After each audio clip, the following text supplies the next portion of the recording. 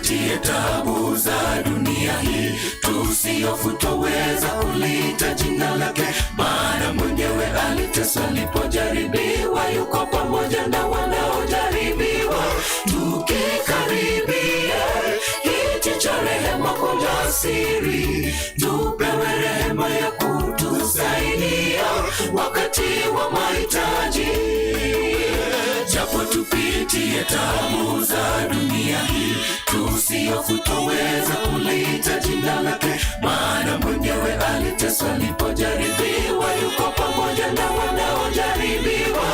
Tukikaribia kiti cha rehema kwa ujasiri, tupewe rehema ya kutusaidia wakati wa mahitaji. Maana Yesu twaleta tumaini popote, kwamba Yesu yu hai. Ujishughulisha sana kwenye fadhaa zetu, atatutegemeza, hatatuacha kamwe, tuondolewe, tutashinda. Maana Yesu twaleta tumaini popote, kwamba Yesu yu hai. Ujishughulisha sana kwenye fadhaa zetu, atatutegemeza, hatatuacha kamwe, tuondolewe, tutashinda. Maana Yesu twaleta tumaini popote, kwamba Yesu yu hai. Ujishughulisha sana kwenye fadhaa zetu, atatutegemeza, hatatuacha kamwe, tuondolewe, tutashinda. Maana Yesu twaleta tumaini popote, kwamba Yesu yu hai.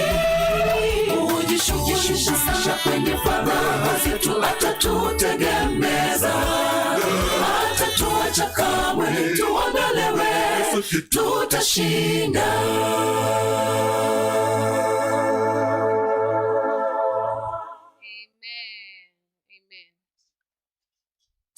Tuwape amen ambayo ni amen.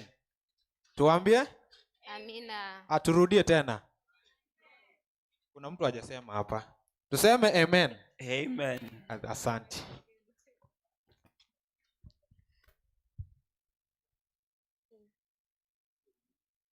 Number 2 walikuwa vijana. Tunaomba vijana wakaribie kwa upesi, tukiimba nambari 9.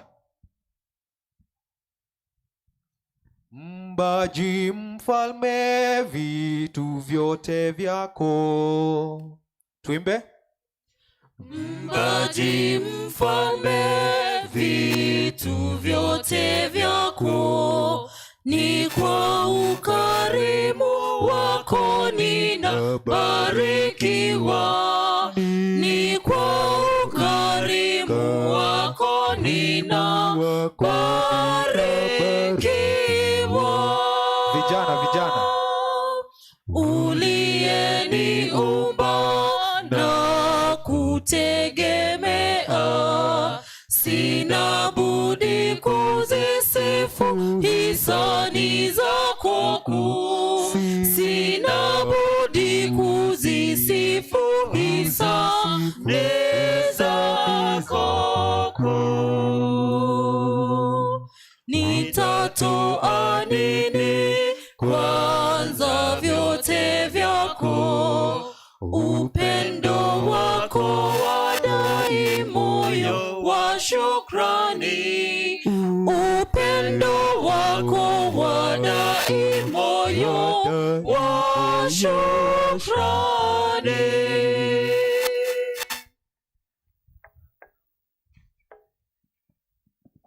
Praise the Lord. Watoto wote, watoto ni 0 years mpaka 15.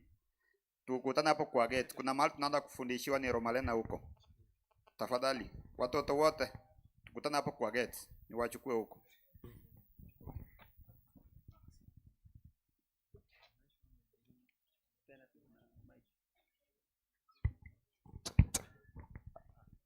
Leo tunataka kuimba vocals. Na tukiharibu, it is the first time. Msitucheke tafadhali.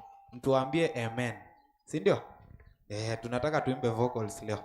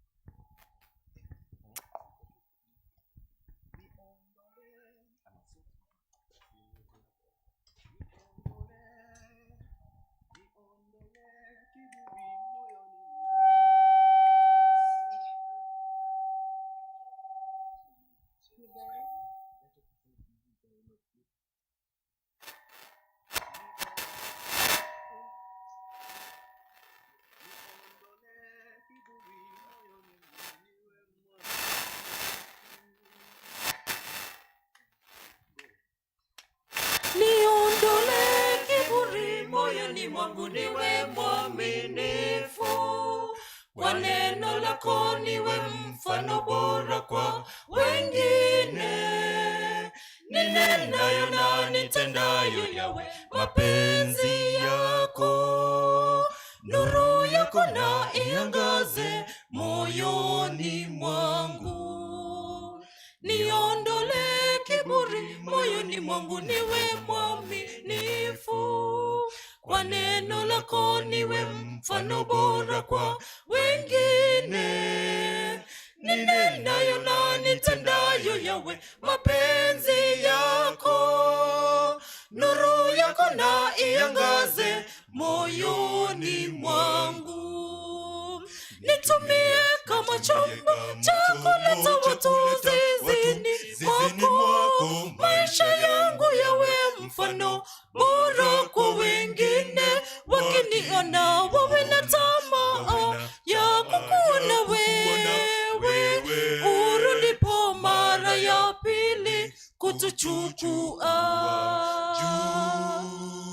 Nitumie kama chombo cha kuleta watu zizini mwako, maisha yangu yawe mfano bora kwa wengine. Wakiniona wawe na tamaa ya kukuona wewe, urudipo mara ya pili kutuchukua.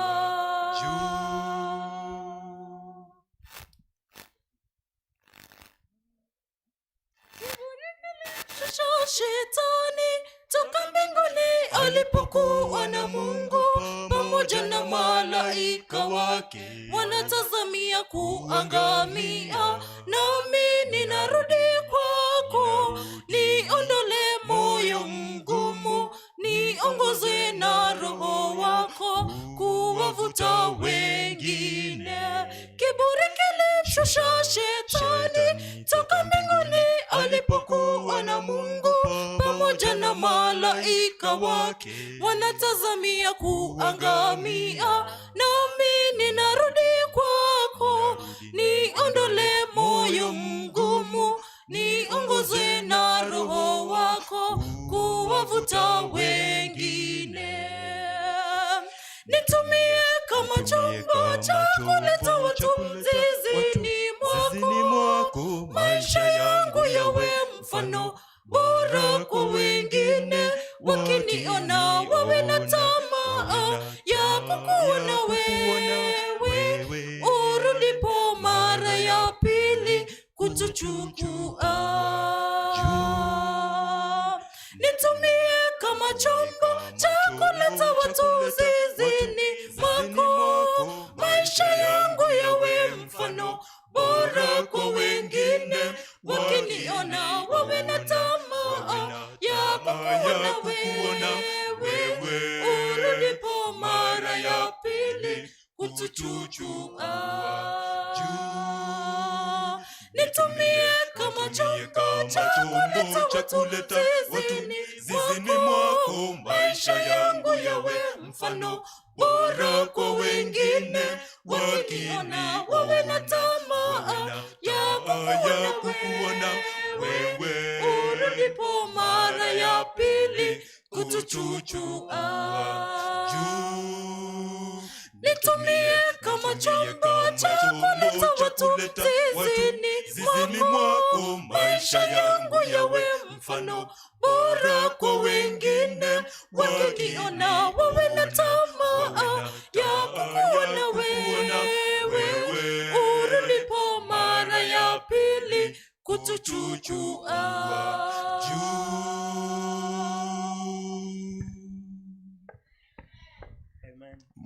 Mnawaambiaje? Ni mara ya kwanza na tunafaa tuwatie moyo.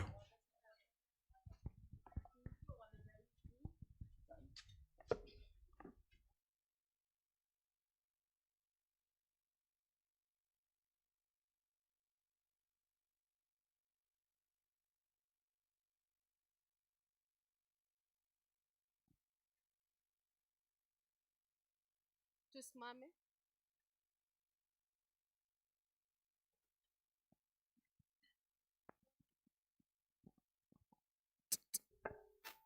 Tusimame sote. Saa heri ya maombi, saa heri, saa heri, Saa heri ya maombi. Tuimbe.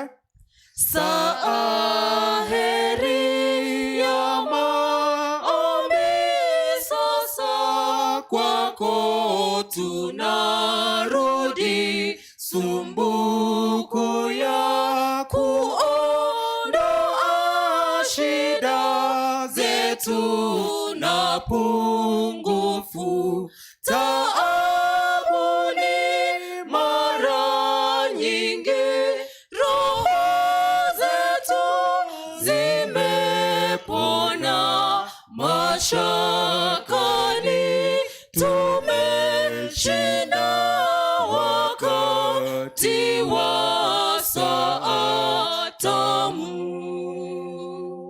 Saa heri ya maombi, tupeleka dhiki zetu kwake aliyeahidi kubariki wenye haja, huagiza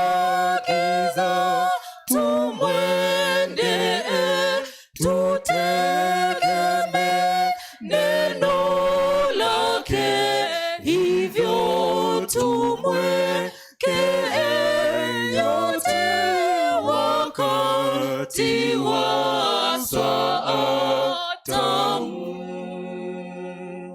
Saa heri ya maombi, tutazidi kuingia bomani mwetu na ngome, hata tuishapo mwendo, Yesu atatusikia, tutamtafuta daima, na tutakapokutana tutamwona saa tamu.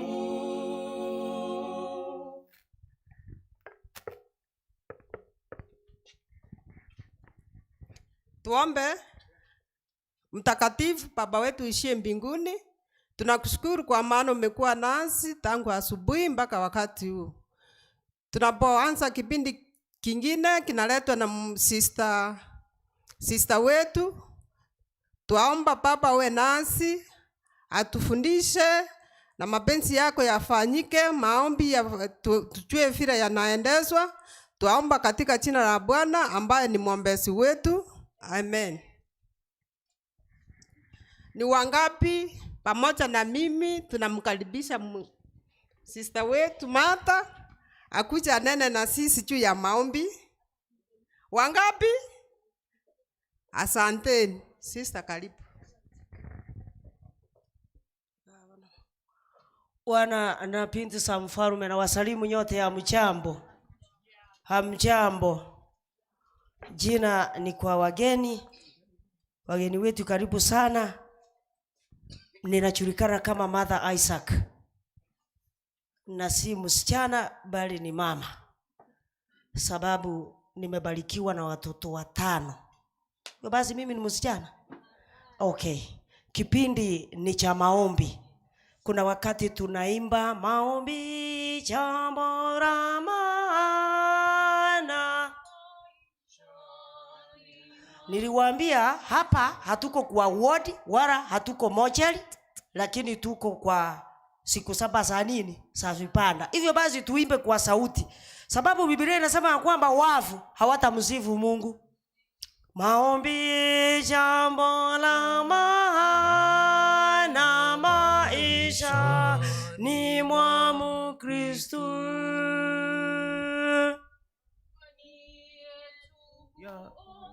Yaongezeka tunapo kumwomba Mungu.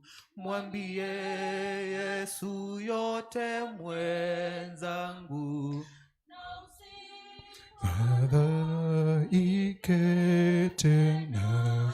Uwe na imani ya kwamba atajibu ombi lako. Yani usifadhaike, uwe na imani ya kwamba atafanya nini. Na kuna baadhi ya watu hawaombi. Ndio maana wimbo inasema kwamba maombi jambo la maana. Je, tunafaa tuombe namna gani? Kuna wakati mtu anaamua kuomba. Maombi yalikuwa ya sadaka, lakini akianza kuomba anaanzia Waisraeli wakianza toka Misri, wakitoka na mizigo yao, anatembea nao, ndio hawa pahalini, ndio hawa jangwani. Sasa unashangaa huyu ataombea sadaka lini? Na kuna wengine wakati wa chakula akiamua kuomba anaanzia sijui katikati ya jangwa, alafu kisha baadaye ndiye akuje mpaka aje kuombea chakula. Wakati watu wanaamini watoto wamefika katikati. Tuwe na tofauti. Na kuna mwingine anapoenda kwa mazishi, ikiwa aliyekufa alikuwa achaoa, unasikia akisema kwamba Mungu ulikuwa na unajua na utaona vile familia yake itaenda. Sasa yani ikiwa ni mzee, unasikia akisema kwamba ameacha bibi yake, sasa utamtunza, na wale watoto wake ambao wachaachiliwa tuomba wapatie kazi hapa kwa jeneza. Hivyo basi tujue jinsi ya kuomba.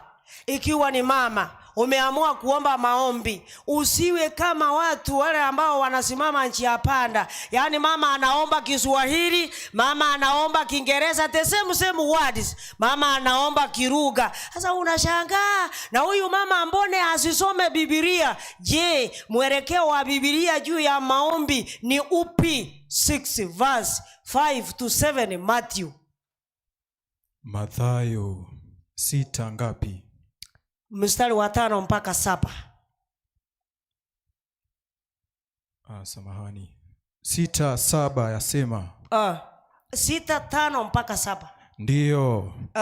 Tena msalipo. Sasa tunaposali msiwe kama wanafiki. Tusiwe kama wanafiki. Kwa maana wao wapenda kusali hali wamesimama. Wanafiki wanapenda kusali wakiwa wamesimama katika masinagogi na katika pembe za njia, ili waonekane na watu. Ili watu wawaone ya kwamba hawa nao ni waombaji hodari sana. Amin, nawaambia. Wamekwisha kupata thawabu yao. Sitayasema bali wewe usalipo. Sasa wewe sababu umesoma maandiko matakatifu, unaposali sasa ingia katika chumba chako cha ndani. Na kisha ukishafunga mlango wako, ukimaliza kufunga mlango wako, usali mbele za Baba yako aliye sirini. Na Baba yako aonaye sirini. Sasa Baba anayeona sirini atakujazia. 7. Yes. Nanyi mkiwa katika kusali. Sasa tukiwa katika kusali, tusipayuke kama watu wa mataifa. Maana wao hudhani ya kuwa, yani hao watu wa mataifa hudhani kuwa watasikika kwa maneno yao mengi. Basi msifanane na hao. Sasa tusifanane. Maana Baba yetu sisi, maana sisi si watu wa mataifa, anajua mahitaji yetu kabla hatujamuomba. Haleluya. Amen. Anayajua. Na kuna wengine hawaombi, yeye anasubiri tu. Mungu anaona, hata anajua. Lazima tukabidhi shida zetu kwa Mwenyezi Mungu ili aweze kututendea. If you want to confirm 16 verse 3 Proverbs. Ndiyo, Biblia acha wasikize jinsi inavyonena. Yes. Mkabidhi Bwana kazi zako. Na mawazo yako. Yatadhibitika. lazima umkabidhi. Lazima. Na baada ya kumkabidhi, rara kama mtoto wa miaka 2. Kuna baadhi ya wengine tunamkabidhi zida zetu, tena tunaanza kumfuata, tunamtangulia mbele. Ikiwa umemkabidhi, sasa kazi yako ni kurara. Lakini kuna baadhi ya watu hawalali. Hata unasikia akisema kwamba leo nilisikia mchawi nje ya nyumba, na mchawi mwenyewe alikuwa mwanaume, alikuwa amevaa gumboots. Aliye wa Mungu anamshughulikia akiwa analala. Naomba Biblia iseme 127 verse 2 Psalms 127 inasema hivi Biblia takatifu. Kazi yenu ni bure. Sasa kazi yetu ni bure. Mnaamka mapema. Ikiwa tunaamka mapema na kukawia kwenda kulala. Na kula chakula cha taabu. Yeye umpa mpenzi wake usingizi. Mungu umpa mpenzi wake usingizi. Ndio. Yani yeye anamshughulikia.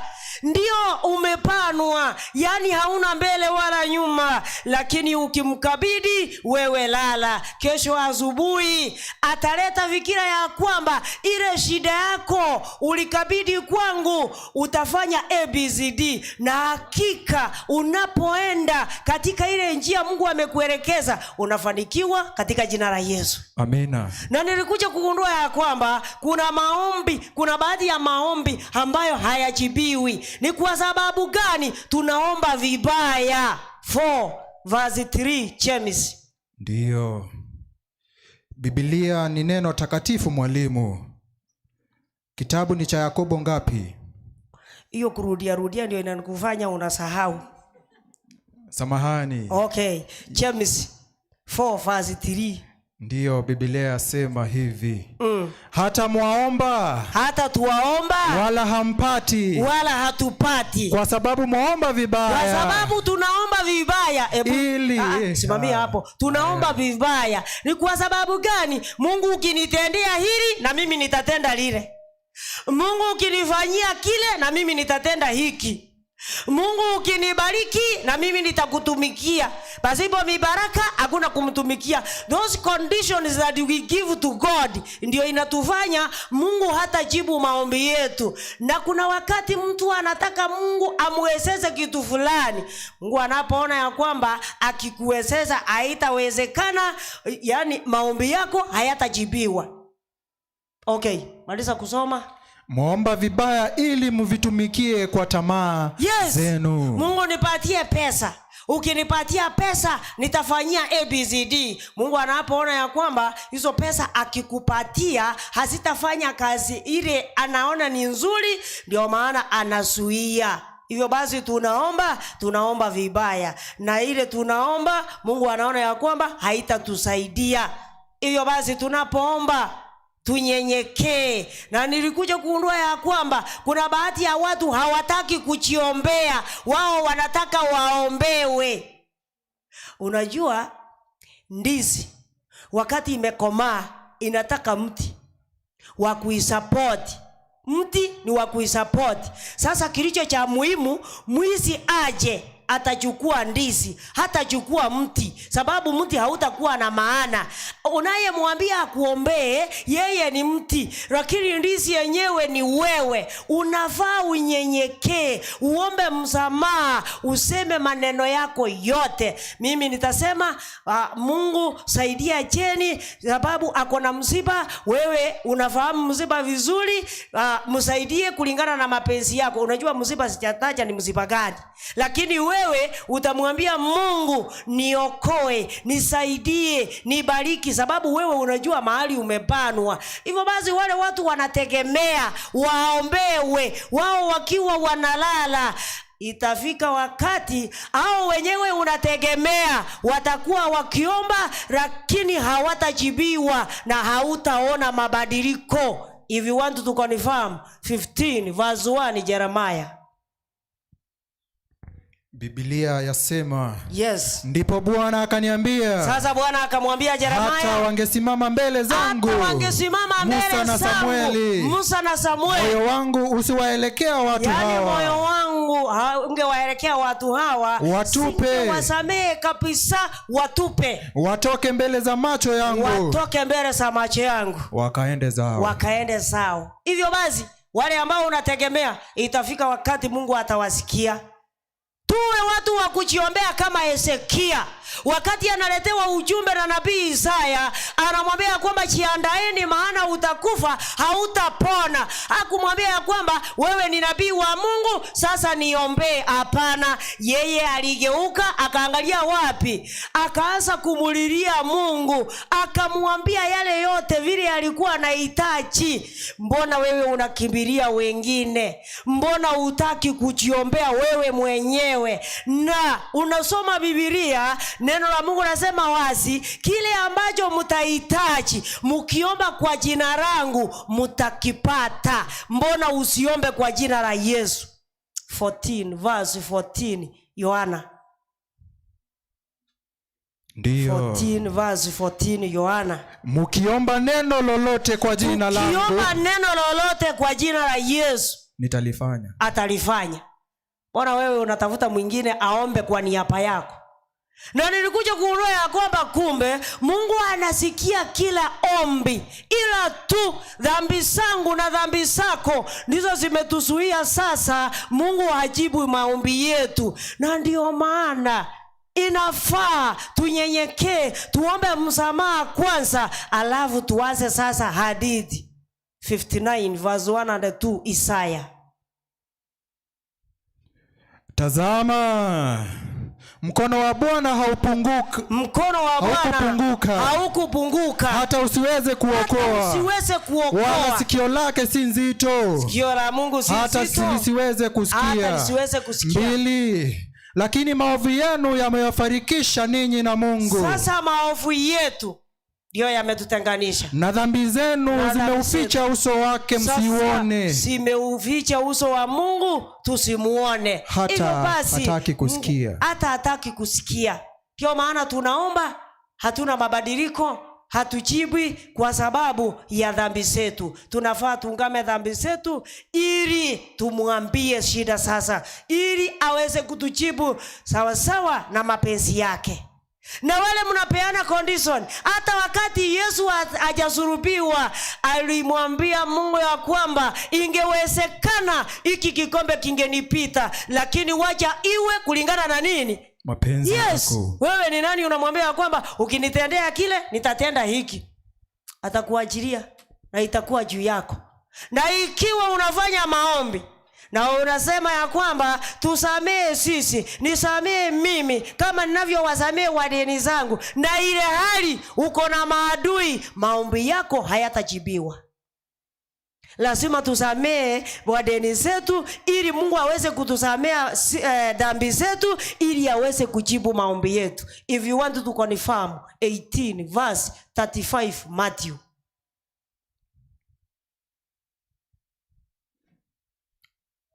Biblia.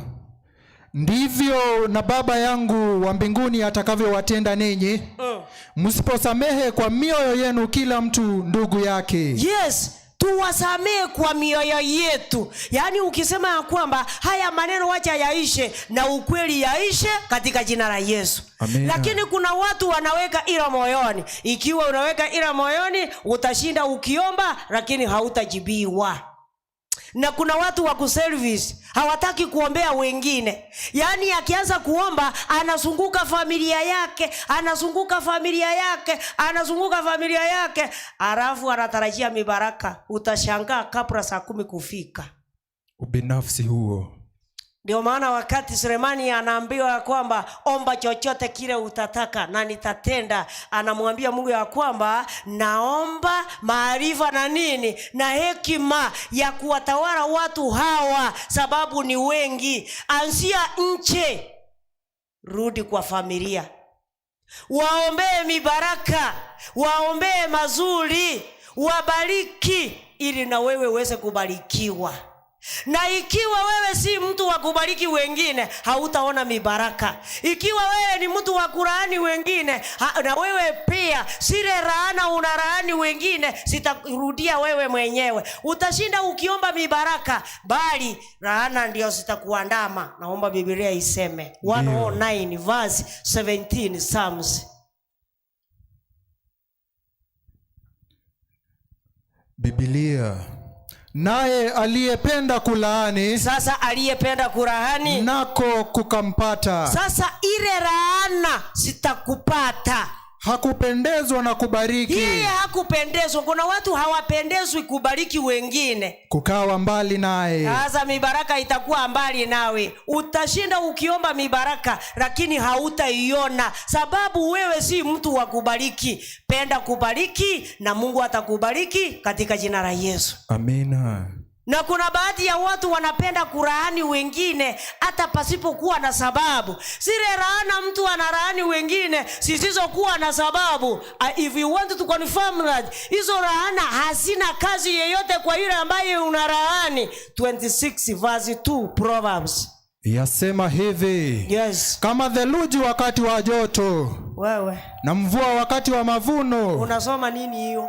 I said 26 verse 2 Proverbs. Ya pili ndo inasema hicho kitu. 26. Kama shomoro katika kutangatanga kwake. Good. Na kama mbayumbayu katika kuruka kwake. Yes. Kadhalika laana isiyo na sababu haimpigi mtu. Haitampiga, haitamfikia wewe rahani, lakini laana zitakurudia. Na utashuhudia kwa macho yako, na utaona wewe mwenyewe. Ndio maana mwimbaji mmoja anaimba ya kwamba ombea adui yako aishi siku ngapi? Nyingi. Ili unapobarikiwa ajionee kwa nini? Kwa macho. Yes. Mbona ufanye uadui? Kifanya uadui, maombi hayatajibiwa. Omba mibaraka kwa wengine na Mungu ataleta mibaraka. Lakini ikiwa wewe ni mtu wa kuomba laana, utashangaa na utashuhudia harusi bila pasta. Hivyo basi Mungu aweze kutusaidia tuwe watu wa maombi. Ikiwa wewe si mtu wa maombi, hautashinda vita, sababu vita vinaandamana na maombi. Wewe mwambie Mungu ya kwamba wakati vita ilikuwa inaandaliwa ulikuwa, na wakati huu sasa vita imeanza upo, na naamini ya kwamba utakuwa, na Mungu atatenda na utashinda vita katika jina la Yesu. Amina. Ndio maana vita vinatushinda sababu tunapiga sisi wenyewe. Hatuombi, hatutaki kuomba.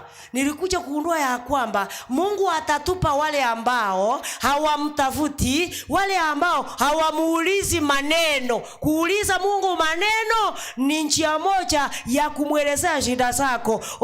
Umuulize Mungu, mbona niyapitie haya? Mbona hiki na kile kiniandame? Sefania 1 mstari wa 6.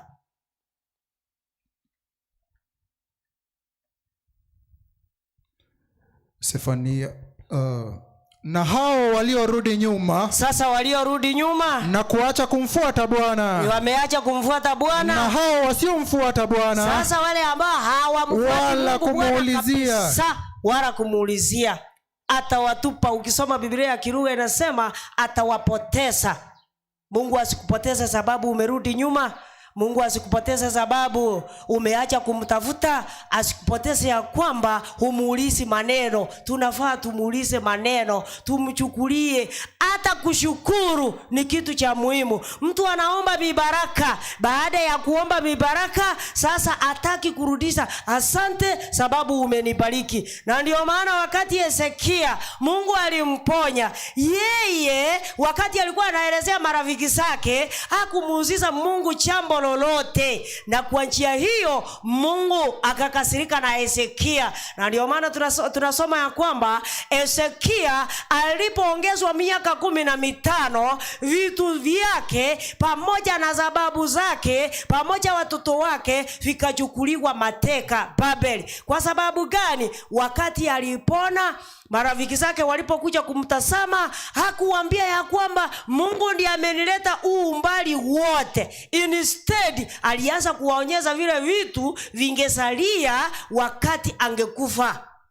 Basi ikiwa umetanguliza vitu, utashangaa. Mungu aweze kutubariki na atusaidie, atupatie Roho Mtakatifu wa kumwelezea shida zetu sisi wenyewe, sio wengine. Wewe mwenyewe mwambie shida zako na atajibu sawasawa na mapenzi yake katika jina la Yesu. Amina. Mwenyezi Mungu awabariki.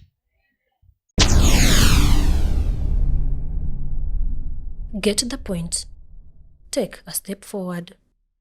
3 Choir number 3.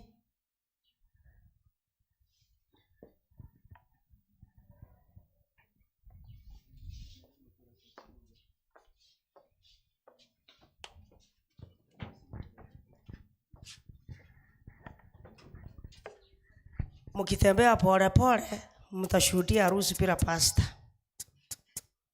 Number 4 wakikuja.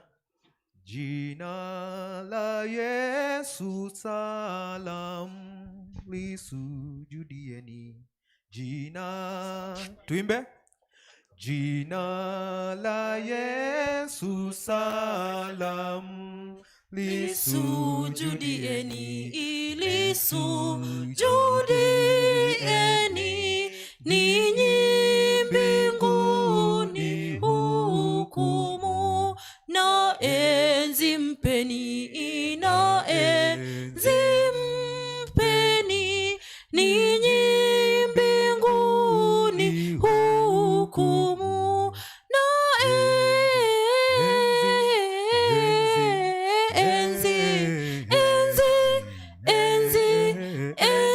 na enzi mpeni. Kama huyu mtoto ni wako, tafadhali, kama huyu mtoto ni wako, si kama mnaweza mkamuona huyu hapa,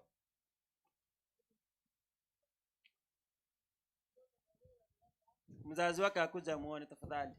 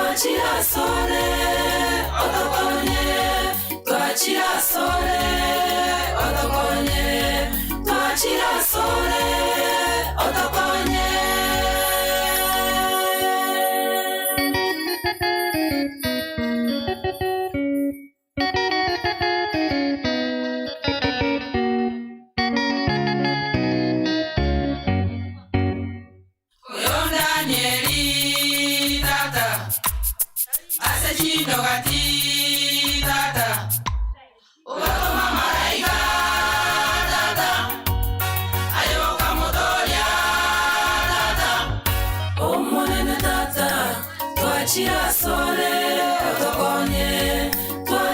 sole otokonye twachira sole otokonye twachira sole otokonye omonene tata twachira sole otokonye twachira sole otokonye twachira sole otokonye twachira sole otokonye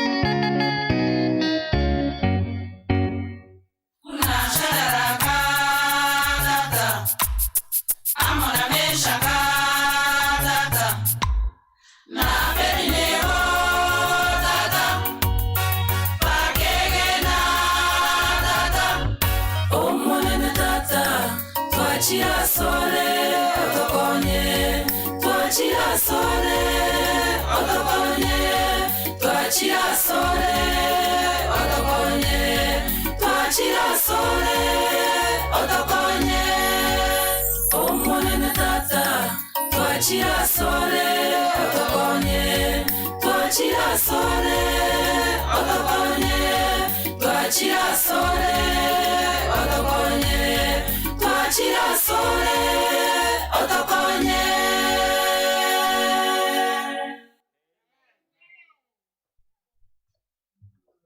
Nasemaje kwa wimbo? Iwapo kuna mtu ako na hitaji angependa aombewe, naomba uche mbele hapa.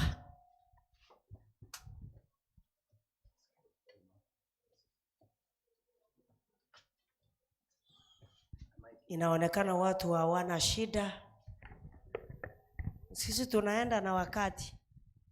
Mtuntu iko nyagatongo ramuna jinyongora chira mali wa iguru. Toko enda bwangu twasieke kipindi twande kende. Riri gorongo chaka twale oikatwale kore koranga na basiketule. Yes. Bali motabwati mechando inwe tegerere buna barwiri baruli nyagitari. Kama mtu ako na prayer request,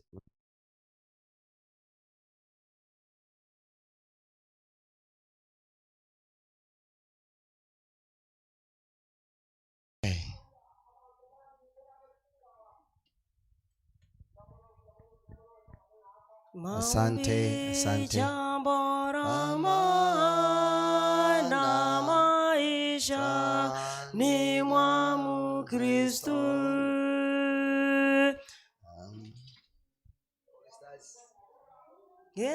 Yeseka anyana tiuni gente kyao Mungu mwambie Yesu yote mwenzangu na usifadhaike tena, uwe na imani ya kwamba atajibu ombi lako. Uwe na imani ya kwamba atajibu ombi lako. Kile ambacho tunataka kuamini ni kile ambacho tumefundishwa, na ni neno la Mungu linasema wazi, tukiwa ndani ya Yesu naye akiwa ndani yetu, tuombe chochote naye atatutendea. Najua kuna watu wako na mahitaji mbalimbali ya kifamilia, kiafya, kifedha na mambo mengine katika maisha haya. Tunapoyaombea, wewe yaweke mbele za Mungu na uweze kuwa na imani hiyo. Tuweze kuamini, tuombe. Baba yetu mtakatifu ishiye juu mbinguni, asante kwa sababu umetupatia nafasi nyingine tena tuweze kuwa mbele zako. Baada ya mtumishi wako kunena neno lako, Bwana, wana na binti zako wametembea hapa mbele, kila mmoja akiwa na hitaji la maisha yake. Baba yetu, tunakuja mbele zako kwa njia ya kipekee sana. kwa sababu si jambo la kawaida wakati mwingine kutembea mbele zako katika mikutano aina zote zinazofanyika duniani. Lakini kwa sababu mkutano huu ni wa makambi na umepanga kwamba tukutane nawe katika juma hili, Bwana tunaomba ya kwamba kila mmoja utupokee vile tulivyo. Vile ambavyo tumekuja hapa mbele, kuna wengine wana mahitaji mbalimbali, wengine wana mahitaji ya kifamilia. Kuna familia mahali ina shida mfalme. Kuna familia ambao shetani amefamia. Yesu, ni neno lako linasema kwamba tukikuangalia nawe utatusaidia. Baba yetu wa mbinguni, tunaomba kwamba wasaidia familia zile siweze kusimama ili jina lako liweze kuhimidiwa milele. Kuna watoto wanaumia mahali kwa sababu ya wazazi wao. Kuna wazazi wanaumia kwa sababu ya watoto wao. Bwana, tenda lilo njema kwa watu wako. Baba yetu, kuna wale ambao ndani yao katika miili hii wana magonjwa. Yesu, tunawaombea wote. Ikiwa Bwana hawataweza kupona, Yesu uweze kuwa kati yao, uwasaidie, kwa sababu tunajua hakika dunia hii ni ya magonjwa na matatizo mengi. Ikiwa kuna yale mengine shetani ameleta tu kwa sababu ya kutusumbua, tunaomba tuweze kupona katika jina lako. Baba yetu, watu wako waweze kupona, kwa sababu shetani ametumia magonjwa ili aweze kurudisha watu wako nyuma. Lakini Bwana, tunaomba waweze kupona, wapate nafasi ya kulimidi na kufanya kazi yako. Baba yetu, kuna watu wamekuja mbele kwa sababu ya biashara zao. Mungu wabariki wanapokuwa na nia ya kufanya biashara na waweze kuendelea.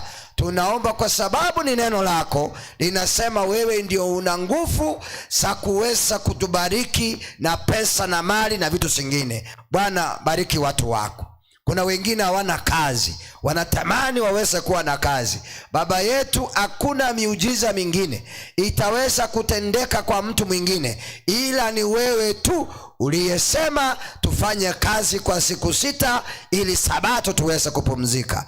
Bwana, kuna wengine hawana kazi, uwabariki ili itakapofika Sabato waweze kupumzika ambavyo neno lako linavyosema.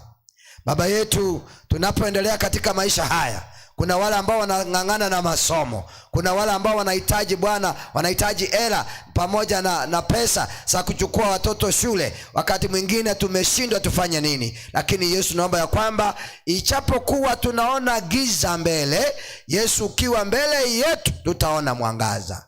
Bwana, fungua milango ili uweze kutubariki. Asante. Tunapoendelea kuwa katika makambi yetu, Bwana tulinde wageni wote ambao ni waalikwa katika makambi haya. Yesu uweze kusimama pamoja nasi, na wana wako wanapokuja mbele zako, tunaomba wasikize kutoka kwako. Hatuhitaji nguvu zozote za mwovu shetani zile ambazo tutaweza kutusimamisha ili tusiweze kuendelea. Vyombo ambavyo tunavyotumia, Bwana vibariki na uvilinde. Tulinde zote hadi tutakapofika Sabato. Ni katika jina la Yesu tumeomba na kuamini. Mungu awabariki. Enda na amani ya Bwana. Enda na mlembo Yesu. Na kila mmoja akae mahali ambapo alikuwa ameketi. Hebu tuweze kuingia katika kipindi kinachoitwa leadership. Moja kwa moja paka hapo.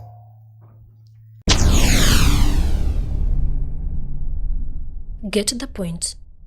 Take a step forward.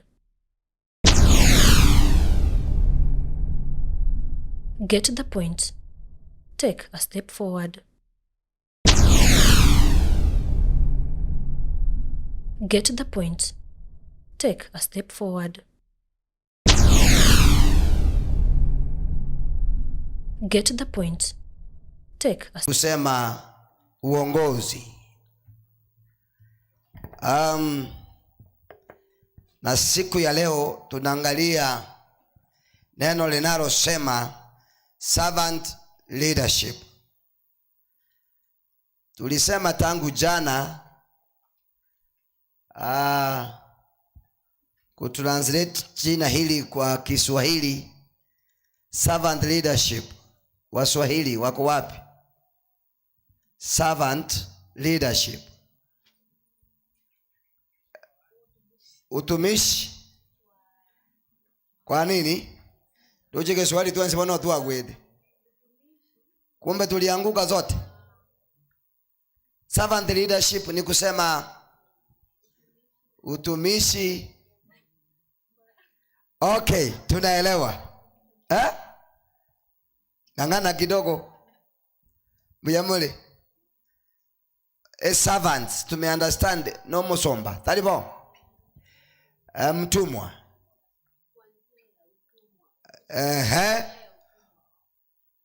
Uongozi wa utumwa. Nimejaribu sana.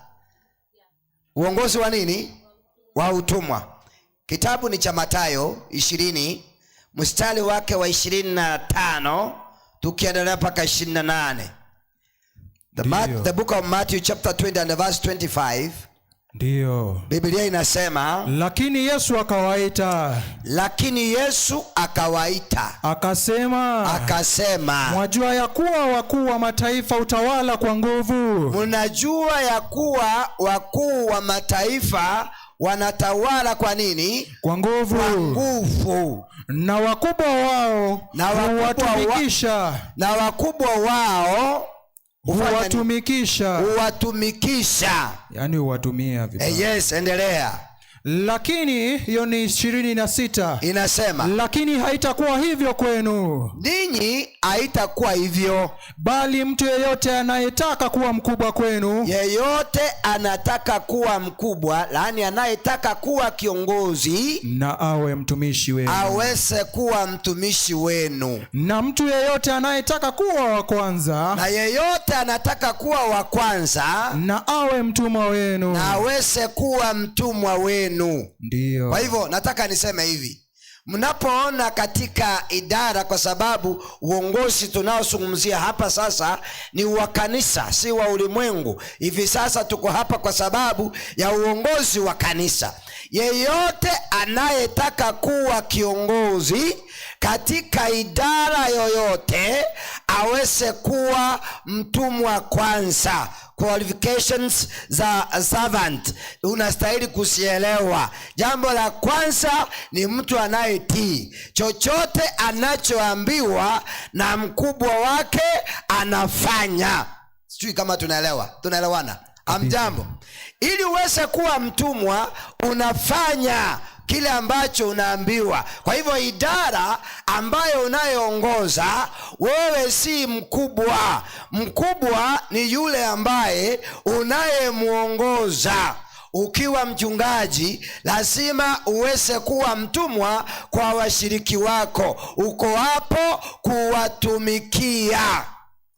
Sijui kama tunaelewana paka hapo. Kwa hivyo uongozi lazima uweze kwa hii, kwa sababu Yesu alisema viongozi wa dunia wao wanatumikiwa, wanafanyiwa, lakini uongozi wa kanisa wewe ndio mtumwa unayefanya. Ukiwa katika idara ya women ministry, wewe ndio unafanya, si kwamba wewe ndio unafanyiwa. Yani ujishushe mwalimu wewe mwenyewe. Asante. Inasema hivi, kuna walimu wa zamani walikuwa wanatusumbua sana, walimu wa primary. Sijui kwa siku hizi jaribu muone. Walikuwa wanatusumbua, ati lazima tuende mapema tumchotee maji. Aki serikali yetu ni nzuri, semeni amen.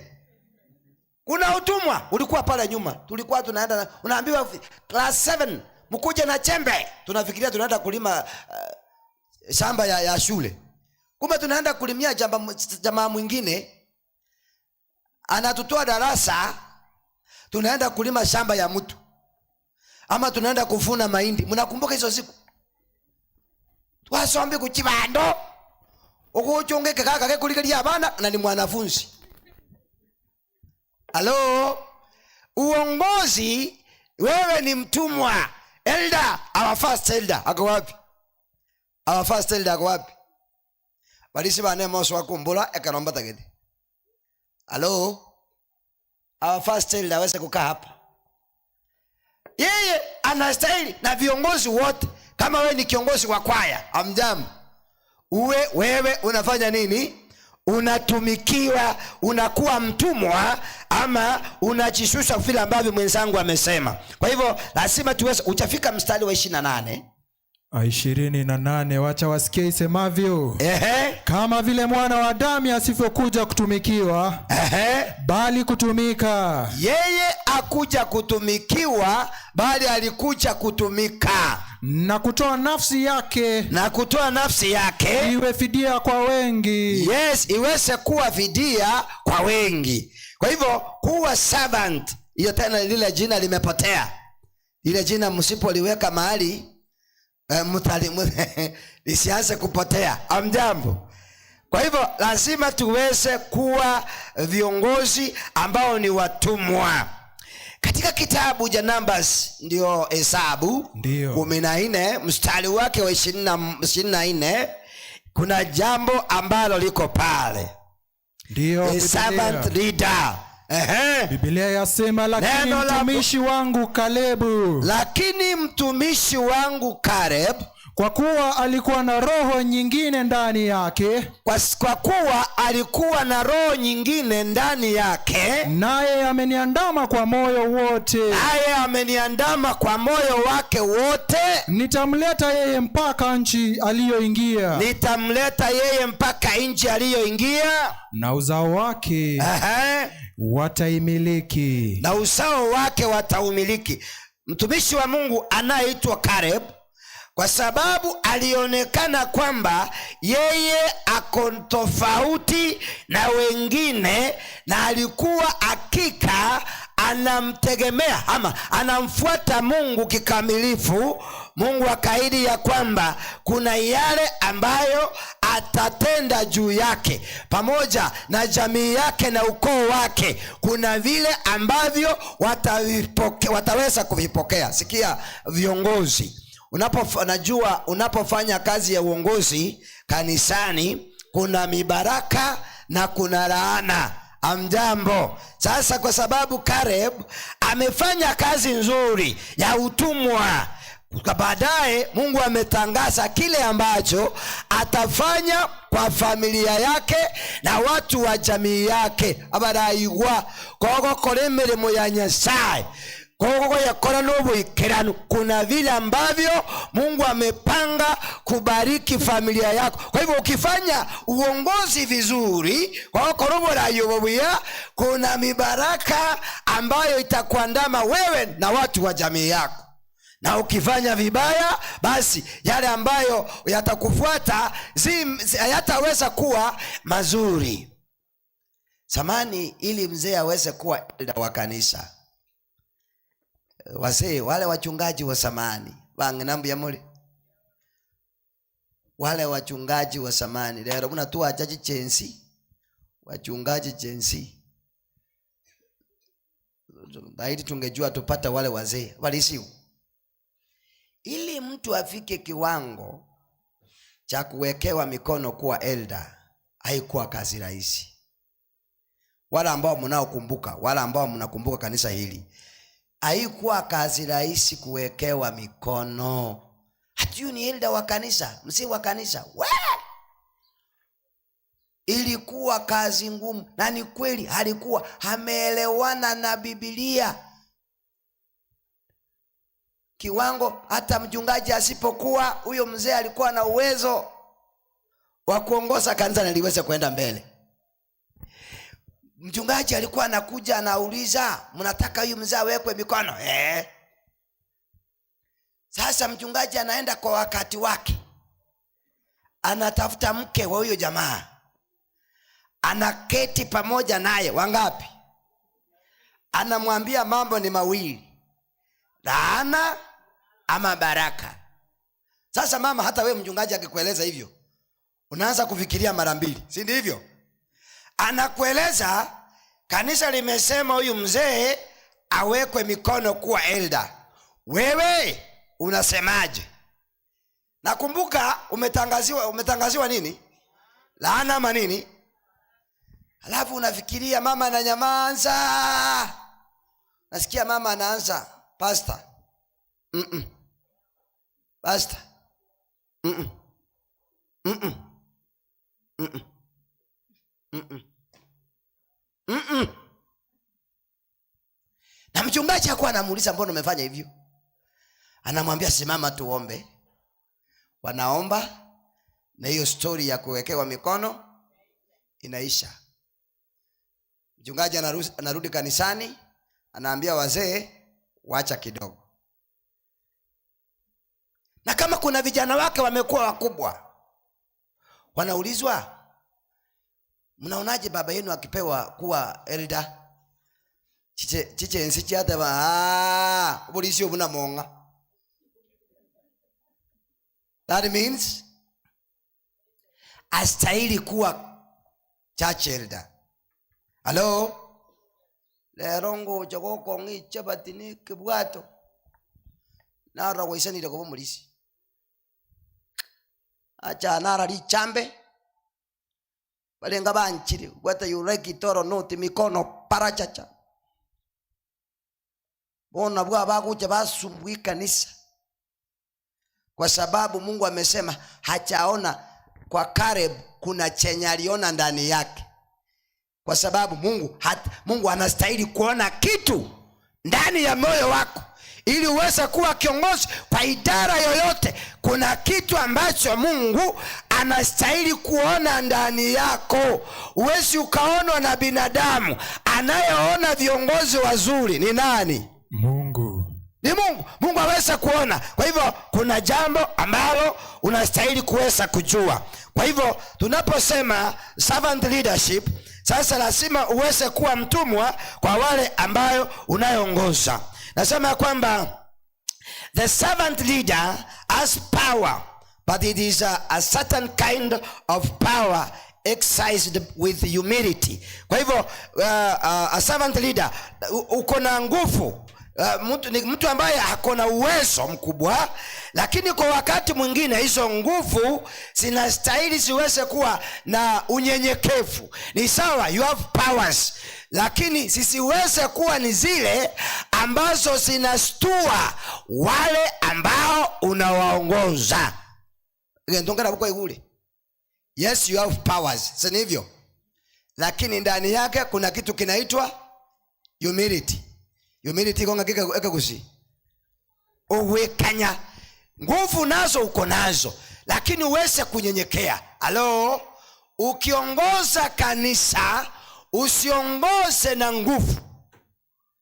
Tunasimama mbele ya kanisa, elders waje ni watumie. Walisibana hivyo. Mupende msipende. Hii pesa mtatoa. Mwanje ti mwanja, poika mokora kendoki. Aki mongaka. Wote bandi. Mongaka. Niliona mko na elders 10 na wangapi? Tuseme ukweli, ni wote wanasimama wanaitisha pesa ya makambi wanapewa? Aki mongaka. Ni wote watasimama kuitisha pesa ya makambi watu watoe? Tuseme ukweli, ni wote wanahubiri kwa madhabahu? Siku na mwingine akisimama unasema elders wamefanya nini? Na ni vile hawawaambii, washiriki hawawaambii. Hata kama ni wachungaji, ni wote wanasimama wanasema leo kuna kitu hapa. Paka mko na viwango. Na mke wa huyo elder yuko hapo. Labda kuna elder akisimama watu wanaanza kutoka nje mmoja. Baadaye wewe mke wako uende nyumbani mwambie mzee, kuna mambo unayofanya yanatuletea aibu kama familia. Bwana watu kwa mgaka otokonyela bante kanisa limo. Nilikuwa nahubiri. Kuna jina ambalo nilikuwa natumia nikihubiri. Mimi bila kujua nikafika kwa nyumba. My agencies wakaniketisha wakaniambia dadi, tuna mkutano na wewe. Nikasema sawa. Nikaketishwa mkutano. Nikaambiwa kuna jina unatumianga, hatutaki kulisikia, unatuletea aibu. Kauliza mbona wewe usitumie hiyo jina mahali tuko na mahali hatuko? Nikafunga mdomo wa juu. Tangu siku hiyo sijawahi fanya nini? Kulitumia hilo jina. Nikasema kama linaumiza watoto wangu, what about wale wengine? Kwa hivyo usitumie nguvu kwa uongozi wa kanisa, kwa sababu ndani yako kuna roho wa Mungu. Kwa hivyo nguvu hizi zako si za chifu pale. Unajua chifu kuna vile anafanya kazi yake. Kuna vile ambavyo mwalimu anafanya kazi yake. Kila mtu askari kuna vile anafanya kazi yake. Lakini wewe unastahili kuweka unyenyekevu katika hali hiyo. Na hizo nguvu za unyenyekevu zina uwezo za kufunja milima. Haleluya. Hizo nguvu kuna uwezo wa kufanya mambo makubwa bila kulazimisha watu. Kuna msemo wa Chinese wanasema kwamba maji ni soft, maji ni liquid. Si hivyo? Maji ni kitu ambacho ukiona ndio hii inapita hapa. Lakini wanasema maji haya yana uwezo wa kuangusha ama kufunja miamba. Si hivyo? Haya maji ya juzi tu tulikuwa tukilia juu ya nini? Ya maji yalianguka, inaangusha mabarabara. Maji yana uwezo kwa kuyaona, unaona ni kitu kisoft tu, hakina uwezo, lakini kwa sababu zile nguvu maji yako nayo, yakiwa mengi, yanapotoka hapo inaweza angusha kanisa na ilale chini. Si hivyo? Usijaribu useme ya kwamba nataka utumie nguvu sana kuliko kiasi. Sina time ya kuweza kwenda hizo vitu zote, lakini nataka kukimbia kidogo. Nataka niseme kwamba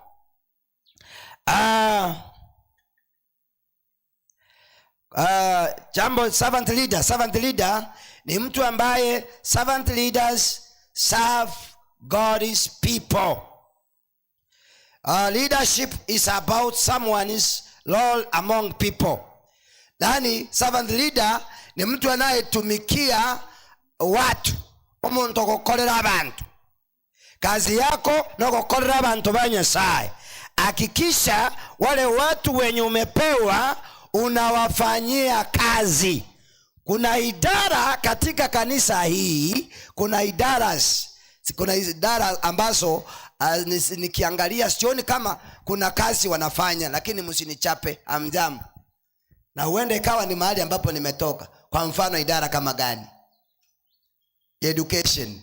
Wapi kiongozi wa education katika kanisa hili? Education department. What's your work? Sasa umepanga nini mwaka huu? Swali tu sasa, kwa sababu tuko uongozi. Wale watoto wanaenda kufanya mtihani form 4 wa kanisa hili ni wangapi?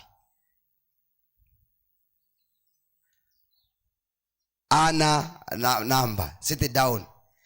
Unastahili kuwa nao. Watoto wa mayatima wanaenda kufanya mtihani. Halo? Uwe nao. Semina ya kufanya na watoto hawa wanapotoka shule. Hivi sasa kabla warudi, unafanya nini? Uwaletee watu ambao ni specialist katika mambo na education. Wakae hata kama ni Sunday moja, tangia asubuhi mpaka jioni wanazungumziwa. Unawatenga wa primary, secondary, university na colleges. Hao watu wanazungumziwa. Mtu mwingine ni stewardship leader. Ako wapi? Stewardship leader wa hii church. Stewardship leader. Wewe, you are the minister katika idara hiyo. Hata atakuja church. Halo? Kitambo tuanze kupigana ati mbona watu hawajatoa saka. Mwenye amepewa idara ya kutusaidia tuwe na pesa ya kutoa saka ametusaidia na nini? Halo? Sijui kama ninaenda vitu zangu. Ni wewe uende ulete wataalamu ambao wamesomea mambo na biashara, uketisha washiriki chini, waeleze watu mambo na biashara, ili waanze wajue vile wanaanza biashara na chini wakiendelea. That is your work. Fanya kazi yako. Kazi yako si kwenda seminar mabera. Ngantu agende seminar mabera na ndio wakora kendo. No, fanya kazi kwa idara yenye umefanya nini? Iwe ni youth department, fanya kazi. Kama ni stewardship, fanya kazi. Kila mtu fanya kazi yako. Kama ni kwaya, make sure, enda chunguza idara nimepewa inahitaji nini. Wende kule Kisii, leta manager wa Equity Cooperative Bank, hizo banki zote ziko hapo, waambie kuna watu niko nao wanataka kujua jinsi ya banking na vitu zingine, waelewe. Sasa tuko hapa tu tunasema hizo ni vitu zinasomwa kule nje. Hapana, ni kazi zetu tuweze kuhakikisha kwamba vijana wetu wana kazi. Ni sawa wamesoma, lakini tutatoa kazi wapi? Sasa tunangojea waende kuajiriwa. Mtu ameenda amesomea mambo na business and what marketing, si kuna watu wamesomea, na huyo amesomea marketing na baada anangojea kazi. Alienda kusomea mambo na marketing and what sales and na anaongoja kwa sababu achapewa cha kuenda kuuza. You are the specialist. Wewe sasa kwa sababu uko na shahada hizo, ukuje utengeneze kazi upe wale ambao hawajasomea hiyo, kwa sababu wewe ni msomi. Hello? Okay, servant leader ni mtu ambaye characteristics of a servant leader. A servant leader ni yule ambaye anamtegemea Mungu. Yaani tegemeo lake katika uongozi wake anamtegemea Mungu. That is number 1. Number 2, a servant leader ni yule ambaye anamotivate by the glory of God. Yaani anaweka wengine nguvu katika kazi ambayo wanaofanya. A servant leader hopes and trusts in God. Yeye anamtegemea Mungu na anaweka imani yake kwa Mungu katika uongozi wake. A servant leader ako chini ya nguvu ya kiongozi mkuu wake. Every servant leader understands that he is under another who is superior in rank and has authority over him. Kwa hivyo unapokuwa servant leader unajua kwamba uko chini ya yule labda hako na nguvu kukuliko wewe. Kwa hivyo unapokuwa servant ujue kuna mwingine ambaye ako juu yako, na tumesema ni Mungu. The servant leader ni yule ambaye ana mentor others for ministry. Unatengeneza wengine. Usiwe katika idara, tukifika katika hali ya uchaguzi unauliza, nasema mimi msinichague. Ukikuuliza nani? Na nyinyi mnaona. Wewe ni treasurer wa church, umeweka pesa miaka 5. Na kweli si vizuri kukaa katika miaka 5, miaka 4, 5. Tunasema sasa tunataka tubadilishe. Tukikuuliza na wewe kuna nani umeona mwenye tutaweza weka? Sioni, lakini mchague mwingine. Yekibona wako tokoli. Ajabuye katoroji, lakini mungao kwa tutama tokola kitu. Unamaanisha nini? Hakuna mwingine. Ni nani? Ni yeye tu. Ni mimi. Kama wewe ni treasurer kwa mfano, anza kuweka mtu. Mwambie kuja hapa, nisaidie kwa kupanga hizi pahasha. Anaanza na kupanga nini? Mwambie nisaidie kuandika hizi malisiti. Kwa sababu Mungu akiandika malisiti tunaona nisaidie kupiga hesabu. Mwanzo ataweza kuwa na uoga. Lakini utastukia kila Sabato ameipenda ile kazi. Ako karibu sasa. Yaani kitambo aende nyumbani anajua kuna kitu anastahili kufanya, ndiye afanye nini? Hata yeye ndiye anakuja kukumbusha, situfanye hiyo kazi haraka, nifanye nini? Niende.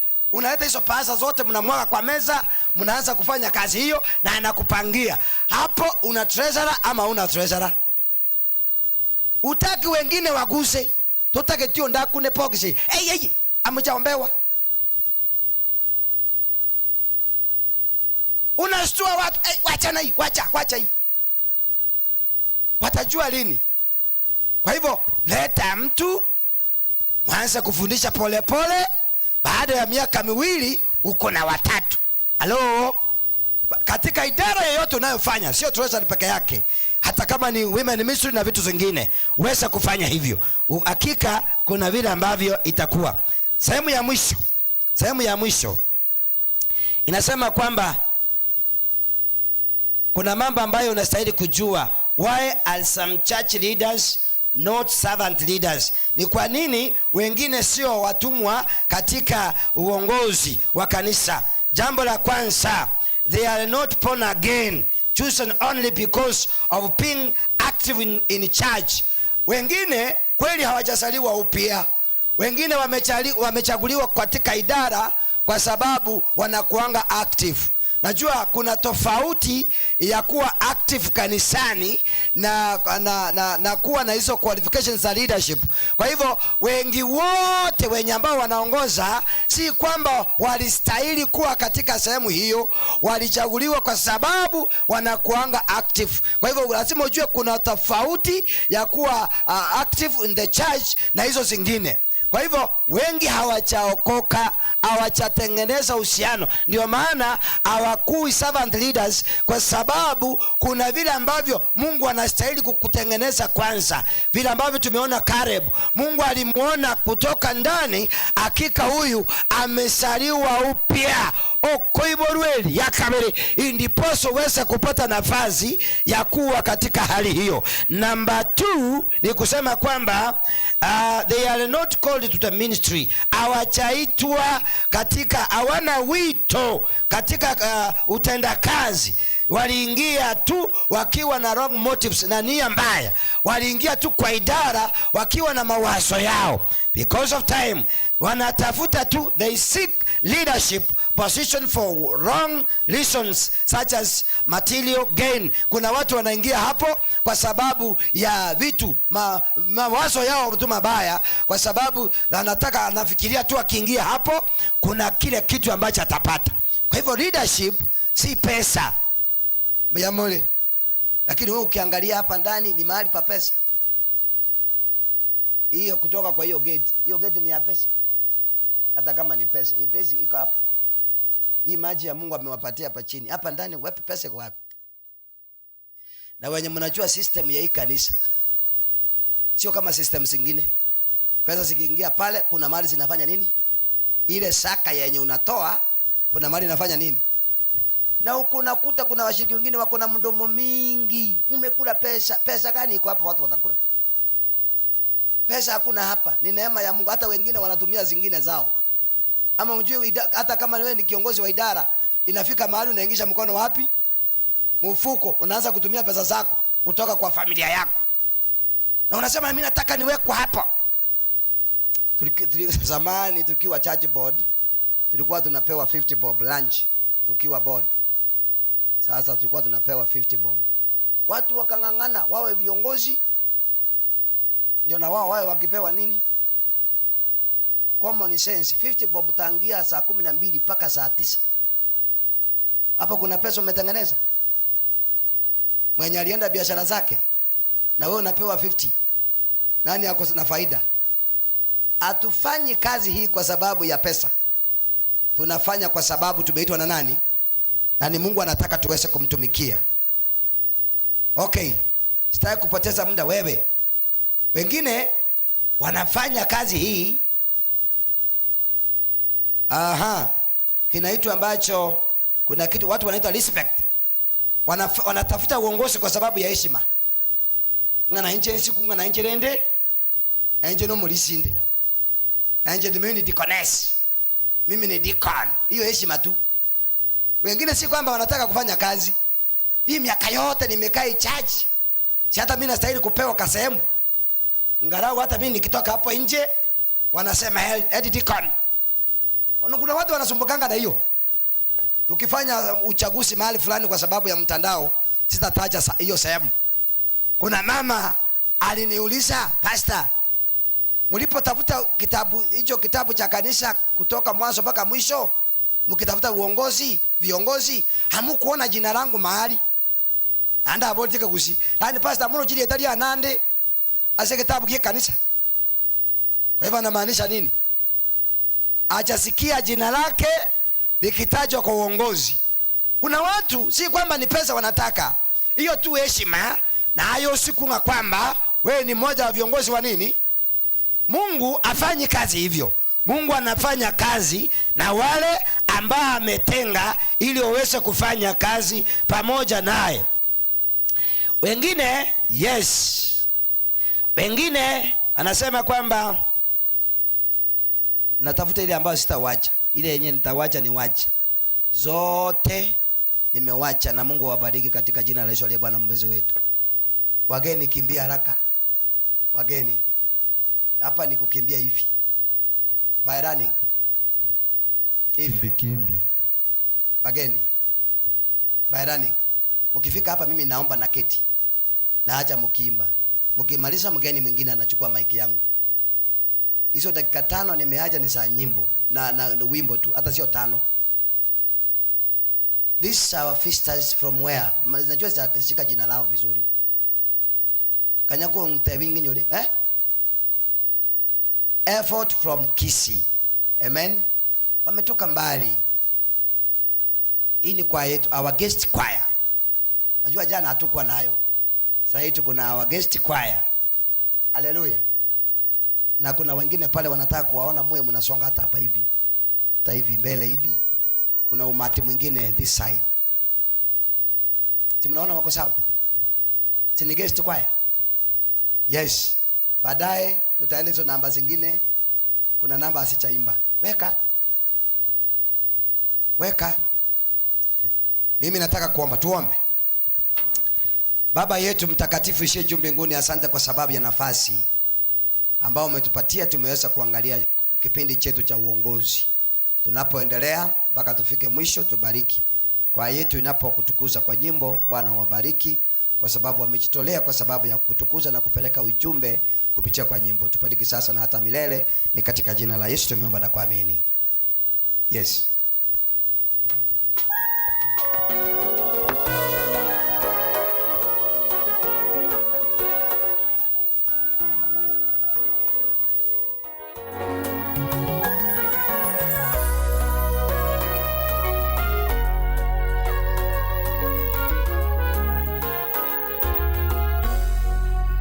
Nitere ovu ya bomotoria Ochetego kwera ense Asomote okalwari Ninyore ovu gimambe moyo Nitere ovu ya bomotoria Ochetego kwera ense Asomote okalwari Ninyore obogi mabe moyo Nitere omogano Tere obosera Momotoria one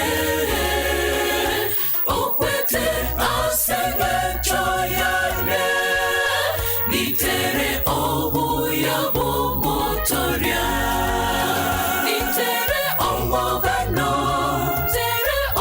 Sera Momotoria one Okwete asenge choyane Nitere obu ya bomotoria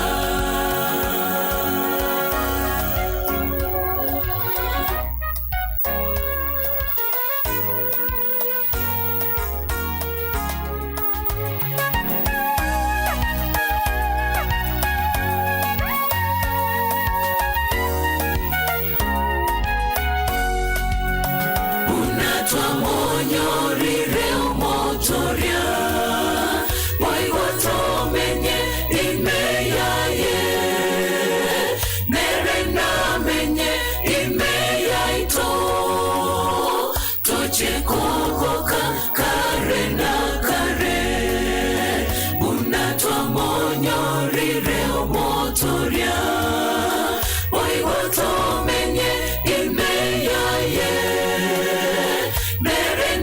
menye imeyaito Toche kogoka kare na kare Nitere omogano Tere obosera Momotoria one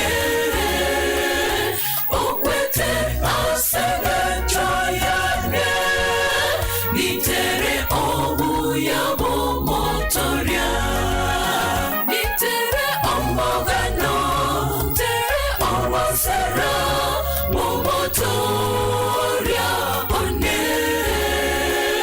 okwete asebe joyane, nitere obu ya motoria, nitere omogano, tere owasera motoria one,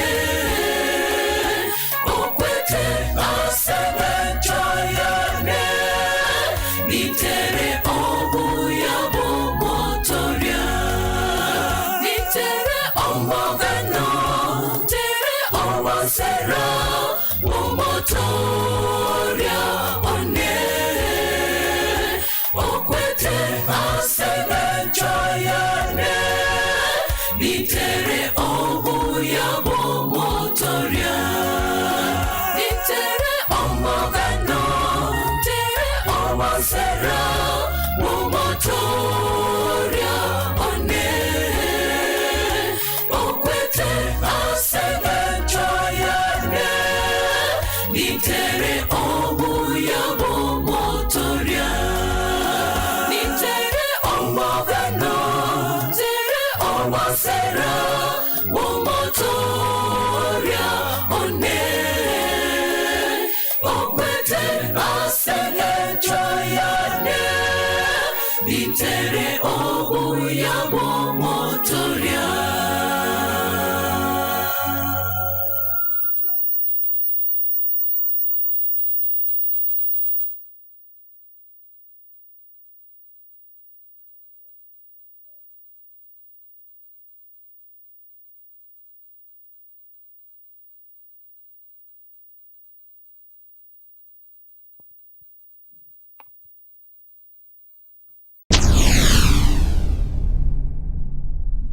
Get the point. Take a step forward. Get the point. Take a step forward. Hebu tuombe, tukaribishe mwenzetu Grace Mora atuletee kipindi cha vitabu. Tuombe. Baba wetu, tunakushukuru tena kwa maana umekuwa nasi tangia asubuhi mpaka wakati huu. Wenzetu akija kutuelezea juu ya vitabu, tuwe na moyo wa kununua na kuvisoma. Tuaomba katika jina la Bwana ambaye ni mwombezi wetu. Amen. Ni wangapi wanamkaribisha? Grace, karibu. God is good and all the time. Soma vitabu. Soma vitabu. Okay, someone read us from Hebrews 1:12 verse 2.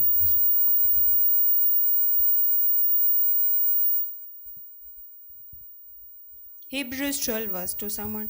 Biblia yasema lugha ya Kiswahili. Yes.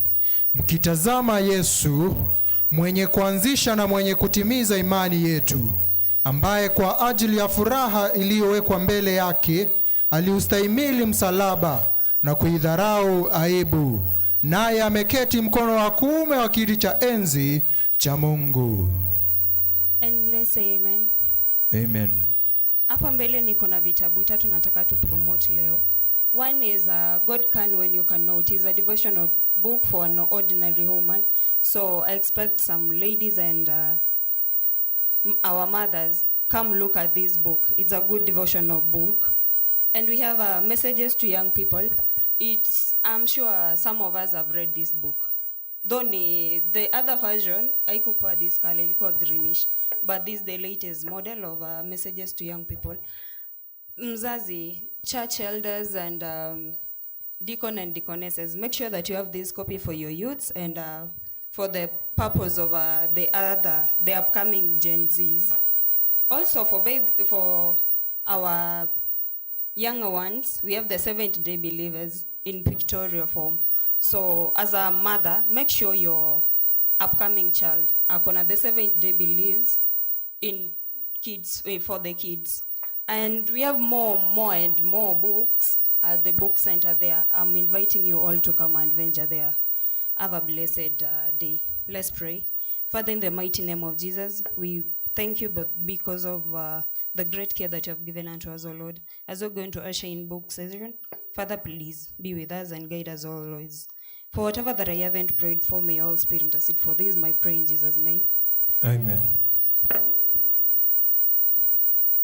Tukuje kwa vitabu tafadhali.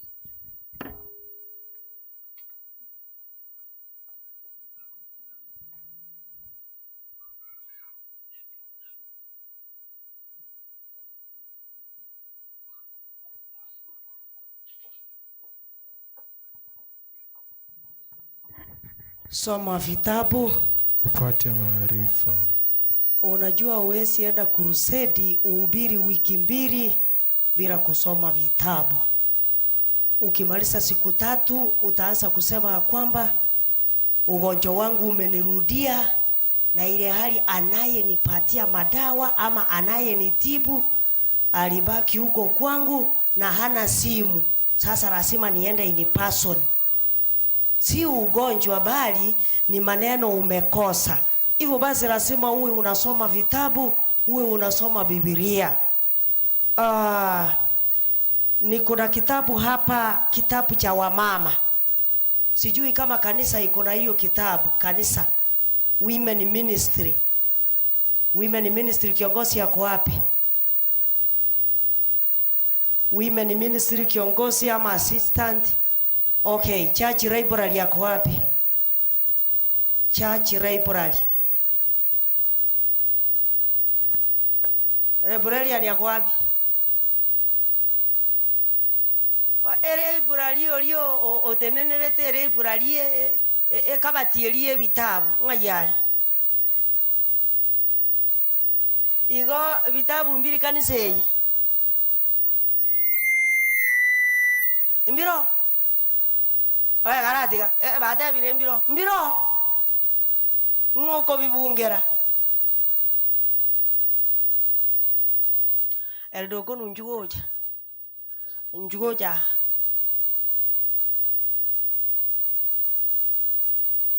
Kiagalende kero moro tamanyirie sore numugako kuboli una roboli abana. Usa waratali. Ekitabu ekengere purali bunukora agesi. Alini. Ekenkeyo. Ekitabu ekende tenkerese kegusi. Ogego tebanga feeling good. Kwanza abana akakanga n'ekikabira kumbe n'abagusi. Mwego bagatanga n'intere. Ntoli gonya gwejana nege Swahili kwanza ke Swahili nekiabanyene. Okay. Ekitabu ekorunga feeling good. Kweigwa ngaki. Ekitabu ekenagike bwata marwaire y'abakungu. Amarwaire y'abakungu. Ekitabu eke abantu mbale bali Nyasaye sese niri bale n'ekigali. Bagotara n'ekigali yani agotaro ikaransete. Ekitabu eke kegoteba ng'omonto atare chitake ke 30 bakene n'amaguru. Elinda akore exercise. Ekitabu eke. Ekitabu eke abaise kembale bali bakoro chensi. Amana bakungu bake batalibe kanisa ye. Bakungu mbale otaikomanye kiarengerereti. Bali banjete kobeka chirongi. Ekitabu eke ne kiabo. Kegokani ngekyo gokora negintu kyogokumia geko amaereso. Ekitabu eke ne kyabantu bali banjete kobeka chianga chibabugatiriti. Yani nono ko ya no metinga yana ngomono.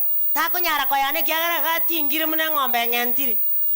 Ekitabu eke ne kiabo.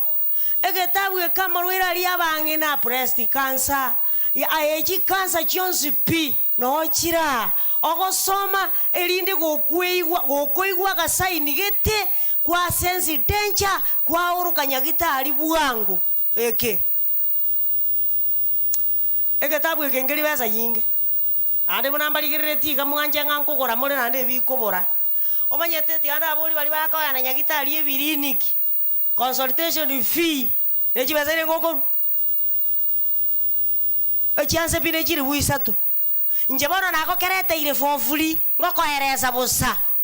O taliko ngana one chisiringi 10. Choko eresa. Elindo manye status chiao ekero tararuara. Ekitabu eke. Koso mukere bakana abaiseke. Women Ministry. Ebon. Bona na ere siri ga ng'orio batebu arire ng'akanga nabona keironya nabugate chibesa. Orio batebu njugoja. Oyanga demene koba. Bali bande motateti kogora. Mogoja gwaka na consultation fee inwe toko mojangera ire. Yewan. Chuo jabon. Nju. Nomora yorio women ministry kango ikira. Erinda bangina batema munegeta wegeko. Abande kanyura aruara matena aja kanyora iga.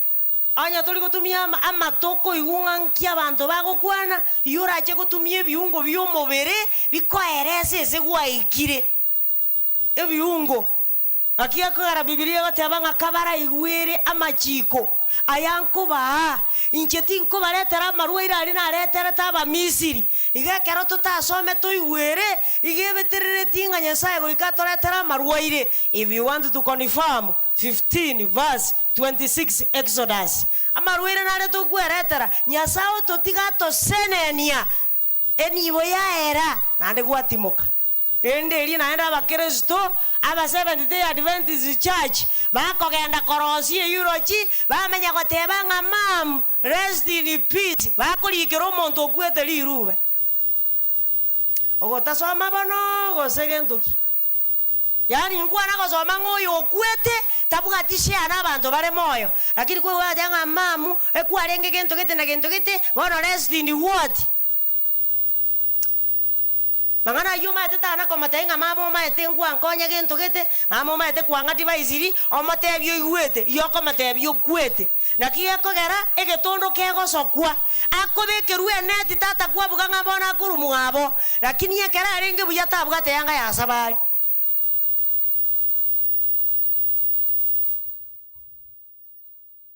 ligoli nintebe baadaye akare price list yakire lakini iko kire chiri buinye guchiguru agako garakareririe bintu bitaratira kiari kuguru 1200 igora bora yorekere no yene chiri buisano na gintu igo consultation fee chiri buisa to igo ndimo okogenda kabere abatari ugure gitabu iki ngana ende kende baba nganga ango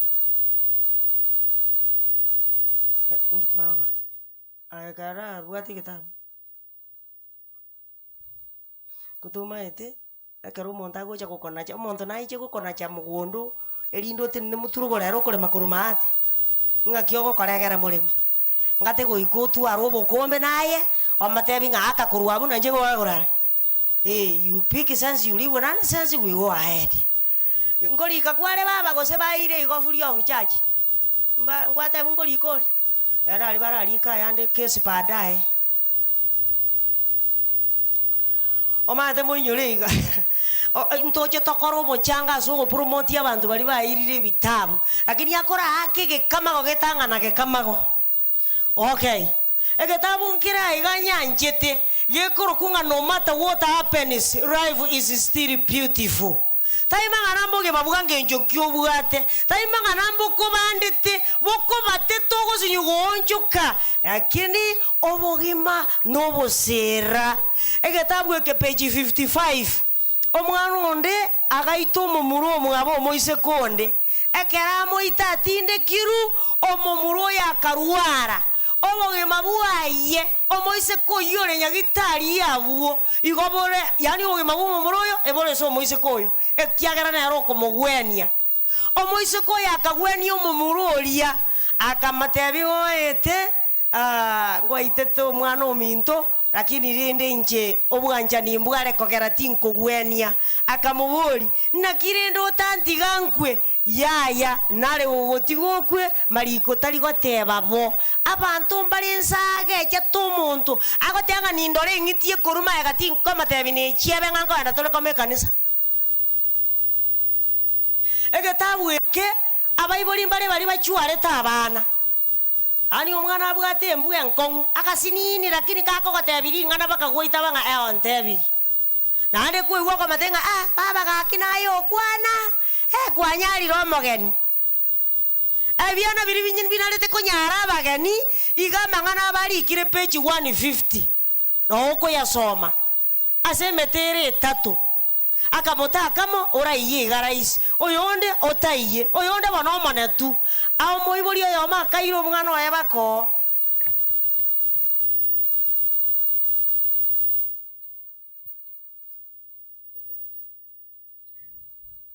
Okay. Akamori asemete yetatu noro lioro chora nyare gosimura agateba nakagake akamatebi na yembwa yao igeta kete gosimuru koro mokeiga. Na unaposoma Methali 22 mstari wa 6 Biblia inasema kwamba erekeza mtoto kwa njia ipasayo, hata akiwa mkongwe, hata akiseeka namna gani hata sahau.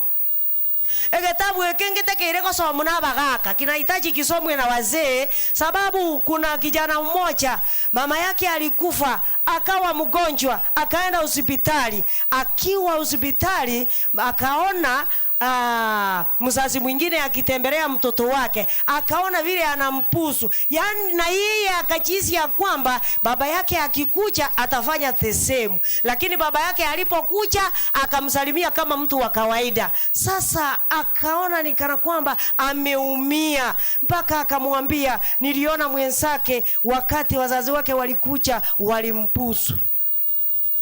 Kitabu hiki Gen Z, ndoa nyingi huwa zinavunjika na Gen Z hawajui ni kwa sababu gani. Dating inafanyika miezi mitatu, miezi miwili, wanaandika harusi, wanatembea taratibu pole kama malaika.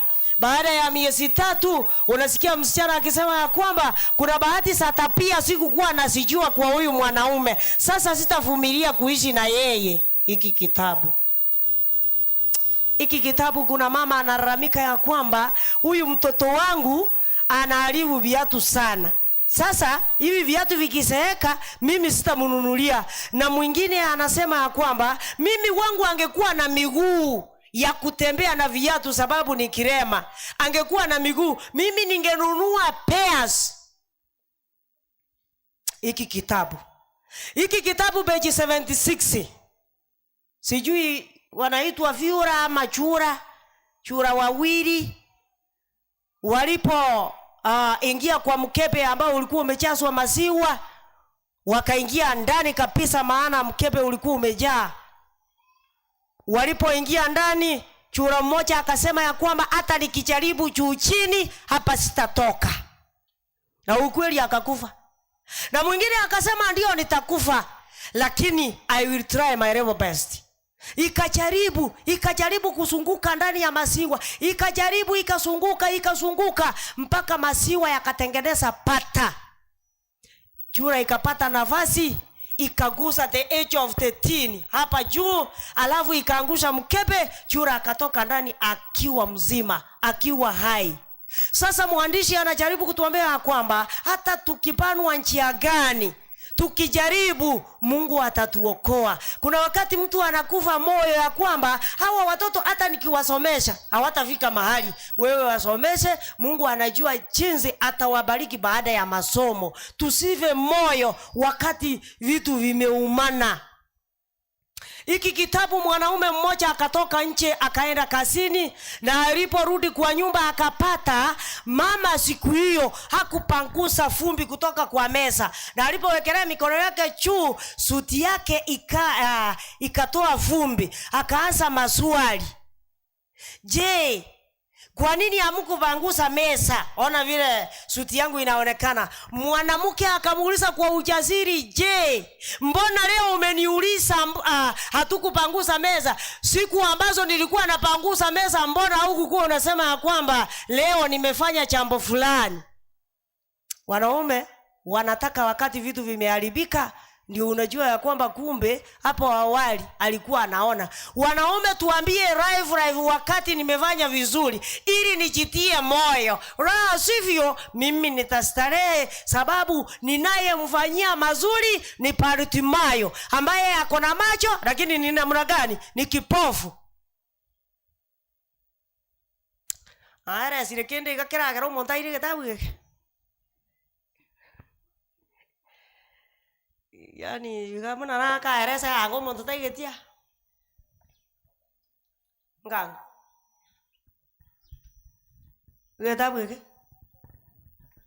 Irenga 1500 chioka. Only 4,500 only.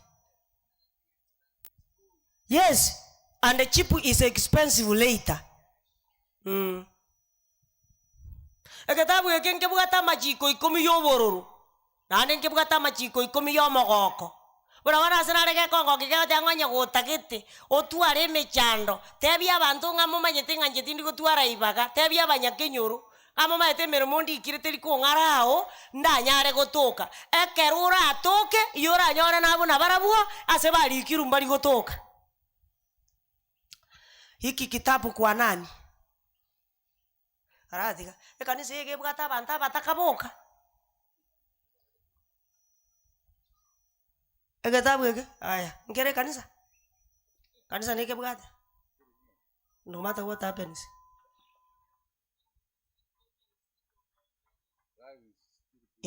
Bono. Bamuraba mwabana bamuure bintu byonse. Obugima tali aya no bugata. Aya. Nako boli gose no bugata gose naboli kanisa gose ne bugata. Ira neriye ke naboli. Kanisa ne bugata. Ige kanisa yekiri bitabu bibere. Yekiri bitabu bibere. Feeling good nekyo. Akaro montata ikunyara kwegorera aiseko kanyorere ipurali na bago soma kemokonyi. Na resa ba ubiyachirite. Ngairende ngoira. Ira kuchari rike. Chaji kiraki ningo. Ona ayo mumanyete. Chaji kiraki ngayore. Ngakia kuru. Oyi kwanza ntaete komanyanga nabugate kiaye. Nju. Ngakia kuru. Karen njuo. Tiwo jabwango. Ekwaya na inwe kia inonkero. Biblia tanga gokore mengoro karale menyenge. Nyankwa nyago soma merengani 26 verse 27. Aiga. Gitabu gire kanisa. No bwate kiao. Wao datakurwa. Wao na njenda. Asi getaje tibono mimi ni juu yako. Geta ekija wao dete. Ekibono kelike. Baba ngoli kore gosengwatika kwanza goturubani. Ndali yakolike. Ekwaye kiaino gokere separate kia na banta banene. Ani ekwaye tanga ine efiridi ne chikanisa isatebugate. Egetabu kiaino gogekuru ku highly effective marriage. Omaete nyenyu amatete ni to kogenda borandia. Lirio ndate gotera baganyatanga. Jina gotera. Ubugati bono gujika. Ubugati bono gujika mangana akareka. Egetabu egeragere gwata mangana ali nkora eresa ngaki gokobe kiongozi mona bagaka urinde totangana kujibosio efamilia nete kujimakeka bakwenda kujimaka kokete maega obali eke ninje nsoma mangana atana limo ale page 171 eke iga mangana limo korankora ni family life tali mamuri igete kare bona kanga chi notice ngaya mangana ali okay ngayo mara ibwe kwaya ngakia kuru kumwanda bilieta Steve tata ngayore na rolio tenenali okay tembea taratibu pole chuo cha kigera kine gie kwaya ligo lini ntebe maega abalende gete noro chebiesa karambi 4100 chiri buinya na 100 ekwaye gotangane field ngima egotanga chenga juu ya mwamba usiofunjika sasa chenga hapa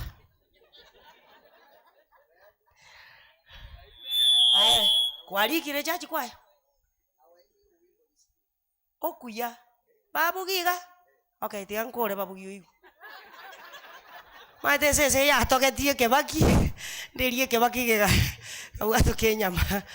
Okay, wageni na nyinyi kesho nitawakaribisha, sitawaacha nyuma, tuko pamoja.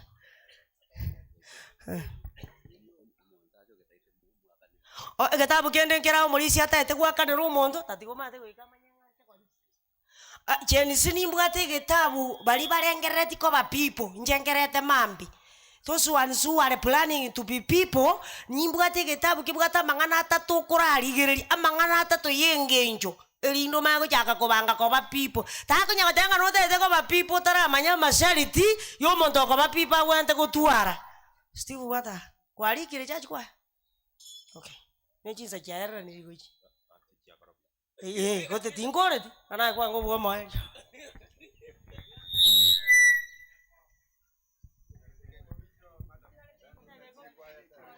Okay, chenga juu ya mwamba sasa. Tuara wote.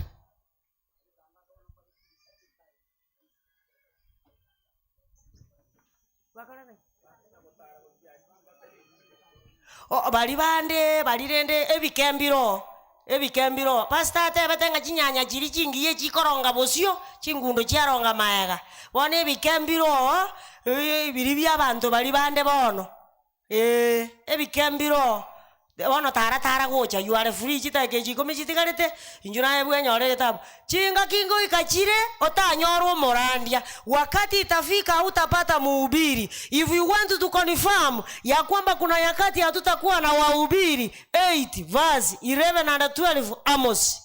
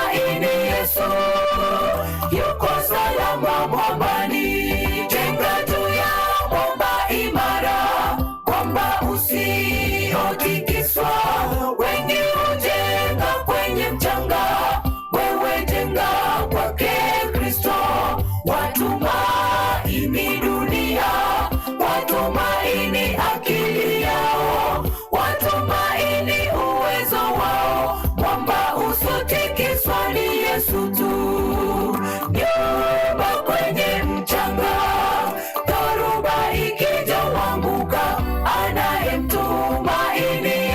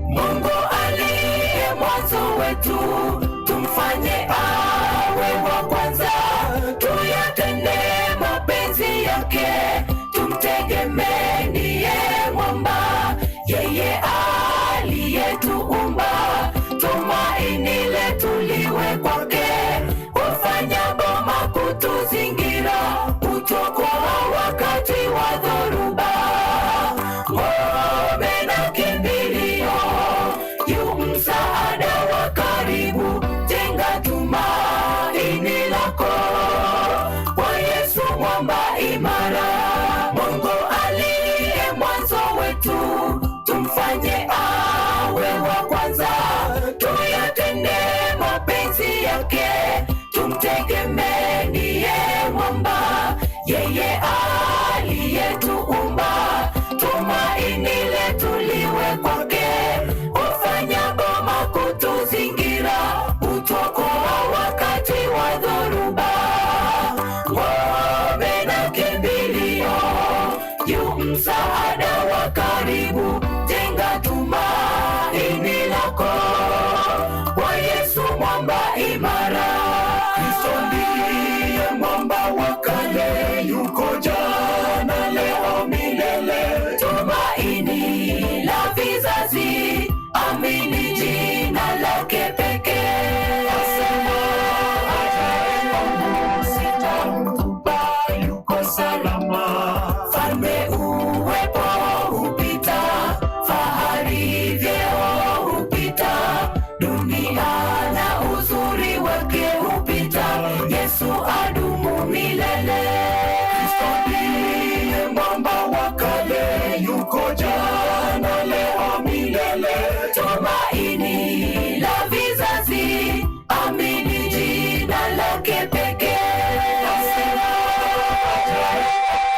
Sitamtupa, yuko salama. Falme uwepo hupita, fahari vyeo hupita, dunia na uzuri wake hupita, Yesu adumu milele.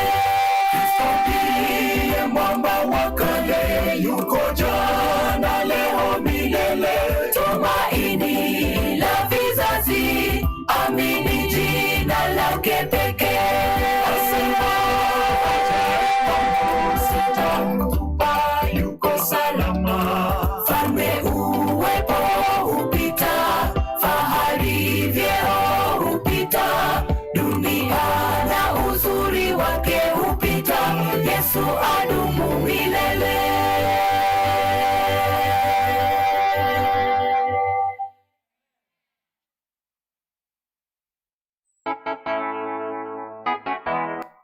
One, two, check.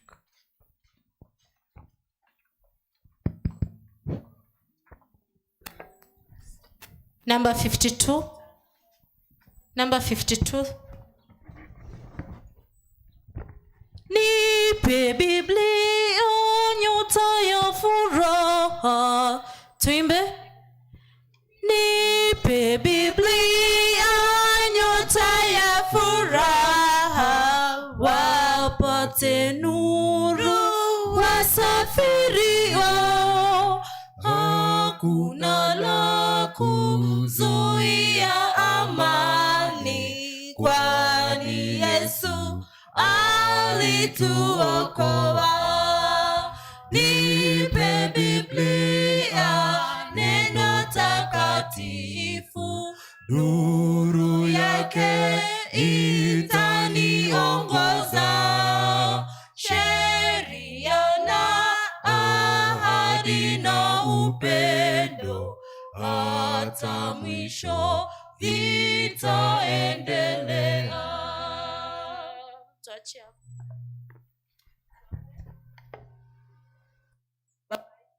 Mbinguni, tunakuja mbele zako wakati huu tukikushukuru, maana tulipoanza siku hii ya leo hadi wakati huu Baba. Maana sasa tunaingia katika Bible study, tuomba ili uwe nasi na utuongoze. Mnenaji wa wakati huu ndilo ombi letu kupitia kwa jina lake Yesu Kristo.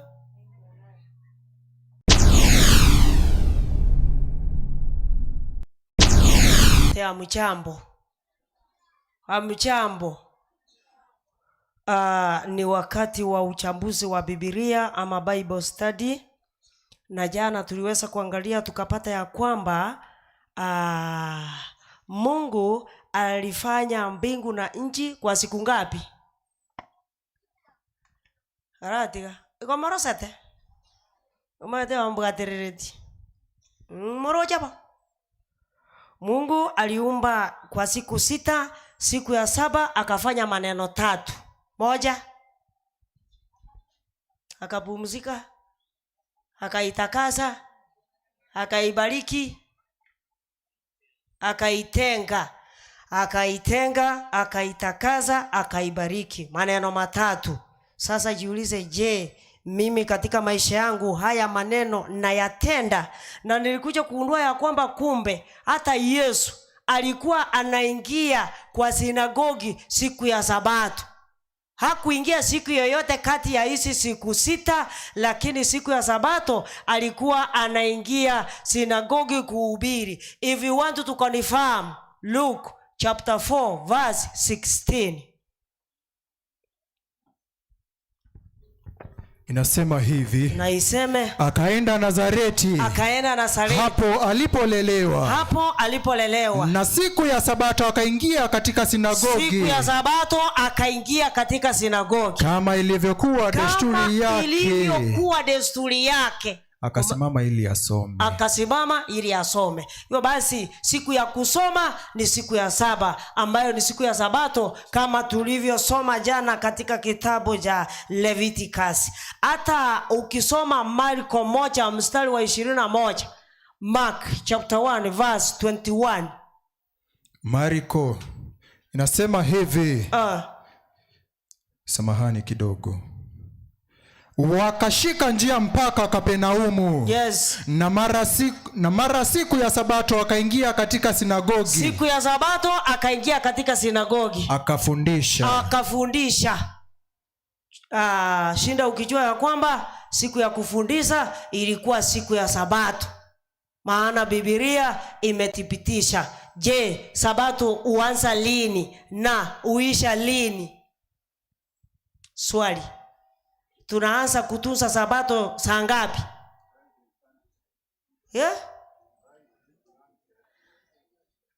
Ugoma na mole osengonta bimole. Ijumaa magoro bajinza iringa.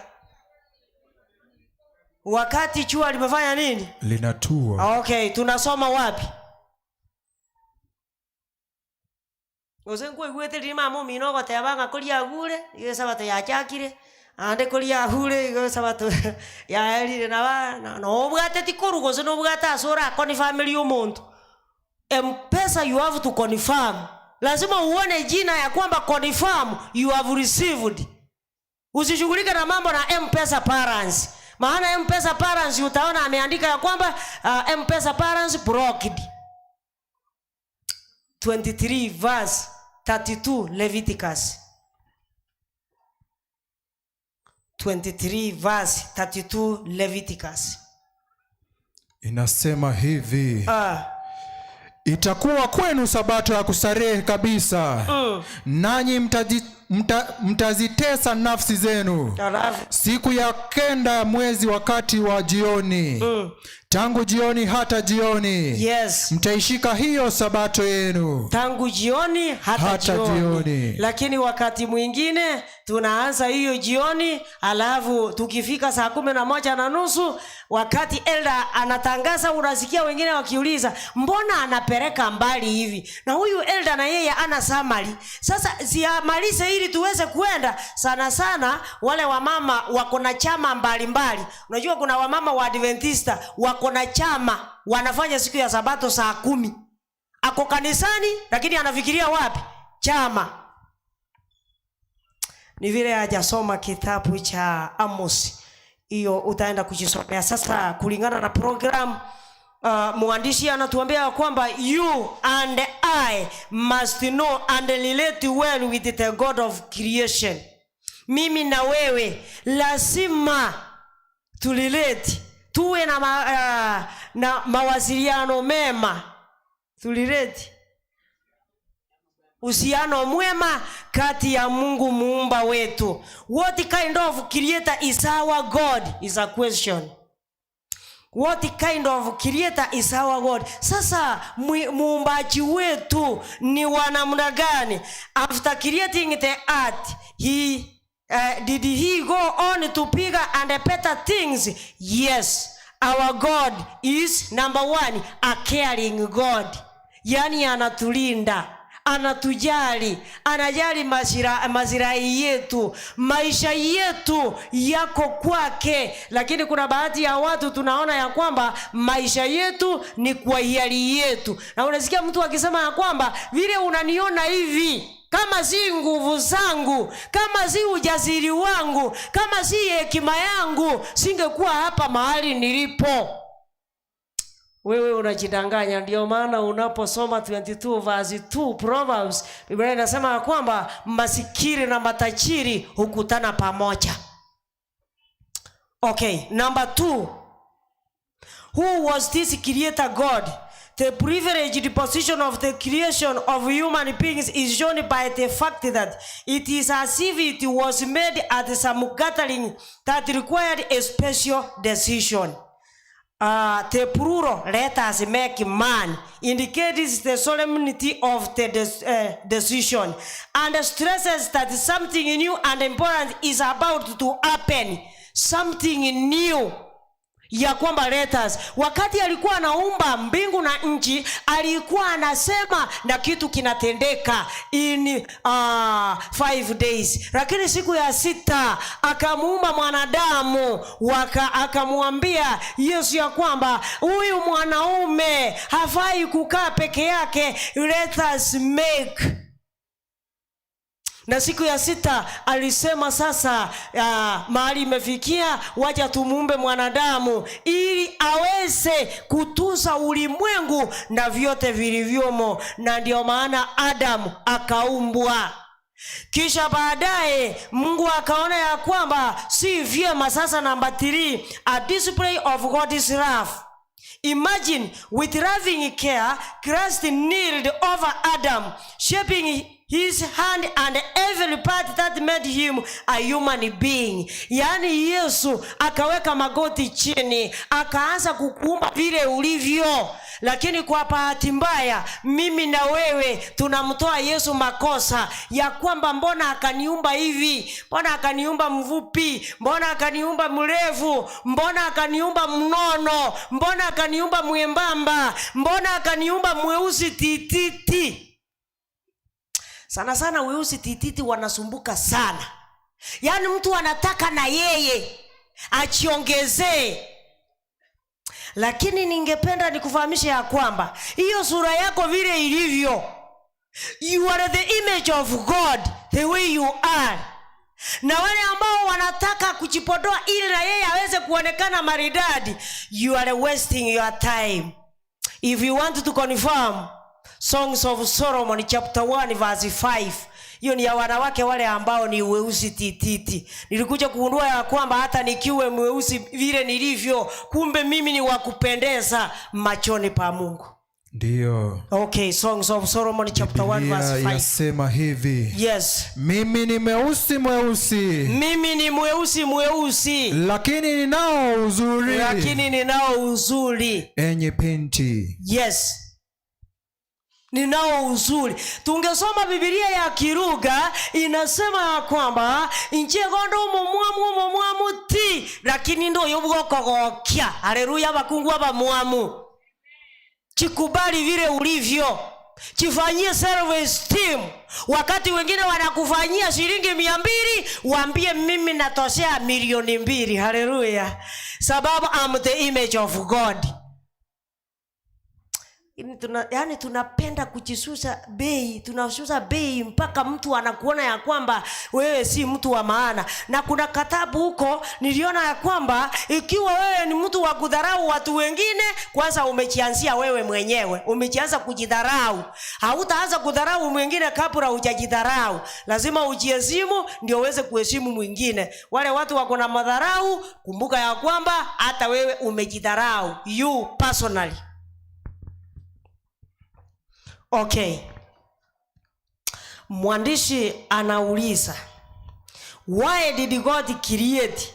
Yani the purpose of creation. Sababu sasa ya uumbaji. The Bible indicates for what the purpose this universe and its inhabitants exist. Biblia inaeleza mbona ulimwengu na vile vilivyomo vinaendelea. Number 1, tulifiri God's glory. Tulifiri kuonyesha utukufu wa nani? Wa Mungu. Nje nimba siri bobe sukuru ntakolete nimba to mondora ndinge.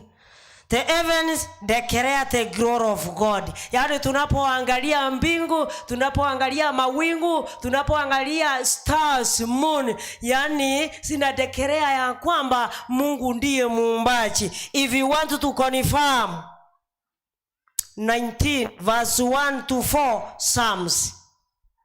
19 verse 1 to 4 Psalms. Inasema hivi. Yes. Mbingu za ubiri utukufu wa Mungu. Hiyo tu.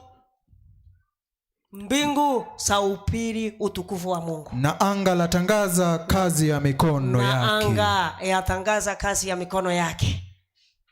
Mchana husemezana na mchana. Yes. Usiku hutolea usiku maarifa. Arafu. Hakuna lugha wala maneno sauti yako. Samahani. Hakuna lugha wala maneno sauti yao haisikilikani. Sauti yao imeenea duniani mwote. Yes. Na maneno yao hata miisho ya ulimwengu. Hiyo tu. Number 2, yani the purpose of creation, sababu ya uumbaji. Number 2, to populate the world, tujaze nini. Lakini kuna bahati ya watu wanajisuia mambo na procreation. Mwandishi anasema kwamba God intended the earth to be inhabited. When the first man needed a companion, God created the woman. Sababu Biblia inaeleza ya kwamba Adam alipoumbwa akatoa majina kwa wanyama wote, sasa akajikuta upweke. Sasa Mungu alipomuona akaona ya kwamba anastahili apate msaidizi. Alafu please note, it is clear in Genesis chapter 1 verse 27 that God fully intended to make a couple, but he did not create the woman immediately. Alikuwa anataka mwanaume apate msaidizi, lakini hakuumba mwanamke immediately. Ndio maana Biblia inasema let us make man. Na wakamuumba siku ya 6. Alafu akaona akiwa peke yake, akasema kwamba anafaa, anastahili apate msaidizi, lakini hakumuumba immediately, which means they were not created at the same time. Bakugumoroje tu arego tongwa na basaja lituke limongi cyaro jako. Orojo nya tu otige tuwe akaja kwa ujitoro, akaja kubarua, akaja kutoka. Inde bunande kore bunole tuare gotongo tatanaki na tuabatongire bana icho liense abasaja kangangu kwana bali.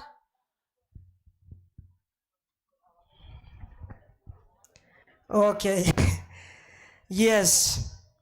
Ndio maana his purpose was to allow the man to realize his need for companionship. Yani aliacha mwanaume to realize, kugundua uzuri wa kuwa na his companion. Wana companion ni mawante mnanga tabeke Swahili. Nje na bonda atebere ndo. Umobwa ta companion. Nonya tika te. Igubu na mwa igu gote na soma. Okay. To realize his need for companionship. Arafu Genesis chapter 2 verse 20 to 23 Biblia inasema nini? Inasema hivi, na ule ubafu uliotua katika damu Bwana Mungu akaufanya mwanamke. Yes. Akamleta kwa Adamu. Adamu akasema, yes, sasa huyu ni mfupa katika mfupa yangu. Alafu, na nyama katika nyama yangu. Alafu, basi ataitwa mwanamke. Yes. Kwa maana ametwaliwa katika mwanamume. Alafu 24. Kwa hiyo mwanamume ataacha baba yake sasa, na mama yake. Kwa hiyo naomba usome pole pole. Kwa hiyo mwanaume ataacha nani? Mama na baba yake. Mama na baba. Je, wanaume wanaacha mama na baba ama wanaandamana? Wanaandamana. Katika familia zetu kulingana na vile tunaishi, Yaani nataka nilete current affairs. Wamama, wanaume wameacha wazazi ama bado wako kwa wazazi? Yaani ikiwa mwanaume anaamua kujenga nyumba wakishirikiana na wazazi na ile hali ameoa, hiyo ni kumaanisha nini? Yeah? Ikiwa mwanaume is a baby husband, small arguments anachukua kwa mama yake, anamaanisha nini? Ate wanaume wataacha wazazi. Wanaume waacha wazazi washirikiana na akina nani? Ikiwa mwanaume anaamua anazubiri mpaka mama yake anapika na ile hali bibi yake anapika huko juu, alafu akiingia huko bibi anapompanga vile tunawaelezea wanaume wanafaa wapangwe, anamwambia I'm satisfied. Abasacha aboma ate muitire mutaitiri ya kwamba mami amenipikia. Ole wewe uko na mami. Siku moja itabidi aanze kukupikia na utalia. Itabidi kama ibada. Yaani hawaachi wazazi. Wao huenda unakuta mwanaume ako na kazi yake, bibi wamesemezana ya kwamba wacha tuende tulime mahali fulani. Mama yake akitoka nje akimuita hivi amuagize kazi nyingine, hawezi kumwambia ya kwamba kulingana na ratiba ya nyumbani tulipanga ABCD, afadhali tuende tumalize basi ndio nikuje hapa. Yaani immediately unasikia mwanaume akisema ya kwamba mama amenipanga kazi. Mosajo ngina. Yaani ngina na roko morobeli. Maetaye digankorereo. Ngarati hiyo. Hiyo basi mwanaume. Na kuna baadhi ya wanawake ambao ni wapumbavu kiasi. Akisikia kwamba mwanaume aacha wazazi, hasa mzazi akiwa mgonjwa, amempatia mwanaume wake yani sanctions, anamwambia kwamba ukienda huko nikikukuta umekaa huko ofu ni miezi 3. Sasa wanaume wanaogopa, sababu akienda kwa nyumba ya mama yake ofu ni miezi ngapi? Hiyo ofu you round off to the nearest 10. Sasa wanaogopa. Lakini yeye asikia kwamba mama yake ni mgonjwa, hata rara siku hiyo. Lazima aende amtazame. Wewe unapochimba shimo, chimba kiasi, maana huenda utatumbukia ndani. If you want to confirm 26 verse 27 Proverbs. Wacha wasikie, yasema achimba shimo atatumbukia mwenyewe. Alafu na yabiringishaye jiwe litamrudia. Litakurudia wewe mwenyewe. Wewe endelea kuchimba shimo, lakini uchimbe kiasi, maana huenda utakuwa wa kwanza. Na hawa wanawake akisikia kwamba mume wake anasomesa ndugu zake, anasomesa mtoto wa kazini yake ambaye hajiwezi, anasomesa sijui nini, yeye ndiye anahusika na mambo ya hospitali ya mama yake, papa yake, mama ananungunika, mwanamke ananungunika. Akisikia kwamba mwanaume alifanya shopping, analetea mama yake pamoja na yeye. Yaani wakati mwanaume anaagiza mtoto ya kwamba hii kandi bagi haka chukulia nyanya, unasikia mwanamke mkubwa akisema ya kwamba utashangaa sababu kabla saa 10 kufika hii hata chukuliwa. Ungekuwa unamupatia, ungempelekea direct. Biblia inasema tusidanganyike. Kile ambacho tunapanda ndicho tutafanya nini? Tutavuna. If you want to confirm Galatians 6 verse 7. Ukitaka kujua ya kwamba kile ambacho unapanda ndicho utafuna. Wazazi wasaidiwe, ndugu wasaidiwe, sababu wanastahili na wanafaa kusaidiwa. Sababu wasiposaidiwa watakuwa wezi, waanze kukuibia, sababu wewe ndio uliwafanya hawakuenda shule, hawakusoma. Na hata Biblia inathibitisha wazi kwamba ikiwa wewe si mtu wa kusaidia jamaa na marafiki, ustahili kuitwa Mkristo. Wewe ni mbaya hata kuliko mtu yule ambaye si muumini. If you want to confirm 1 Timothy chapter 5 verse 8. 1 Timothy chapter 5 verse 8 nikiomba inasema hivi. Yes.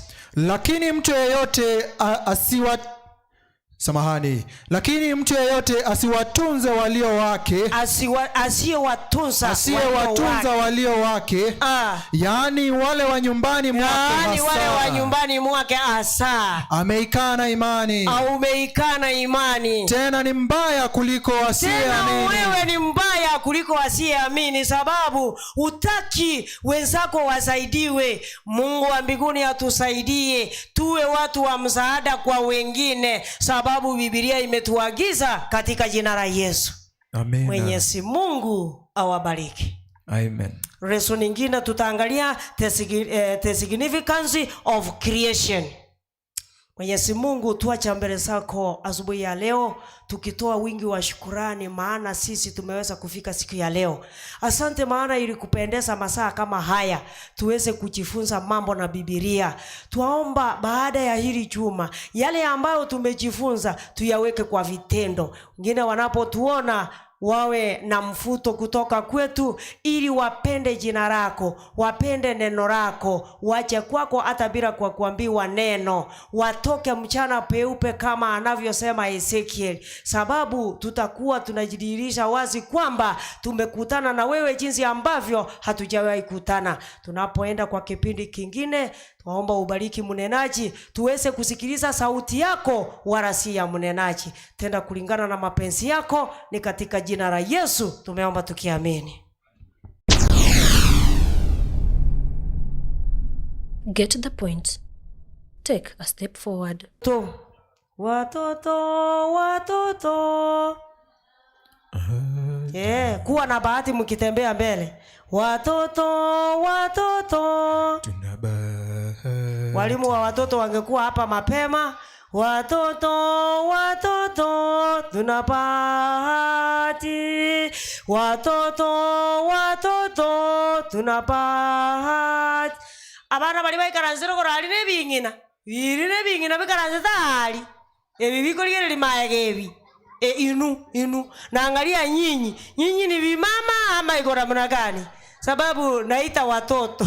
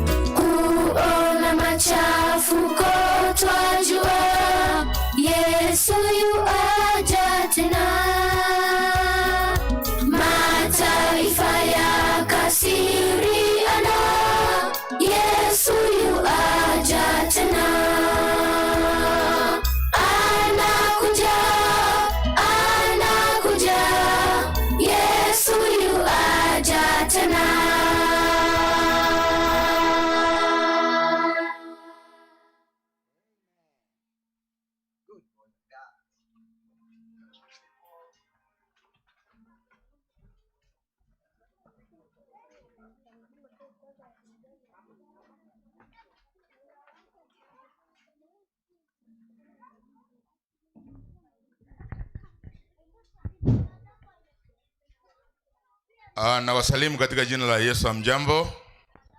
Asante kwa wakati huu. Ningependa tuombe ili mashemazi mahali popote mlipo mlete vile vitasa hapa ili tuweze kukusanya zaka na sadaka. Tunaomba. Mungu wetu uishie juu mbinguni, tunakushukuru kwa sababu wewe ni Mungu na sisi ni watoto wako. Asante kwa sababu ya makambi haya ambayo umeandaa ya mwaka huu, mwaka 2024, na ujumbe mahususi ambao unataka tupokee. Asante kwa wanenaji ambao wanaendelea kuwasilisha ujumbe huu kwa njia mwafaka. Sasa tunapoingia katika kipindi kingine hiki, uwe pamoja nasi, na mnenaji atakaposimama baadaye uwe pamoja naye, umuelekeze katika njia zile ambazo wewe umeamua na ambazo unaona ni nzuri za kuweza kuwasilisha ujumbe.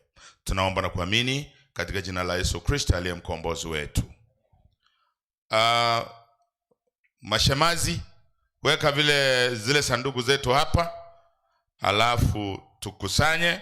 Meanwhile, waimbishaji mnaweza kuja muimbishe ule wimbo nambari 9.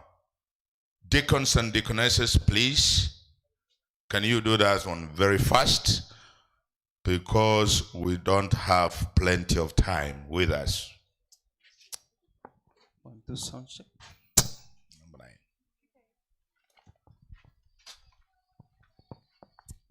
9. One, two.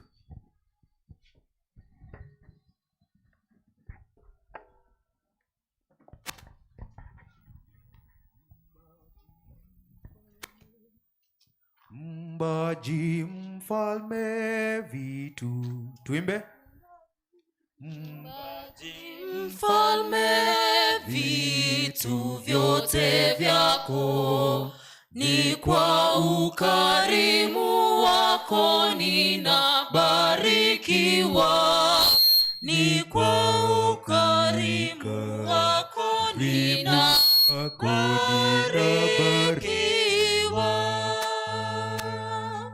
Uliyeniumba na kutegemea, sina budi kuzisifu hisani zako kuu, sina budi kuzisifu hisani zako kuu.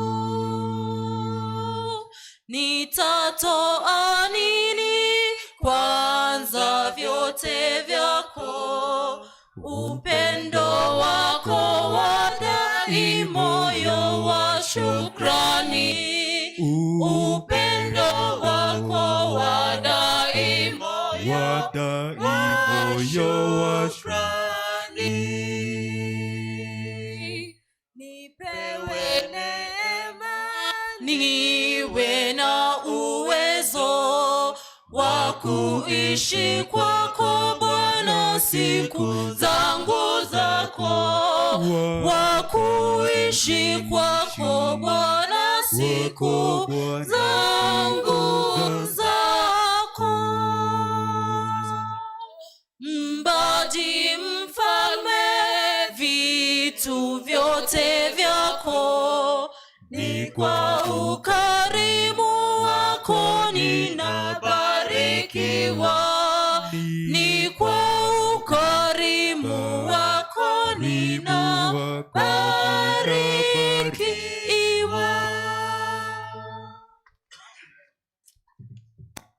Nitatoa nini kwanza vyote vyako, upendo wako wadai moyo wa shukrani, upendo wako wadai moyo wa shukrani.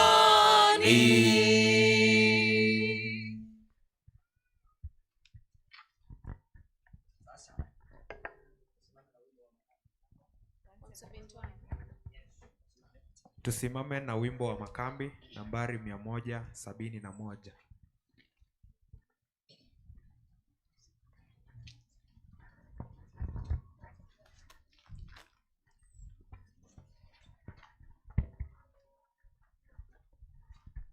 Tusimame wote.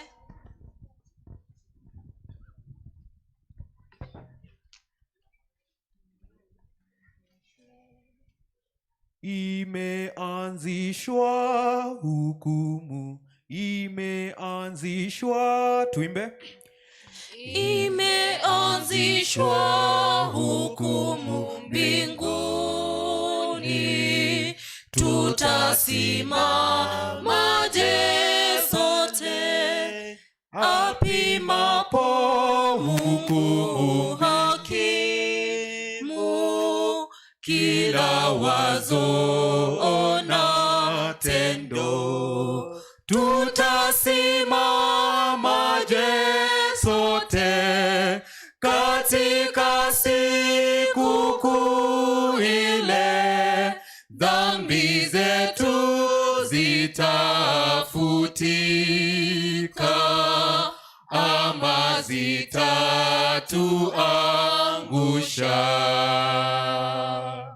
Wametangulia wafu kupimwa, kitambo ndipo wahai watapokea neno la mwisho vitabuni mwa Mungu. Simamaje sote katika siku kuu ile, dhambi zetu zitafutika ama zitatuangusha. Tutasimamaje usiku ule, siri zetu kila moja zafunuliwa toka vitabu. Yesu atusaidie. Tutasimamaje sote katika siku kuu ile, dhambi zetu zitafutika ama zitatuangusha. Tutasimamaje sote katika siku kuu ile, dhambi zetu zitafutika ama zitatuangusha.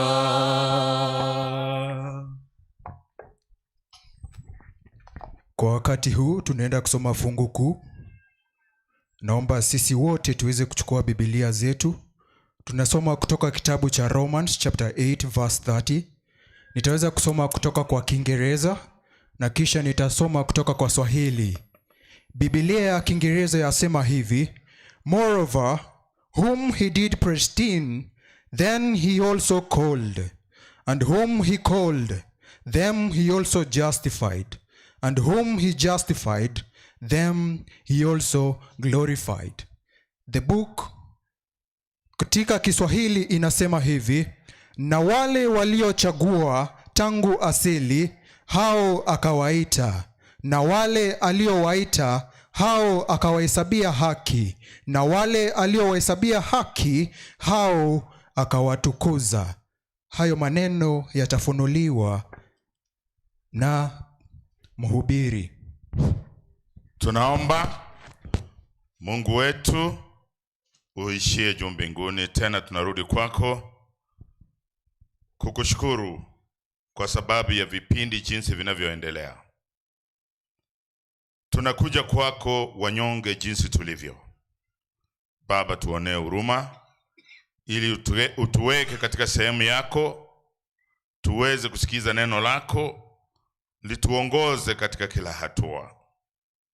Mnenaji anaposimama, kuwa pamoja naye, mwelekeze katika kila jambo. Tunaomba na kuamini katika jina la Yesu Kristo aliye mkombozi wetu. Sasa Kwaya yetu ngeni, our guest choir, please come forward for an item to welcome the speaker. Karibu sana.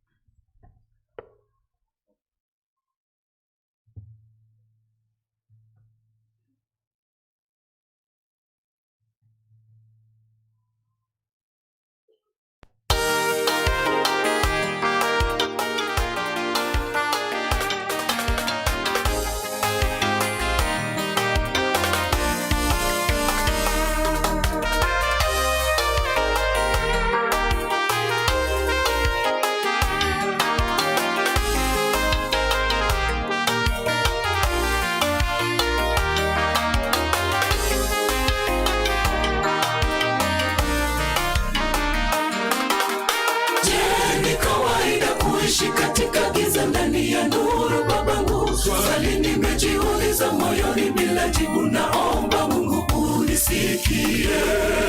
Ninayo habari moyoni, neno la Mungu, na tena ninafahamu yupo mtu asiye nalo.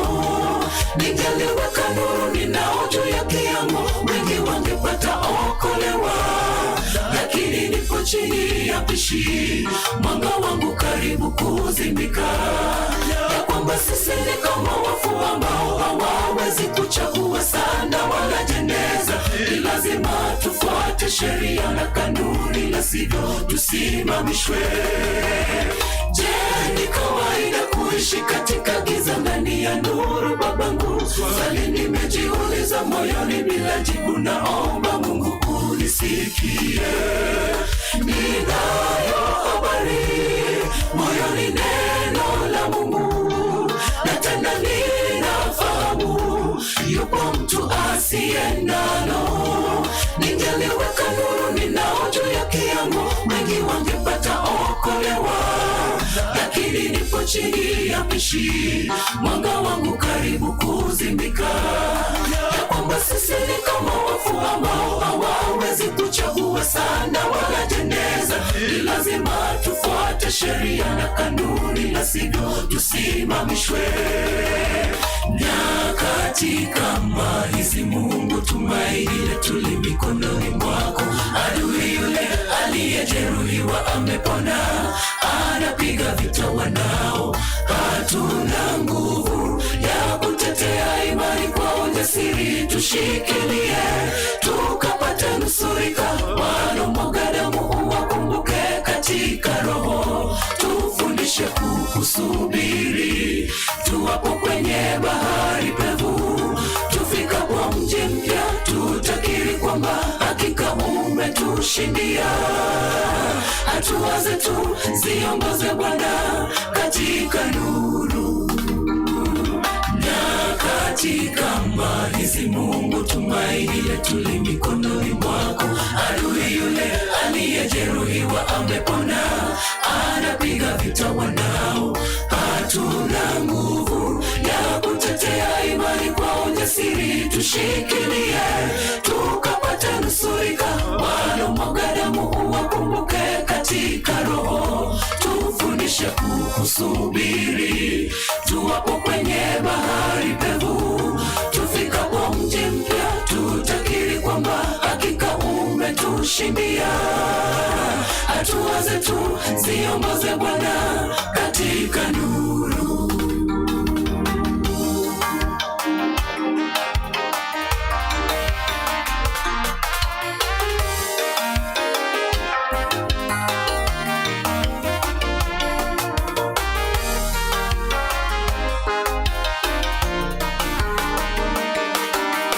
Pambazuko lilotabiriwa li karibu, lakini sina amani, maana ninajua sina nyota pale tajini. Ole wangu masikini mimi, nitasimamaje? Nitoe udhuru gani? Mimi niliyeokolewa, nimeirejelea dhambi. Laiti ningeendeleza kazi yake Bwana, nikatangaze pendo lake. Nitakuwa mgeni wa nani? Machozi yakinilemea, nitainuka kwa ujasiri, nipige hatua kwake Mungu, nipate kusamehewa. Akanitie nguvu, niinue bendera yake katika siku za giza. Pambazuko lilotabiriwa li karibu, lakini sina amani, maana ninajua sina nyota pale tajini. Ole wangu masikini mimi, nitasimamaje? Nitoe udhuru gani? Mimi niliyeokolewa, nimeirejelea dhambi. Laiti ningeendeleza kazi yake Bwana, nikatangaze pendo lake. Nitakuwa mgeni wa nani? Machozi yakinilemea, nitainuka kwa ujasiri, nipige hatua kwake Mungu, nipate kusamehewa. Akanitie nguvu, niinue bendera yake katika siku za giza. Nyakati kama hizi Mungu, tumaini letu li mikononi mwako. Adui yule aliyejeruhiwa amepona, anapiga vita wanao. Hatuna nguvu ya kutetea imani, kwa ujasiri tushikilie, tukapate nusurika. Walomwaga damu uwakumbuke katika roho. Tufundishe kukusubiri, tuwapo kwenye bahari pevu. Tufikapo mji mpya, tutakiri kwamba hakika umetushindia. Hatua zetu ziongoze Bwana katika nuru. Nyakati kama hizi Mungu, tumaini letu li mikononi mwako. Adui yule aliyejeruhiwa amepona, anapiga vita wanao. Hatuna nguvu ya kutetea imani, kwa ujasiri tushikilie, tukapate nusurika. Walomwaga damu uwakumbuke katika roho. Tufundishe kukusubiri, tuwapo kwenye bahari pevu. Tufikapo mji mpya, tutakiri kwamba hakika umetushindia. Hatua zetu ziongoze Bwana katika nuru. Nyakati kama hizi Mungu, tumaini letu li mikononi mwako. Adui yule aliyejeruhiwa amepona, anapiga vita wanao. Hatuna nguvu ya kutetea imani, kwa ujasiri tushikilie, tukapate nusurika. Walomwaga damu uwakumbuke katika roho. Tufundishe kukusubiri, tuwapo kwenye bahari pevu. Tufikapo mji mpya, tutakiri kwamba hakika umetushindia. Hatua zetu ziongoze Bwana katika nuru. Amen. Amina. Amen. Asante. Get the point. Take a step forward. Mikono, haleluya. Nimeona wengine hawatumii mikono yao, na mikono ni mibaraka kutoka kwa Mungu. Nashukuru Mungu kwa sababu nimesikia sauti imeanza kuleta shida, lakini Mungu yu pamoja nasi. Hii ni wiki yangu ya 4 katika kuzungumza na vyombo kama hivi. Hebu nione marafiki wageni waliofika siku ya leo ambao tulikuwa na wao jana, lakini Mungu akawabariki wakafika leo.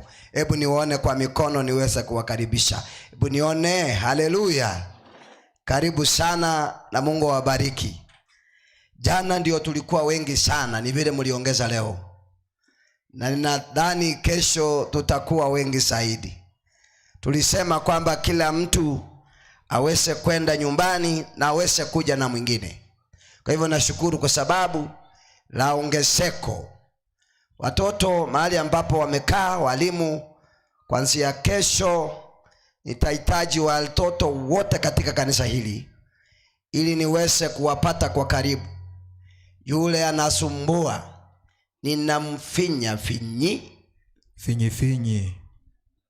Kwa hivyo wataletwa hii kanisa hii hapa. Kuanzia kesho kuna mtoto anakaa uwanjani. Na tutoto tunatufanya wajinga. Wakiwa shule ni wangwana, ni wa smart, kwa sababu wanajua shule teacher atafanya nini. Lakini hapa kwa sababu ni church, kanafanya vile kanataka. Teacher amehamia church ambaye ni Pastor Nyandigi, sisemeni hai. Nitafinya mwenye analeta shida. Sit properly, keep quiet, tuweze kusikiza Yesu akiongea. Amen. Kwa hivyo nisione katoto kanasumbua. Nitaacha mic niende paka mahali kaliko nikashughulikie. Haleluya. Nashukuru my choristers, asante sana leo. Nimeona mmeimba hiyo wimbo vizuri. Jana Mungu awabariki. Kitambo tufike Sabato mtakuwa mmefanya kazi ya muhimu. Kwa hivyo tunatamani kila mtu atakapofika Sabato uwe unaelewa wimbo huo. Hukumu imeanzishwa wapi? Mbinguni. Na ujue ni kwa nini? Kwa sababu jana tuliona Yohana alisema aliona watu wengi, kila lugha na jamaa na kila sura, paka wale weusi. Sister Mother alisema wote wakiwa katika kiti cha enzi, na uzuri walikuwa na matawi katika mikono yao. Na unajua watu wanapokuwa na matawi, kitu ambacho wanachofanya ulikushangilia. Sijawahi enda kwa matanga nione watu wakiwa na matawi kwa mikono. Hiyo sio sign. Kwa hiyo ukiona matawi watu wote, hiyo ni kushangilia. Kwa hivyo watu wote wale ambao watakubali wito ambao Yesu ametoa wataweza kupata nafasi hiyo. Kwa hivyo mahubiri yetu katika makambi ya mwaka huu ni injili ndani ya hekalu. Kwa hivyo tukasema tangu mwanzo, kutoka kwa mlango hadi mwisho la hekalu yote, yani the center of the gospel is Jesus Christ. Ni Yesu, yeye ndiye katika kila kitu kinachozungumziwa kwa hekalu kinalenga Kristo Yesu mwana wa Mungu. Hakuna kitu kingine kigeni wanapotangaza. Tukasoma katika kitabu cha Warumi 8 mstari wa 20 wa 30. Ninaomba msomaji wangu, kwa sababu sasa nataka tuweze kwenda na wewe moja kwa moja. Biblia inasemaje? Ukifika pale unanyamaza, ndiposa tuombe. Unaniambia nimefika. Umefika? Tuweze kuamini, tuombe. Baba yetu, asante Mungu kwa sababu umetupatia nafasi ya kuweza kusikiza kutoka kwako. Bwana, nena pamoja nasi tuliyopata nafasi tukaingia katika uwanja huu. Bwana, tunahitaji uweze kunena pamoja nasi. Ni katika jina la Yesu tumeomba na kuamini. Amen. Biblia inasema hivi. Kwa upole tu, usiende haraka. Inasemaje? Haya mwalimu, na wale waliochaguliwa tangu asili. Na wale waliochaguliwa tangu asili, hao akawaita. Na wale aliowaita, aliowaita akawahesabia haki, akawahesabia haki, na wale aliohesabia haki, na wale aliohesabia haki akawatukuza. Akawatukuza. Haleluya, amina. Sasa hapa kuna wito, kuna anayeita, na anapoita kuna wale anaowaita. Tena kuna kuitika, kuna mambo mengi hapo. Tena kuna kubali hayo. Kwa hivyo nataka niseme hivi, unapoita mtu na anakubali ni jambo la muhimu. Sikia marafiki zangu, unapotuona tumekuja wote, wakubwa kwa wadogo, tumekaa katika uwanja unaoitanishwa na jina la Mungu, ni kumaanisha kwamba tumekubali kila mtu wito wa Yesu Kristo, tumekubali wito wa Mungu. Ndio maana tumefika wote tuweze kusikiza, ama tuweze kusikia kwa yule ambaye ametuita. Wapendwa, kufika kanisani, jambo ni la kwanza kwamba kuna watu wengi kule nje ambao walioitwa na bado hawachakubaliana na wito wa Yesu Kristo. Kuna watu pale nje tunang'ang'ana na makrusade, tunang'ang'ana kila wakati ili waweze kuja, lakini mpaka siku ya leo hawachafika, hawachakubali. Wengi wameamua kutumikia shetani kule nje, lakini mimi pamoja nawe tumekubali wito. Ndio maana tumekusanyika, tumekuja wote. Semeni amen. Amen. Ukiona mtu ako chache, achana na yeye. Mahali ametoka uwezi ukajua.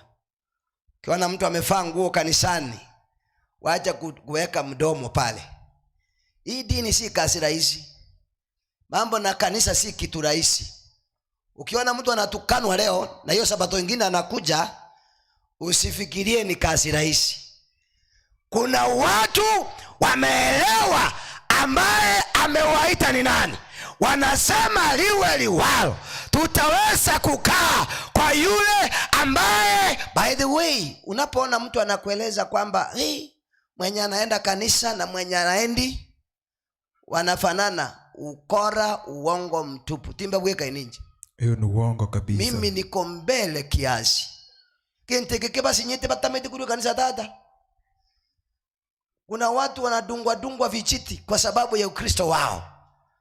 Wata wakudunge ka hapo ndani, kwa sababu wao walishindwa, wao walienda, wako pale nje, lakini bado wanaendelea kukuumiza.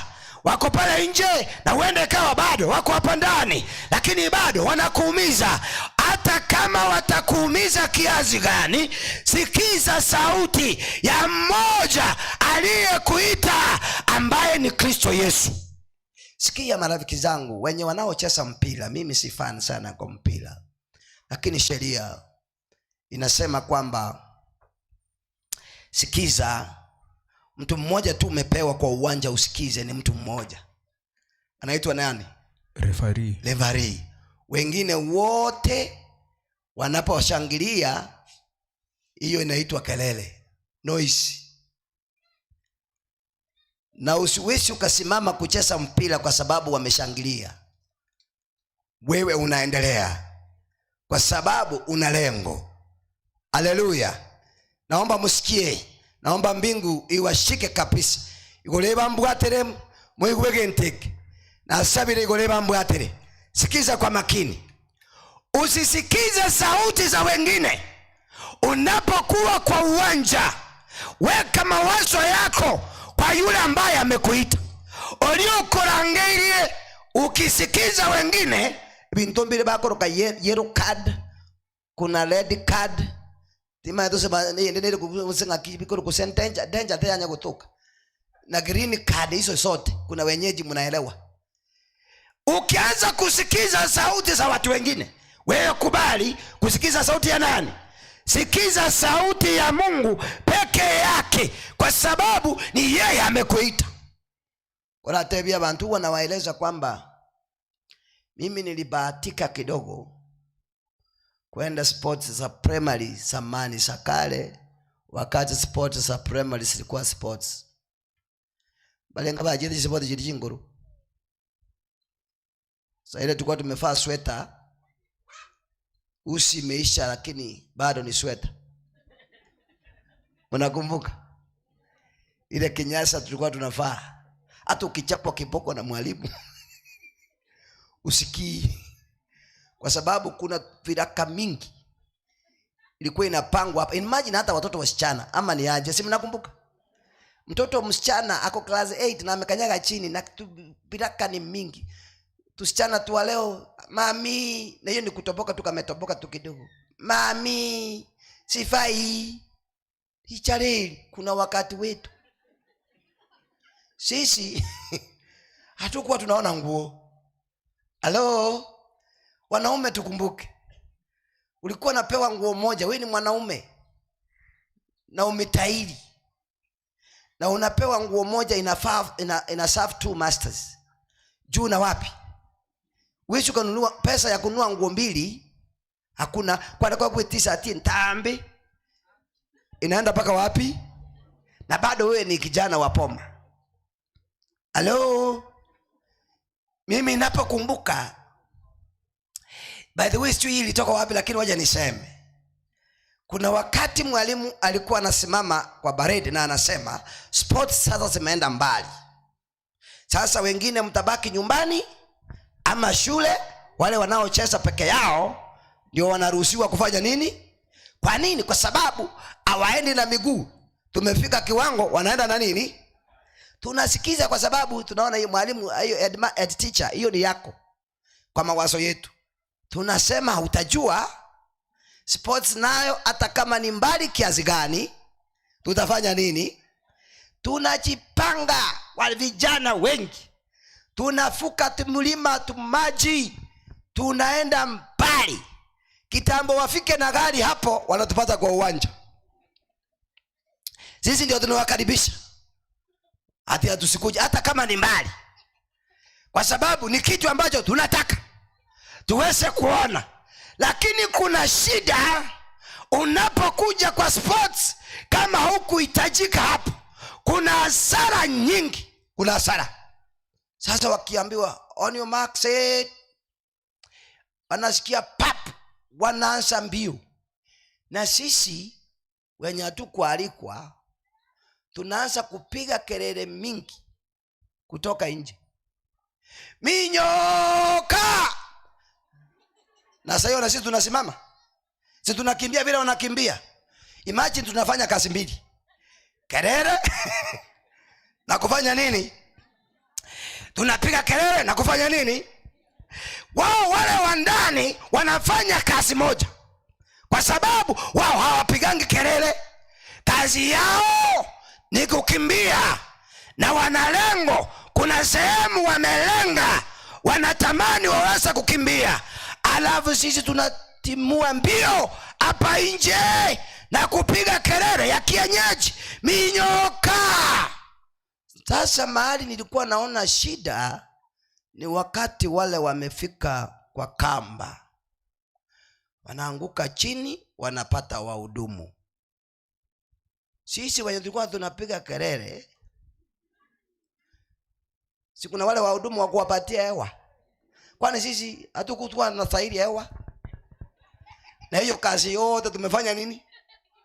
Kelele pamoja na kufanya nini? Tumefanya kazi mbili. Tena makosa walikuwa wanafanya, wanaleta kitu kinaitwa glucose. Mwenye alikimbia kwa raini ndani anafanya nini? Watasema na wewe ulipiga kelele mingi, kuja upewe. Makosa mengine lunch time, mkate na soda mzima mzima. Wenye walikuwa wanakimbia raini ya kati, sisi kelele mingi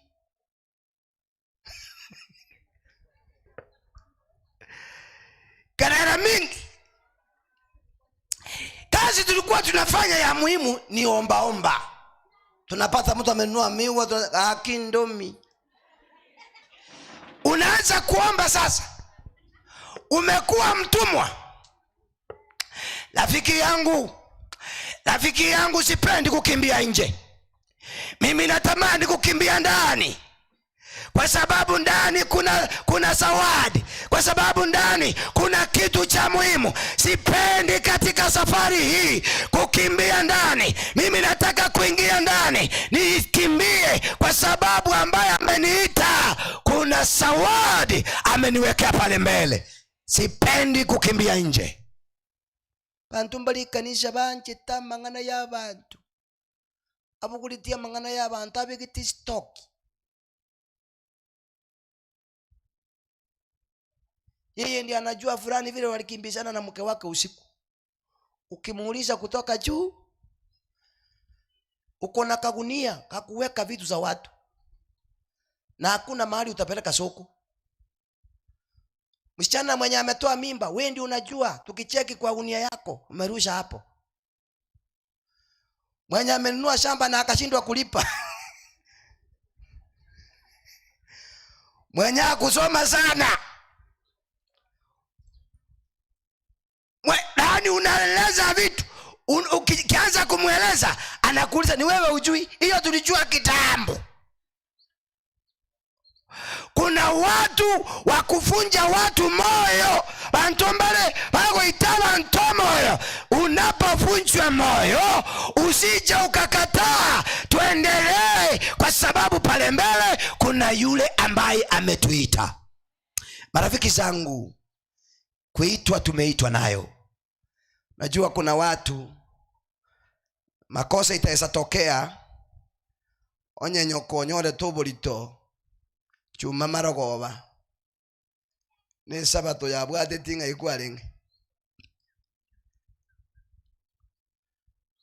nyokara bukulio bulito chuma ande no modikonezi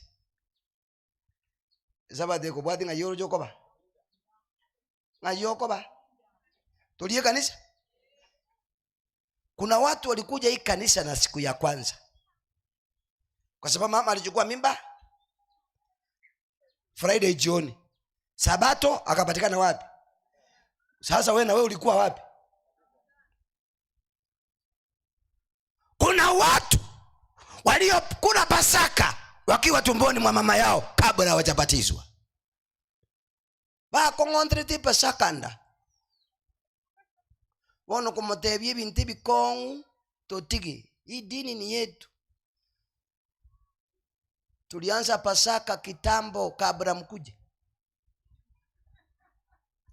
kwa sababu mama akiwa mjamzito na unajua Pasaka tukoraba miti yake paka saa 8. Kwa hivyo unakuta kuna njaa. Kwa hivyo chakula chochote ambacho kinaingia, nani wa kwanza kukipokea? Kwa hivyo kuna watu walikula Pasaka tumboni mwa mama zao. Na watu wapime sana. Na tena vile alisaliwa, aliletwa kanisani, akafanya nini? Akaombewa. Mimi ijapokuwa na wahubiri, si kuombewa na wazee wa kanisa, ni kuitwa tu, niliitwa.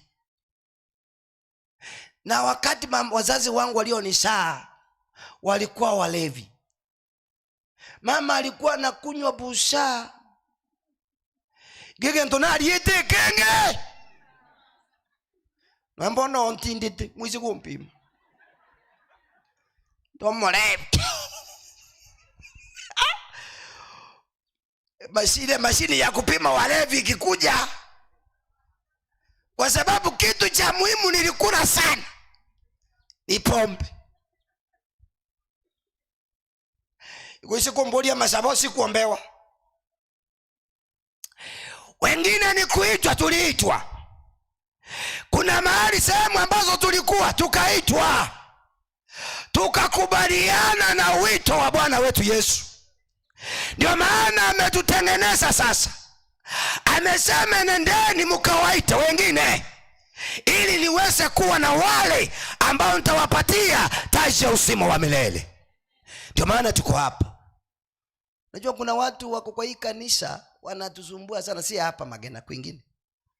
Munta kote mumaiti kanisa hii intutua yeretete elda mulitoa hii wapi? Hii toka wapi? Ngayarwe nakuta nyene tata mwademe mundu kote nga tulitoa hii kanisa nyakuta wono nembe otoko yana tupimiriti kwa sababu wao ndio walileta tangazo.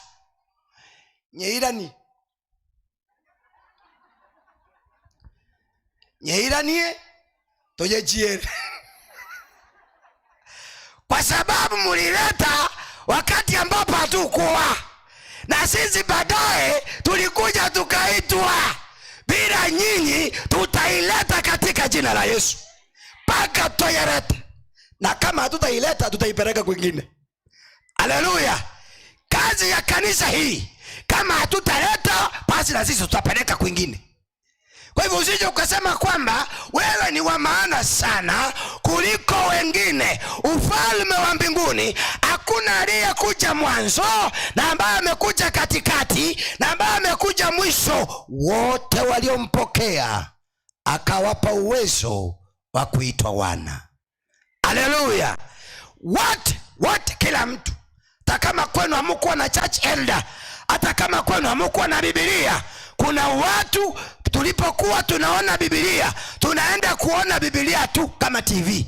Kuna watu tunataka kuangalia na kuchunguza, je, Biblia inaonekanaje? Kuna watu tumeona Biblia tukiwa watu wazima, lakini bado Yesu alituita. Haleluya! Tena kueleza rafiki zangu, usije ukajiweka katika kiwango cha kusema mimi nimeitwa zaidi kuliko mwingine. Hakuna aliyeitwa zaidi. Wito ni mmoja. Tuliitwa wote, kazi yetu ni kuitika. Kuna fungo hilo sabu sasa Warumi, kuna sehemu hatuchamaliza. Inasemaje? Sehemu ya chini, tuendelea kidogo. Msomaji, Romans chapter 8 verse 30. Ndio. Hebu kuna sehemu ambayo nataka ya chini kidogo. Inasemaje? Ya chini kidogo. Inasema na wale aliowahesabia haki, hao akawatukuza. 31. Usiende hapo. Aya mwalimu. Sikia. Wale aliowahesabia haki. Kwa hivyo Mungu anapokuita, anakuita kukuhesabia haki. Haleluya! Igakuturangeria gotoboronge. Mungu anapoita mtu, anamuita kumbariki. Anapoita mtu, anaita mtu kumuongoza. Anapoita mtu, anaita mtu kumlinda. Mungu hawezi akaita mtu na akamruhusu akateseka. Nyasaye gakorangeria abantu, igakobarangeria ucha samaya. Rafiki zangu sikia, munisamehe kwa kueleza vitu zingine ambazo hamuzielewi, lakini kwa akili zangu nafikiria ninaposema hii mtu anaelewa kitu ambacho ninasema. Rafiki zangu sikiza, hakuna sehemu wanaume wanaogopa kama mahali ambapo wameoa. Basaja asitali tobo ete mono anyankuega saiga na inchi kuna ikiro efoli Mungu uchiri nsake na umukate ngwasa mega mako byara ngembura ngo tuwe naba ebira bingo koro uno kubolu ngembura ngo tuwe ngake koboga mwasimekire nonye murasi. Nani una mambo mengi. Hata unapoketi kwa hicho kiti unasema tutamaliza saa ngapi? Tufanye nini? Tuondoke. Ponyoko biera talio suku. Makimago emesa kwa tito rabune mori. Ugu kuna kiungwana msofti. Kuna baka waranga mwana utaje tindagera mono. Lakini nyuma ya tenti watajua. Karona leta tu Mungu none na alikumweka tata. Nilinunua kasoda hivi kwa hoteli. Alikuwa anaonja kasoda kwa umbali. Kama nyana anyoli rumo shobuti. Bono tindi kujikusumbuka mbone bintu ku. Kurumaga chapati nando irania. Karabana bostidi uchikokora bonge. Wee chapati. ayi tika tuchitucheka chikulingunga kaka. Masaja watakueleza wanaume wakisema ukweli watafanya nini? Inye kujiakea kukaribiri nandi wewe wacha mchezo pamura wali mutara nyuma to koro chaka pagi kapo kuiri ayetuka kera ngabuno hobo kimaboererete kanywire kametengenezwa na ka open kamefalishwa hapo. Kuna siku yaja tagiri gwa kugwate bunga leta ya kairi nandi iko letira abande bakumulisi. Ilikuwa naeleza nini? Amjambo tubaisa kucheza na banyoko biara. Kuna jamaa alienda pale mahali ambapo ameoa. Amjambo, kwa sababu ya uoga akakula tu pole pole na heshima. Na unajua mahali ambapo umeoa uletewe sukuma na ayo nyumbana bako nyuma tuko baba chisukuma na ayo tuliporungi mwana gachiri kolege ntugaye ko mumekia feeding anacha. Hello,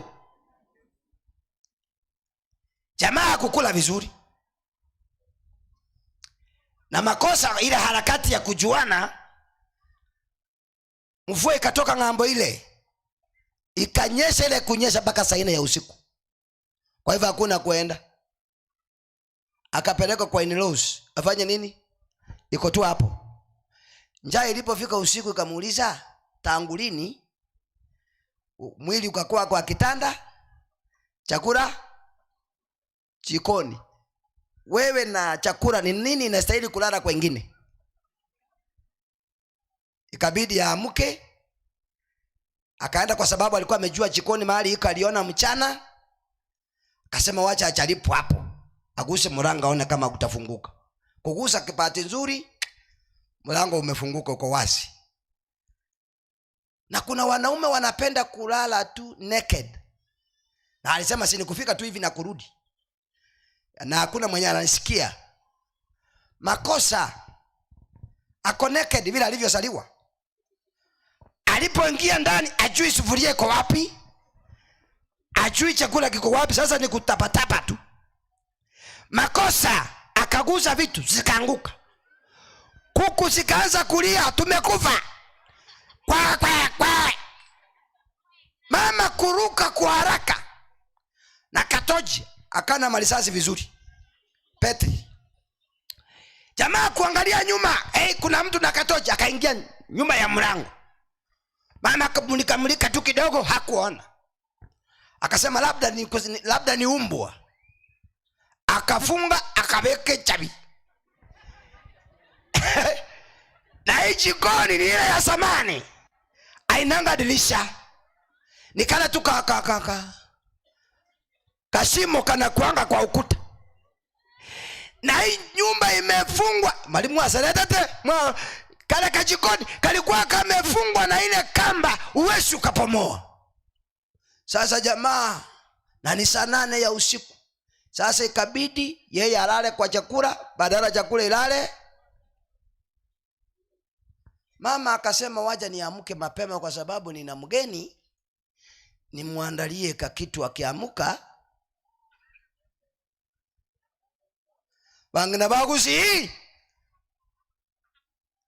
Jamaa, mama akaona kabla niwashe moto, wacha nifagie kidogo ndio niwashe moto. Sasa harakati ya kufagia, jamaa ako kwa mlango anapima, ni 6:30 asubuhi. Sasa nitafanyaje?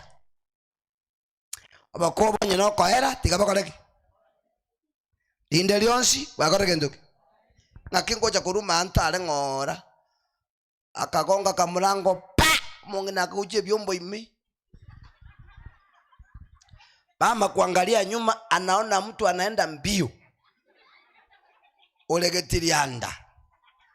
Mama akaanza kupiga kelele, mwizi mwizi. Ensiga suka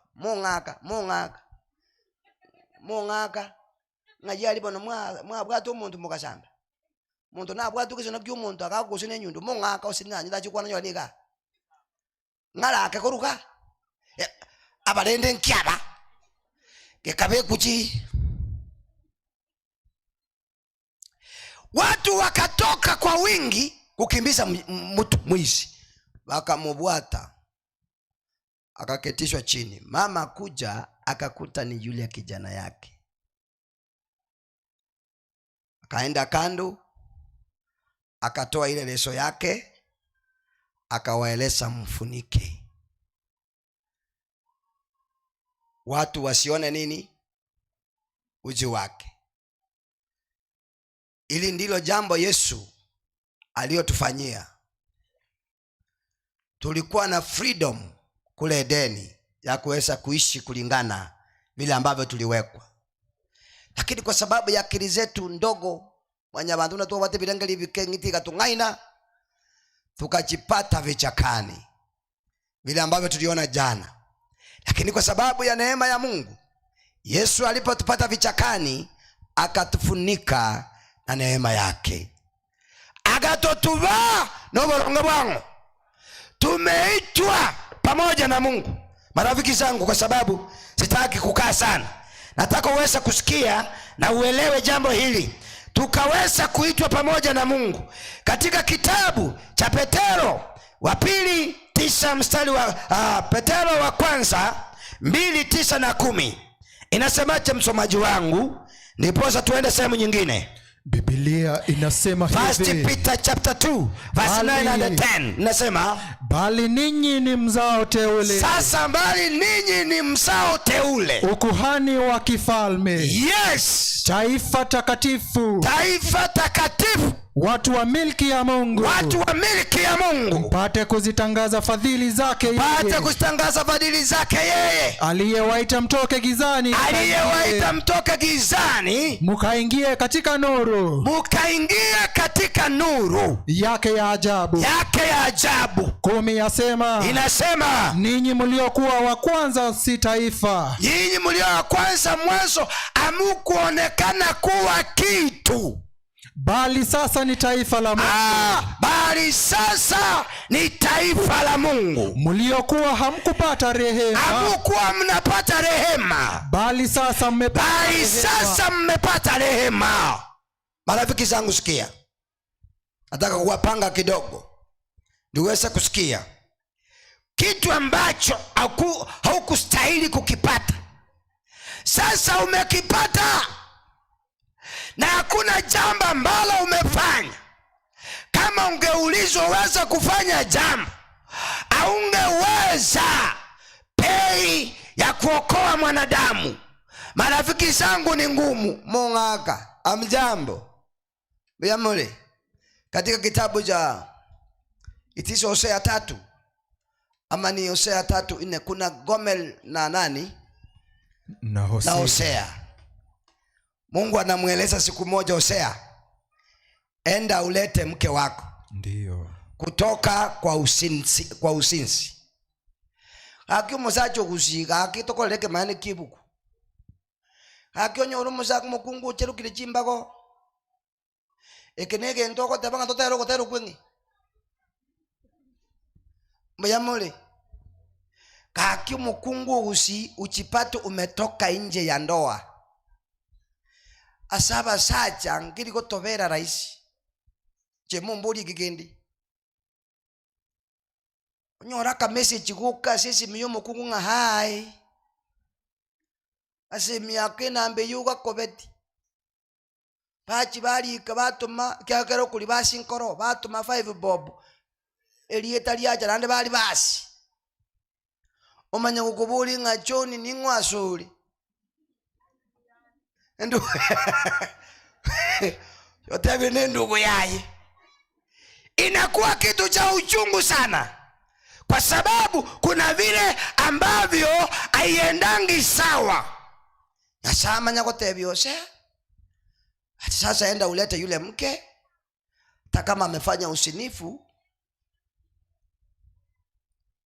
Mke aliyewekewa kila kitu na alikuwa na poma. Akatoka asubuhi moja Akaenda hapo Magena, akakondisha kanyumba ka 300, akaanza biashara. Na naeleza watu kila wakati, kila biashara ambazo ziko Magena ziko na jina lake. Bali bako nisi meeting akibako liga mwana wakora biashara hivi ngakibako lika hadi we gongyo konyoro mabati n'ekichuma. Bali bako ni nyama ngakibako lika ndoche mu maithe biashara. Bali bako ni amalyogo y'abantu wanandikaje chemist akindoche mu manyete. Bali bako ni amalyogo y'ekitugo Agrofet. Hello? Bali bako ni nani kintarateba. Bali bako ni endagire yekire hotel mukungu yimoroche rankiale kulika epa yaya epa ne bwa damaru angeandika nini biashara mbili vitabu atilieta. Ni sawa unafanya lakini havina jina. Tikatola mulikire nda kalika biashara ya mwanamke hapa. Kwa hivyo wateja wote ni wanaume. Halo?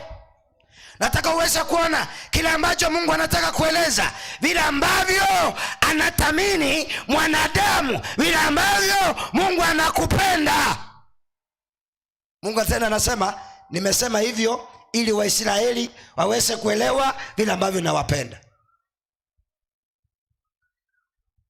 Yule mwanamke alikuwa ameweka viti vidogo mbili biko bakenya gitari chipenji. Kila mtu anakuja anapanga laini yake. Kama uko na 50, 20, 70. Na sasa kazi yako ni kukaa. Chenye unasikia kutoka ndani next. Madaktari next. Next.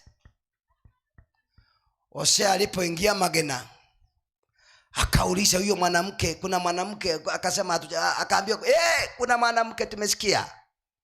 Alipokuja hapo akakuta kuna biashara inafanya nini, akafuata sheria ya biashara. Yeye hakuenda ndani na kusema huyu mtu ni wangu nataka kurudisha, na yeye alikaa kwa hizo pages, akasikia akiongea ndani next, akaongoja wakati wake. Alipoingia mke huyu akawa na uoga sana, lakini mume wake akamwambia, ijapokuwa umesini na watu wengine, bado ninakupenda na nimekukujia na nataka kukurudisha nyumbani. Kwa hivyo leo hii tuanze safari twende nyumbani. Mama kwa sababu ya hiyo akavunja kalinga chibu chanchabe, akabeke gunia ebiashara bigasareka ase customer ya watu tiosea. No business. Yesu anapoingia hakuna biashara zingine. Yesu anachukua nafasi yote. Kwa hivyo Mungu akajaribu kueleza ili watu waweze kuelewa vile ambavyo Mungu anakupenda. Amekuita taifa teule lake. Kwa hivyo haustahili tena kukaa kando na usherati. Wewe ukakaa kando tena na miungu. Wewe ukakaa kwa njia zingine za kuabudu shetani. Ninarudia kwa sababu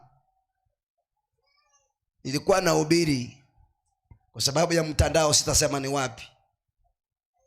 Halo? Lakini nikihubiri makambi kama haya, mama mmoja akajipendekeza kwangu, akaja akanieleza, pastor, nina shida. Nikamwambia, mami nieleze. Sisi wachungaji huwa tunapenda kusikiza tu mtu anapokuja na shida zake. Nieleze. Akasema, pastor, tutaenda kando. Akaniambia, pastor, hii story ni siri yangu mimi na nani na wewe Usiseme tena kwingine. Lakini sasa naisema. Naisema leo. Lakini sisemi ni nani. Usiseme kwa watu wengine. Kwa sababu nina mzee. Na mzee ni mzee wa kanisa. Amewekewa mikono. Lakini anapenda miungu. Yeye anapenda wachawi. Anapenda waganga. Waganga wanaishi kwa nyumba yetu. Wanakuja usiku na mchana. Wanamkalia usiku wote tunapoenda kanisani. Ninashangaa huyu mzee nikijaribu kumuuliza ananigombanisha, hata ananikimbiza, hata ananipiga vita. Kamuuliza mzee wa kanisa, anaombewa, anafanya hivyo, hata wakati mwingine inatorokanga naenda nyumbani kwetu. Kasema sawa. Sasa unatakaje? Pastor, usiseme jambo hili, lakini nimekueleza uweze kuniombea. Wewe liweze kuwa ombi lako. Uliombee pole pole. Uliombee pole pole. Nikasema sawa. Nikasema sawa. Kumbe hii ndio sababu wazee wanapoombea watoto wanasema, kuna msemo wanasemanga karibu wote, baba bariki mtoto hata kama amewekwa mikono ambayo ni chafu. Mimi ukiombea mtoto wangu ati umeweka mtoto wangu kwa mikono michafu, nafungua macho na kukunyanganya. Kwa sababu mimi si kuleta mtoto kwa mikono michafu. Nilileta mtoto kwa mikono mitakatifu ya Mungu. Kwa hivyo wewe usiombee mtoto wa watu.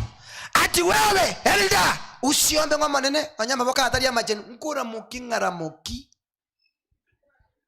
nkuru mwana ngira sama boka kwa kintu kiki. Nikajua sababu ni kwa nini wanafanya hivi. Nikajua sababu. Sasa tulipofika siku inayofuata, mama anatunawisha mkono lunch time. Anapita tu anatunawisha mkono. Makosa yakatokea. Yule mzee elda akatoka kwa mlango na bag ya church. Hebu kuwekile simu. Na wakotera nyimbo za Kristo. Lesoni kubwa na miwani ya kuona maandiko vizuri. Na kalamu ya kuandika points. Lakini waganga na wachawi ametengeneza kituo kwa poma yake. Achaamini Mungu wa mbinguni ambaye tulimtaja jana aweze akafananishwa na miungu mingine. Yeye mipango yake ni ya kweli na ni ya milele. Sasa mama anapokuwa anatunawisha, akaona mzee wake ameingia. Akaruka wengine na maji na pesheni paraka chachacha paka kwa pasta.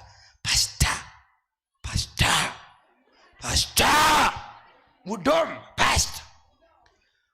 Nikumaanisha nini? Yule mtu ndio huyo.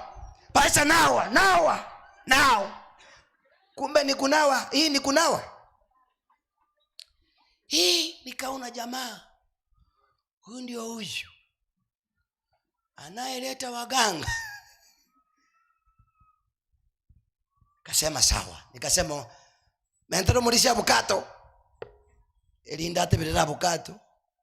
Makikie ni buya.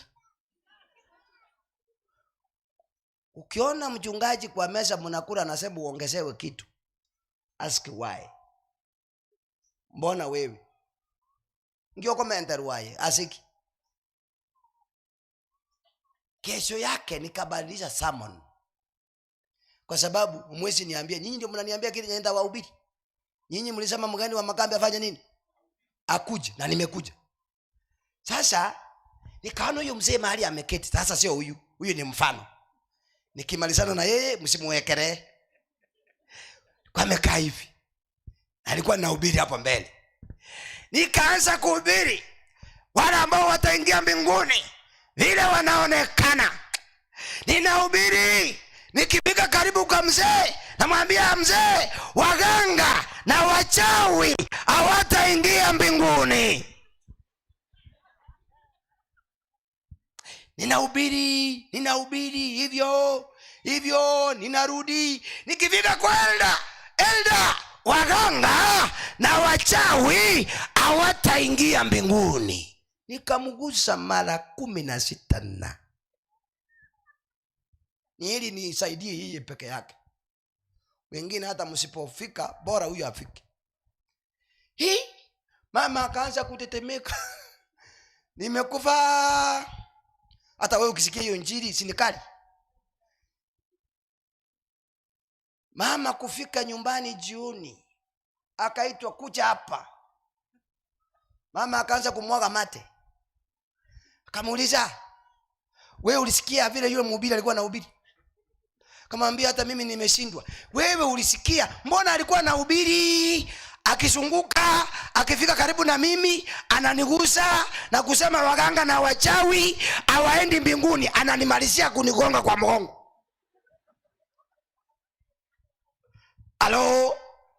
Alo kanisa, mjambo? Ndipo Zakaria akamwambia, ni kama Mungu leo aliamua kuzungumza nami. Mama akawa hai kidogo. Ni kama Mungu ameamua kunena pamoja nami. Na kumbe anakumbuka Biblia. Anasema ni kama tena Biblia inasema Mungu hawezi fanya jambo lolote kwa mtu kabla hajafanya nini? Kumbe anakumbuka hiyo. Kamwambia mke wangu, tangu siku ya leo waganga na wachawi siwataki kwa maisha yangu. Nikiendelea huenda ikawa nitakufa. Kuanzia leo akachukua simu akapiga kwa mganga, akamwambia, from today nisikupate kwangu. Umesikia? Ni mimi mwenyewe nimesema nisikupate. Nikikupata utajua. Hata kwanza mimi ni mzee wa kanisa. Yeye ndiye anaanza kumkumbusha leo kwamba yeye ni mzee wa nini. Akamwambia, hata simu yako nimefuta kutoka kwa simu, nisikuone. Mimi ni wa mbinguni. Kwa hivyo milango ya waganga ikafanya nini? Mama kuja asubuhi ana smile. Kaniambia, pastor, kuna Mungu mbinguni. Kamuuliza ni nini? Sikia. Nikasema amen. Sasa na mimi nikasema, ili kutia mtu moyo, tena nitarudia lakini sitamgusa. Nikaanza kuhubiri na kusema, wamebarikiwa wanaosalenda tangu sasa, kwa maana wataenda mbinguni. Lakini sikumgusa. Umuguse jana na leo. Kwani injili ilikuwa yake peke yake? Ilikuwa ya wengi. Haleluya. Marafiki zangu, sikia. Sisi ni wateule, taifa takatifu. Kama tumeitwa, tusije tukaenda katika mambo mengine. Tuweze kuwa taifa takatifu, ile ambalo limeokolewa pamoja na nani? Na Yesu. Asante bane. Sehemu ya mwisho ili tuende kukula. Bokimangu lidole. Mambo ni mangapi? Sira ya Ruto yetu hapa. Mambo ni 3. Sasa pale msalabani Yesu alisikika akisema, it is finished. Yameisha. Kwa hivyo alipokuja akatuita, akatupatia neema, agateba onsi akorregento kibon wana onsi alile. Kila fungo katika Biblia lina uzito wake, lakini na hili nalo ichapokuwa ni fupi, lakini lina uzito wake. Yote yameisha. Je, alipotamka hivyo ni nini kilichoisha pale msalabani? Jambo la kwanza, a life of suffering. Anastahili tangaza maisha ya kuteseka yamefanya nini sasa? Yameisha. Yeye mwenyewe anajitangazia. Ni sawa alipokuwa duniani, kuna vile aliteseka, kuna vile aliumia, lakini siku hiyo akatangaza yote yameisha. Akasema sitasumbuka tena. Ijapokuwa sisi tunapitia kwa mapito magumu, lakini hakika kuna vile ambavyo Mungu ametupangia. Jambo la pili, a life of service. maisha ya utendakazi wake. Akasema sasa imefanya nini? Alipokuwa duniani alienda milima, alienda maponde, alifanya kazi ya kuhubiri Injili, akatangaza yote sasa yamefanya nini? Yamekwisha. Sitaweza kusimama tena ili niweze kuhubiri, ijapokuwa nitatuma watumwa wangu ili waweze kueneza kazi hii. Jambo la tatu, kile ambacho unabii ulikuwa unazungumzia limetimia. Keliubo banikibwale kubana igoro yaye lero yaikeranire, kwa sababu unabii wote ulikuwa unalenga mwana kondoo wa Mungu anayeondoa dhambi zote za binadamu. Kwa hivyo akatangaza, akasema yote yameisha. Jambo la 4, a life of health, afya, maisha ya kiafya, alisema yameisha. A life of sacrifice, maisha ya kafara, yote alifanya nini? Ushakonyoro muntu konyachi ngondi rero nyumba ngondi kupika chimbiribiri nganji bwato bwamate ine njale kuliete akia maene buna yeshali guru twani kubika sike nandi kubika chabu nyumba twani ngoye nyenye ngorose lya bana twani kubika chabu nyumba yukanji manyiti onye kubika chabu arali ne roko nyenye ndabu ngere to mugagarali bari morete no akale njajite kareta tiembe kodo. Sasa hakuna mnyama akona uhusiano wa kutuokoa. Aliyekufa mara moja ni Yesu Kristo. Akasema yote yamefanya nini? Yameisha. Sasa hakuna kafara. Ngomuntu nabete chera mono ngabono karwe chera ngaligia ngoko iga swera nyumba uno bochinga digine wane linagu digirinagu litogotiga momo soria kora kendo anyukia konye ni chingenda kuli muchenchiri kwa ni chingenda kuli bono ngimoko mwa dinagu. Hakuna vitu kama hivyo. Amangana yogo toliwa redemption yakaweza kutimia. Sehemu ya mwisho ndio niombe. Sababu kubwa ambayo Yesu alikuja kufanya, lengo lile ambalo lililomleta duniani likaweza kutimia. Jambo la kwanza, amri za Mungu sikawa simeridhika. Lani ama chikanya sae agaisaneka. Mungu aliposema kufa mtakufa, Yesu alipokufa msalabani lichiko lilia ligaisaneka. Omonto wanokorege ntoki okule na inchende imali imeyaye na wewe ukiwa wapi ndani yake. Sasa hiyo sheria haina nguvu tena. Jambo lingine, the righteousness of God was fully achieved. Obaronga bwanya sai bogaikirana. The wages of sin inamaanisha death was full met. Ngeli yebi benge ntoki igakora kintu kiki ikalinga ni kuga katebonsi akora kintu kiki ayelili. The devil and this world were fully defeated. Sani bana epoye yekoro ku saitani then seye akabugwa ekene edeve yego to chanda ameshindwa.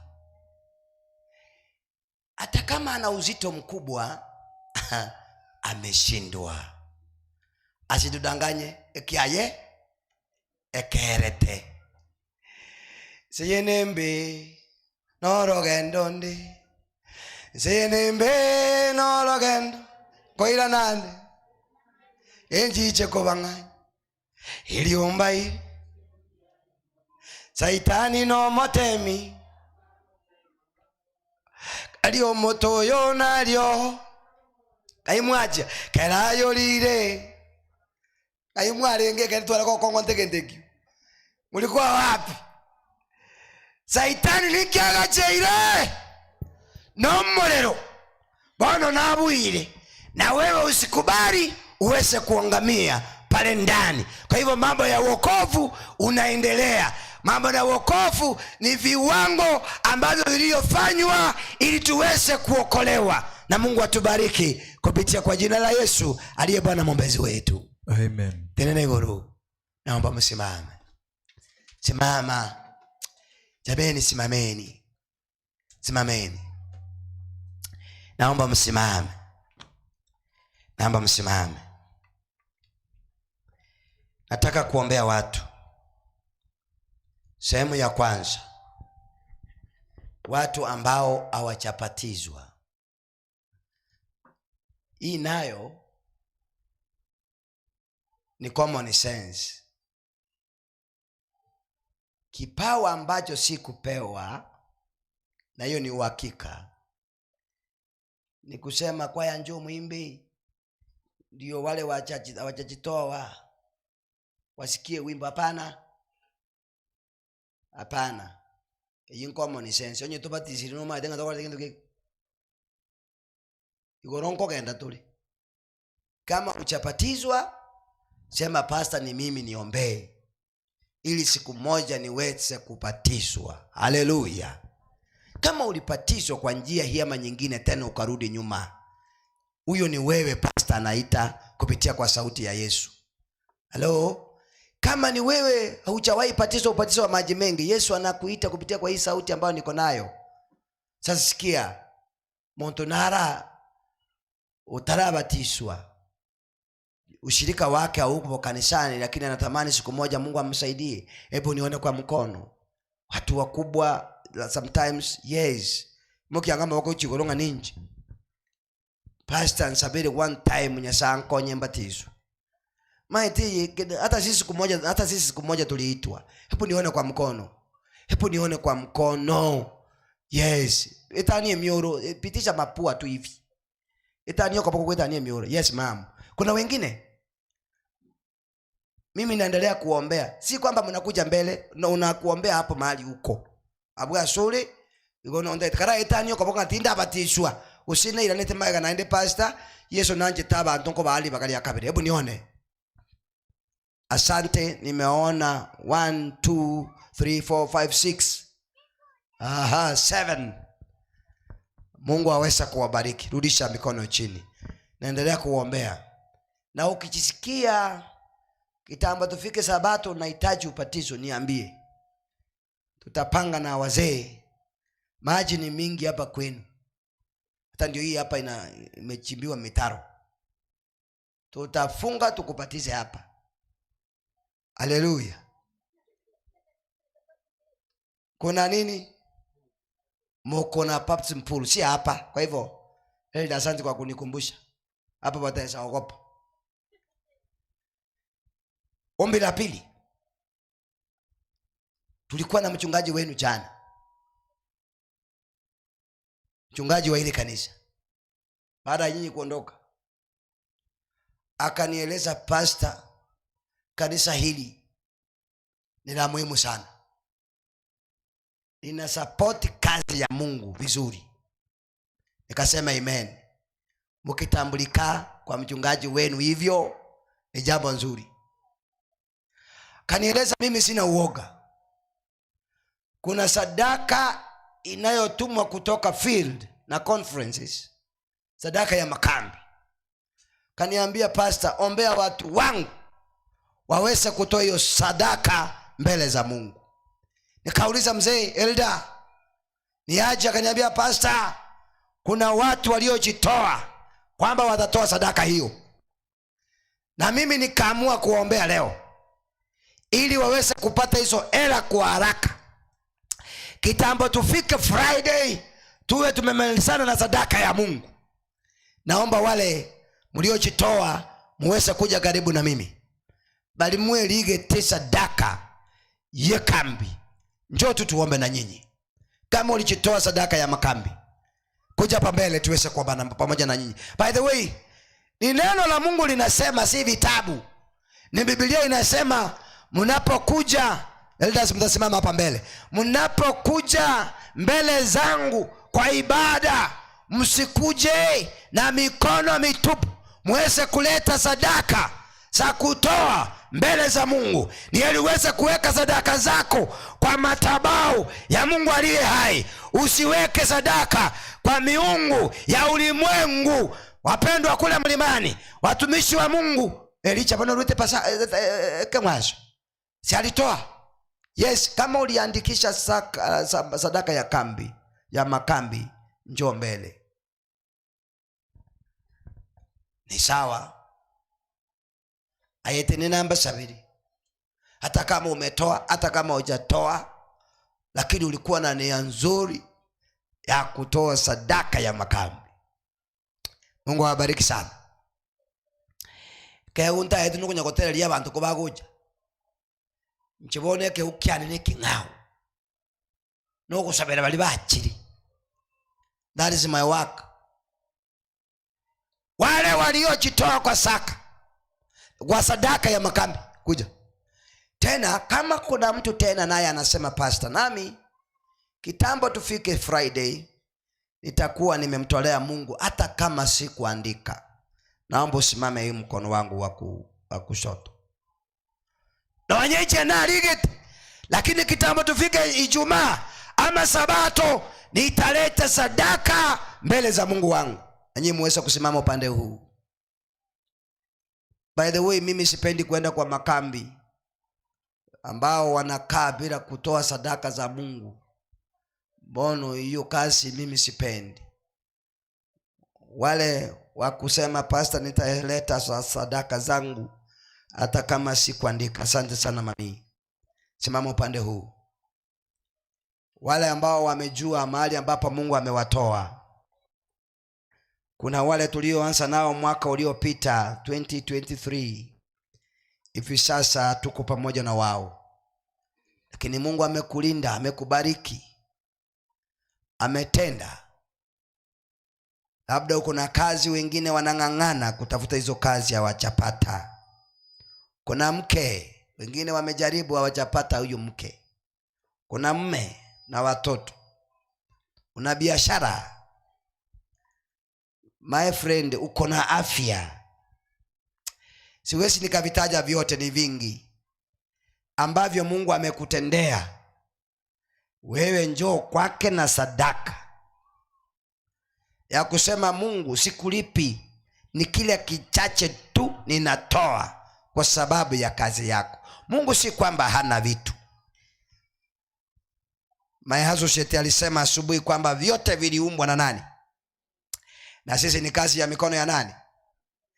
Vyote tulivyo navyo ni vya Mungu. Kila kitu. Asante sana. Kuna mtu nitafungia nje, mami karibu. Wakusimama hapa asimame, wakusimama huko asimame. Hiyo sadaka kuanzia kesho inaanza kuletwa. Tunaleta hiyo sadaka kila siku. Sasa nataka tuende hivi na treasurer 1-on-1. Treasurer ako wapi? Treasurer wetu. Tutaenda na wewe. Gori mlipewa ni ngapi? 500 only. Hai. Fikisha M. Tuandike M kutoka Magena. Haleluya. Ngangana unapotoa sadaka kwa Mungu. Bantu mbali bako msichoke kusimama. Bantu mko basabirande. Bamuramba le barwite mucha bagacha nebyegwa. Kuba sasimire Nyasaye. Yesu bakakoreka nduki. Bigoli goli. Biblia inasema za thamani. Kwa hivyo unapokuja kumwabudu Mungu, leta sadaka ya thamani. Takulwira Nyasaye akantu kandi kakarosete. Karata kane. Ruwele kintu kirengaki. Kija. Nataka kuomba. Mtakatifu na Baba yetu ishiye juu mbinguni, ni wakati mwingine mwema tunakuja mbele zako. Baada ya kunena pamoja nasi, na asante kwa yale ambao umefanya kule Karwali. Umetusaidia, umetuokoa. Na umetuita taifa teule lako. Tunakuomba Bwana kwamba uweze kutusaidia ili nasi tuweze kusikia sauti yako, na sio kusikia tu, bali tuweze kuitika. Baba yetu, asante kwa sababu kuna watoto wako wameinua mikono juu na kusema na wako kwa mkutano ambao hawajapatizwa. Labda wengine walipatizwa tena wakarudi nyuma, wengine hawajapatizwa ubatizo wa maji mengi. Bwana, vile ambavyo waliinua mikono yao, ninaomba wabariki, wapokee. Siku itakapofika wakiingia ndani ya maji mengi, Bwana, waweze kusimama katika imani, uchapa mara ya pili wa kulaki mawinguni. Baba yetu, asante kwa sababu ya dada zangu na ndugu zangu katika imani ambao wametoa sadaka na zaka pamoja na sadaka yetu ya makambi. Bwana, uwabariki. Zile mali zao watakapoguza wasipungukiwe, mfalme Mungu wetu, kwa sababu ni wewe umesema kwamba tuweze kuleta sadaka ili siweze kufanya kazi yako. Na kuna wenzangu ambao wamekuja hapa mbele, wanasema wanahitaji waende kufikiria tena, wameahidi kwamba wataleta sadaka hiyo mbele zako. Wabariki wanapoenda kuguza mali zao, na wao Bwana wabariki. Hata wengine, kuna wengine hatujatembea, lakini ni wasi kwamba ndani ya mioyo yetu tumeamua kutoa sadaka hizo. Tunaomba Bwana utubariki tunapofanya kazi hiyo. Bwana, wasije wakapungukiwa. Ni sawa kiwango kiko vile ambavyo kiko hapo, lakini Mungu umetupima kila mmoja wetu.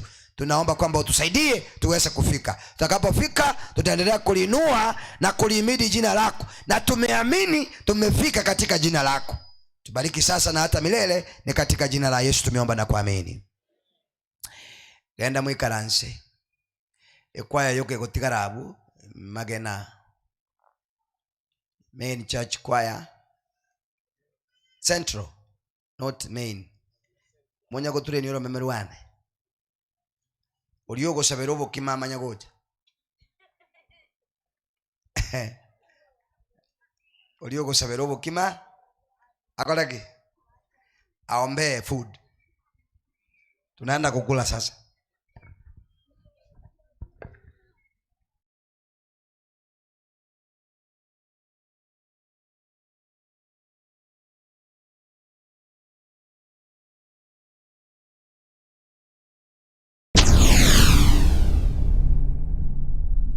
Get the point. Take a step forward. Get the point. Take a step forward.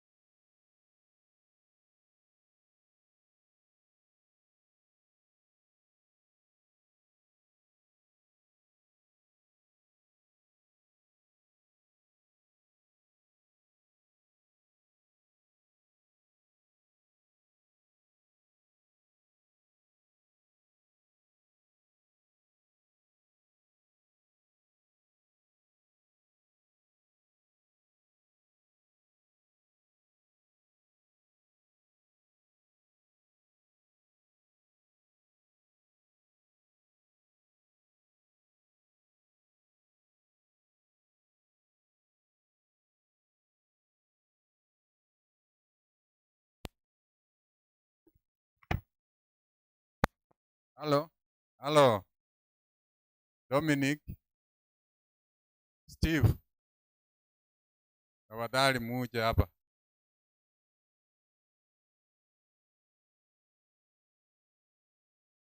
Tafadhali.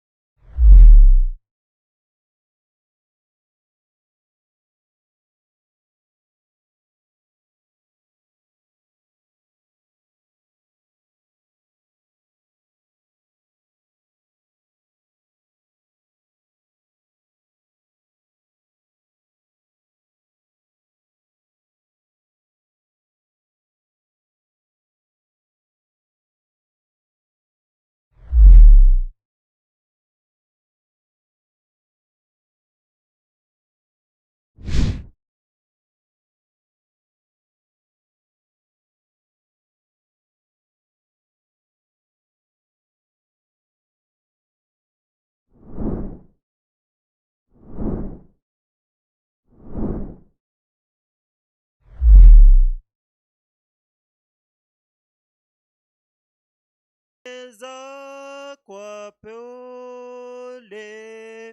kwa pole wapendo,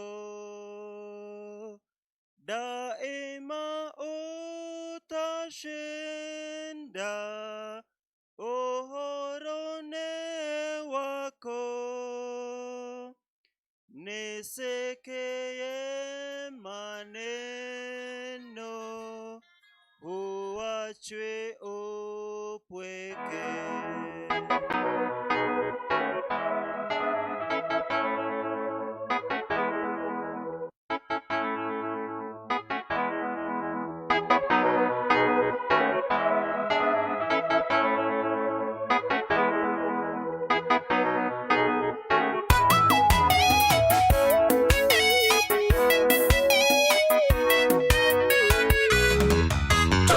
Tutaponaje tusipojali wokovu kama huu? Kwani Kristo alilipa gharama ya wokovu. Makusudi twatenda dhambi, twahubiriwa kila siku, mioyo imekuwa migumu, tutaponaje sisi? Sabato hata sabato tuko vile vile, makambi hadi makambi hatubadiliki, hatuokoke kwa muujiza bali kwa toba. Tutaponaje tusipojali wokovu kama huu? Kwani Kristo alilipa gharama ya wokovu. Makusudi twatenda dhambi, twahubiriwa kila siku, mioyo imekuwa migumu, tutaponaje sisi? Sabato hata sabato tuko vile vile, makambi hadi makambi hatubadiliki, hatuokoke kwa muujiza bali kwa toba. Wokovu upo ni bure, hatulipi chochote. Dhambi nayo gharama, uovu twaulipia. Makusudi twachagua njia ya uovu, usipotubu na kuungama dhambi wazificha. Anayeungama na kutubu tasamehewa. Vitabu vya kanisa tumeandikwa majina, hilo halitatusaidia tutubu kuache dhambi. Wokovu upo ni bure, hatulipi chochote. Dhambi nayo gharama, uovu twaulipia. Makusudi twachagua njia ya uovu, usipotubu na kuungama dhambi wazificha. Anayeungama na kutubu tasamehewa. vitabu vya kanisa tumeandikwa majina, hilo halitatusaidia tutubu kuache dhambi.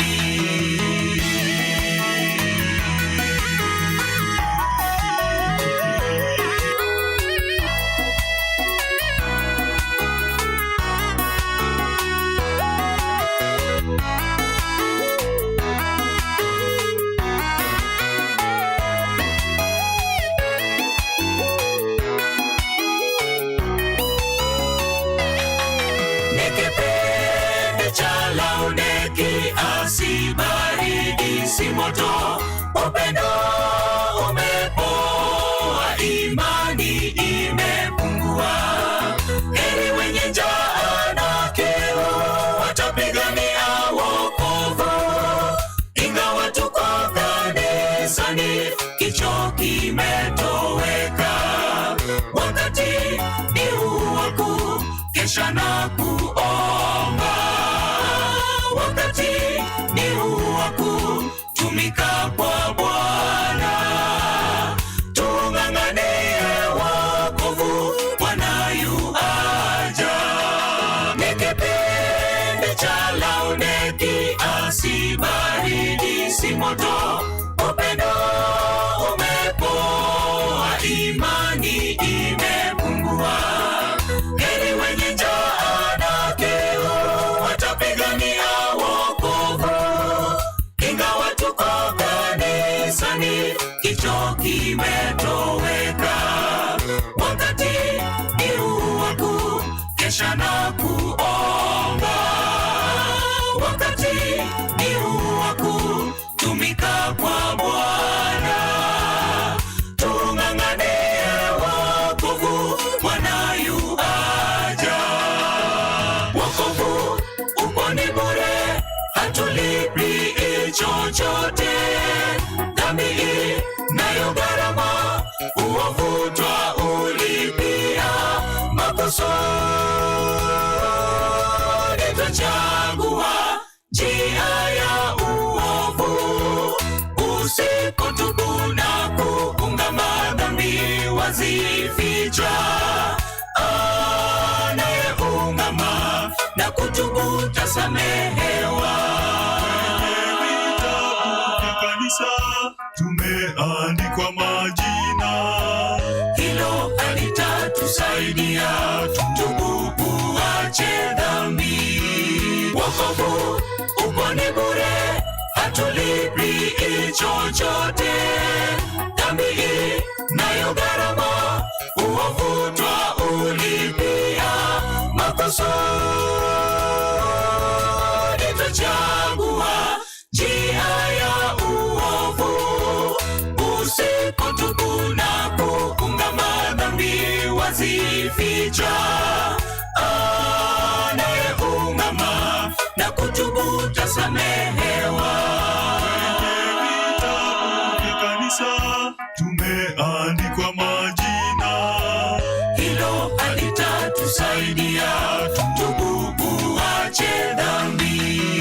Wokovu uko ni bure, hatulipi chochote. Dhambi inayo gharama, uovu twaulipia. Makusudi twachagua njia ya uovu, usipotubu na kuungama, dhambi wazificha. Anayeungama na kutubu tasamehewa. kanisa tumeandikwa majina, hilo halitatusaidia, tutubu tuache dhambi.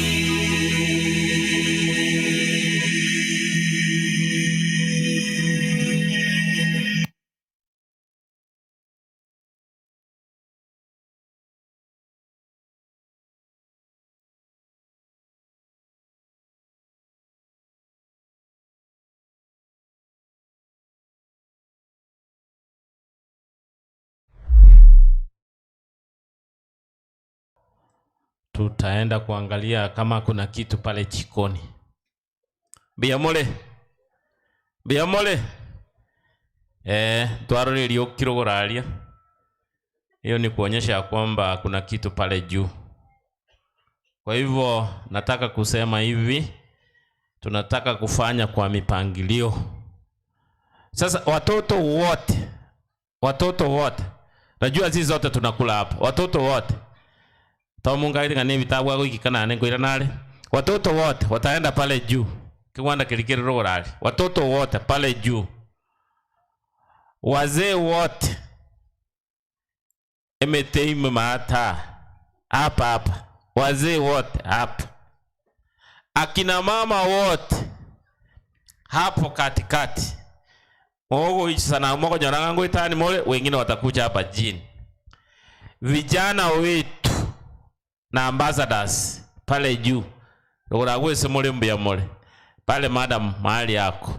Na tena kama we ni mwana youth, wamesema ya kwamba kuna viongozi wenu wanataka mshauriane. Kwa hivyo msiende Kwa hivyo vijana wote pale, nimesema watoto pale juu, wazee hapa, kina mama pande hii, wageni wetu wote. Mumanyete nyombe linenkere ili rogoro. Kwa hivyo wageni wetu wote wataongozwa waende pale juu. Abageni na uvuka tuwate abakoenda ruguralia naende tumanyete utaratibu. Wageni ndio wanatangulia. Abageni baito bonsi karibu wanakwaya ambao wamefika. Kwaya yetu ambao tulikuwa tunangojea wamefika.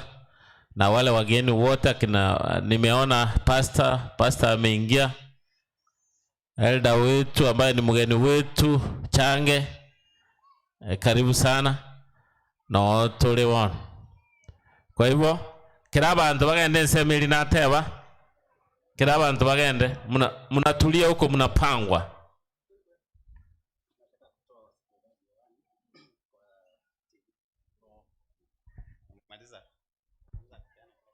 Wamemaliza.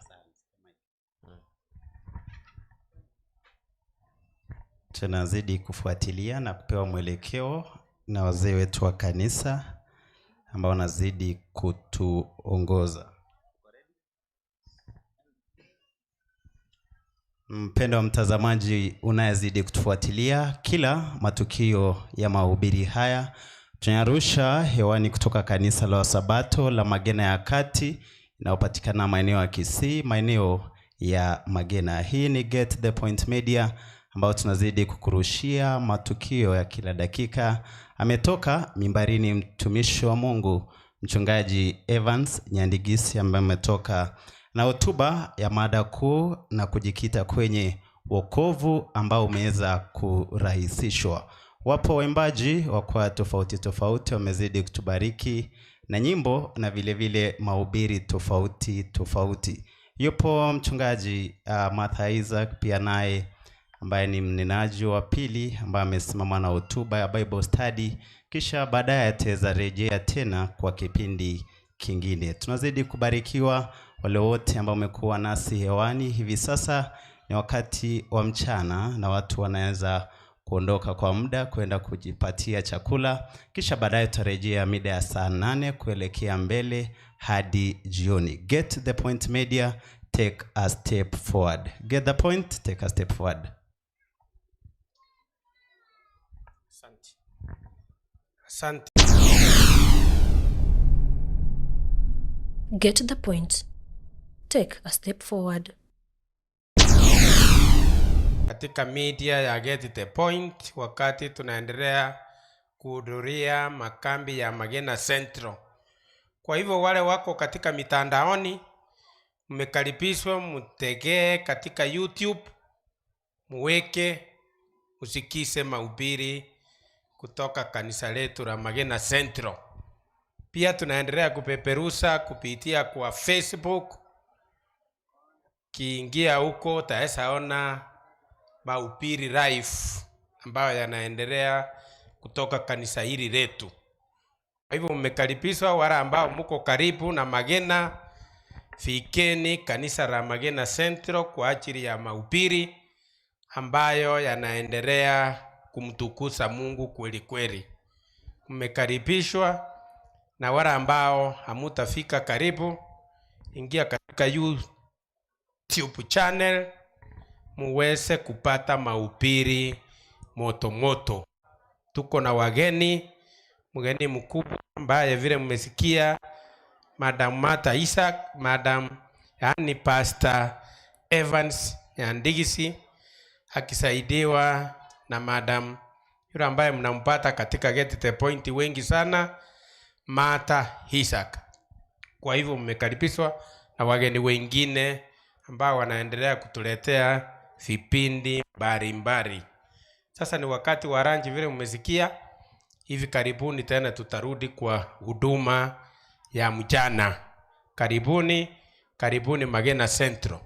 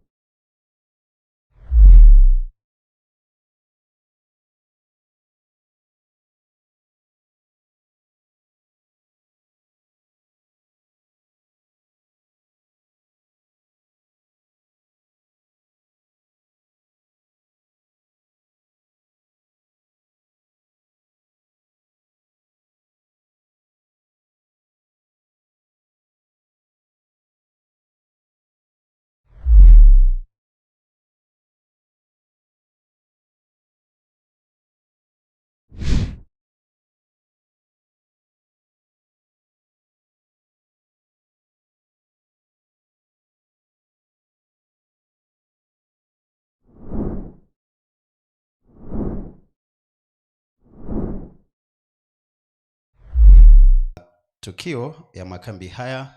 Wiki jana tumekuwa nanyi katika makambi ya Better Living Getembe, na wiki hii tutajikita katika kanisa la Wasabato wa Magena ya Kati, manake Magena Central, ambao wamebarikiwa kuwa na wanenaji ambao wanazidi kutupa hotuba za kila namna. Zimeweza kujikita kwa mada inayosema kwamba wokovu umeweza kurahisishwa, ambayo inamaanisha kwamba salvation simplified. Anasimama mtumishi wa Mungu Evans Nyandigisi kuzidi kutubariki, kisha baadaye atakuwa anasimama mtumishi wa Mungu Martha Isaac. Atasimama mwingine Robert ambaye yupo katika kipindi cha watoto.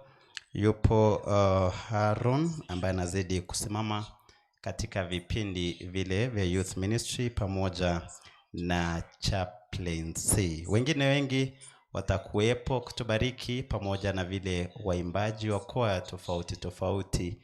Wapo church choir ya Magena Central ambao vile vile wanazidi kutubariki. Wapo vijana ambao vile vile wanazidi kutubariki na nyimbo zao. Pia sisi tunazidi kuwarushia mbashara kabisa kwenye online television zetu za Get the Point, ikiwemo pamoja na Facebook channel ya Get the Point Media. Tunarusha kwenye TikTok ya Get the Point Media. Tunarusha vile vile kwenye Instagram kwenye Get the Point Media. Atakuwepo nyuma ya kamera kaka Jose kuzidi kutubariki, na hivi sasa wanaingia waimbaji ambao wanazidi kutuongoza na kipindi cha Zaburi za sifa pamoja na nyimbo. Get the point, you take a step forward. Hadi tena takapokuja kuwatoa hewani. Karibu mwimbaji uweze kutuongoza na kipindi cha nyimbo. Vile vile wote ambao mnasikiza sauti hii umeweza kukumbushwa kwamba tupo hewani kwa vile waimbaji wetu ambao watakuwa wanatumia sehemu hii, na vile vile tutazidi kuwapa mwongozo. Mimi naitwa Emmanuel Bosere. Karibu tena kwenye vipindi vya mbashara ya mchana huu wa leo. Tupo Magena Central, Magena area, Kisii, Kenya. Karibu waimbaji.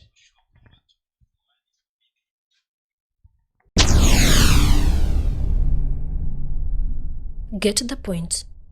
Take. Leo nafikiri watu tumekula lanchi, tumemaliza.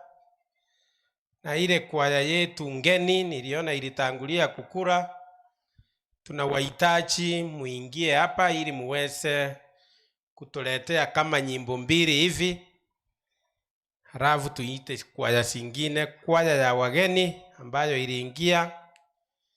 Ndio tunawasubiri hapa kwa muda huu ili muweze kutuletea nyimbo mbili mfululizo, kwa sababu hiyo kazi ndio mlikuja kufanya. Mchana wa leo tunataka mtufungulie kwa nyimbo mbili wakati watu wanaendelea kujipanga, na wakati tunaendelea kujipanga kwa vipindi ambavyo vitafuata mchana wa leo. Kwa hivyo vile mmesikia kutoka kwa mwenzangu ni kuwa tuko live katika YouTube channel Get the Point. Ukiingia katika kitu unafanya ni kuandika Get the Point, utaona tu Magena Central ikijitokeza. Na hapo utaweza tegea, utasikia yote live streams yanayoendelea kutoka katika kanisa hili la Magena Central. Kwa hivyo popote mlipo, tunajua kuna watu wako katika nchi za ng'ambo, wale ambao wako Kenya, wale wako Kisii, na wale wote wako karibu na Magena hapa. Mnaalikwa muingie katika hili kanisa kwa ajili ya mafundisho ambayo ni ya makambi 2024. Ni makambi ambayo yanafana, ni makambi ambayo ni mgeni wetu mkubwa ambaye anaitwa Evans Nyandigisi, na mgeni wa pili ambayo ni Martha Isaac ambaye mnamuonanga katika Get the Point, ndiye mgeni wetu wa pili, na ni makambi ambayo yanaendelea kufana kweli kweli. Kwa hivyo tunawaalika wale walio karibu Wala ambao muko karibu popote mlipo, tegea channel ya Get the Point na mutapata mahubiri tamtamu kutoka kanisa hili letu la Magena Central. Kwa hivyo kwaya yetu ambayo sasa imesimama mbele ni kwaya inaitwa Guest Choir, ambayo imetoka sehemu zile za Kisii, ambayo itatuletea nyimbo 2 wakati huu. Ni kwaya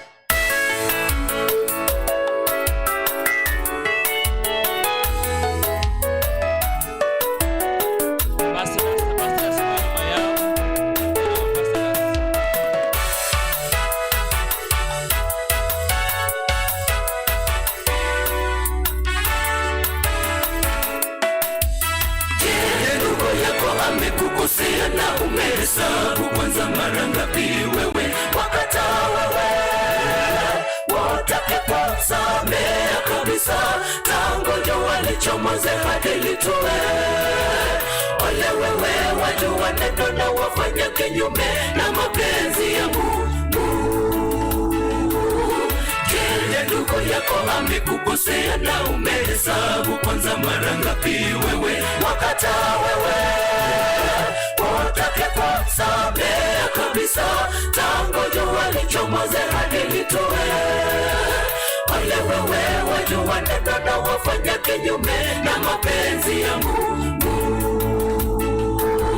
hapendezi hata kidogo msalaba nikawambwa kwa ajili yako wewe mbilikimo wa kiroho jifunzeni kusamehe wewe mbilikimo wa kiroho jifunzeni kusamehe hapendezi hata kidogo msalaba nikawambwa kwa ajili yako wewe mbilikimo wa kiroho jifunzeni kusamehe wewe mbilikimo wa kiroho jifunzeni kusamehe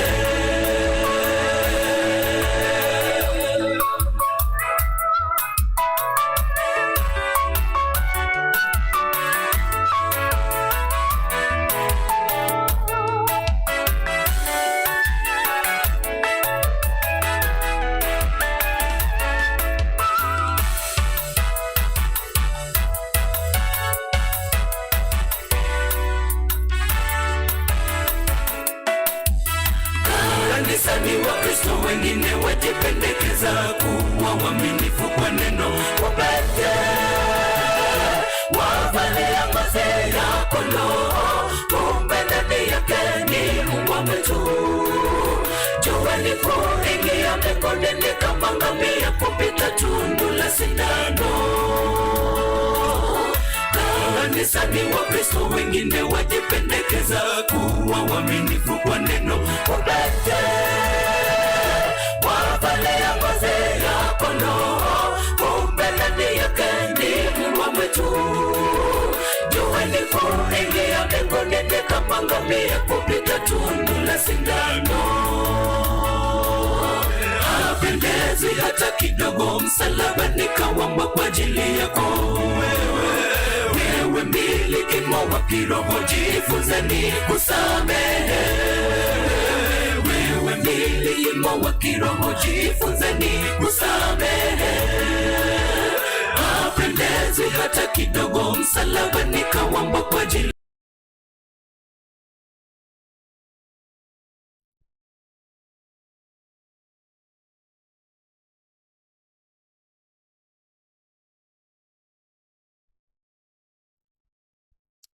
One, two, sound check. Ambassadors kwa nyuma yao. Ambassadors. Vijana wa ambassadors, mabalozi, muwe nyuma ya wageni. Nyinyi ndio mnaingia next on the stage.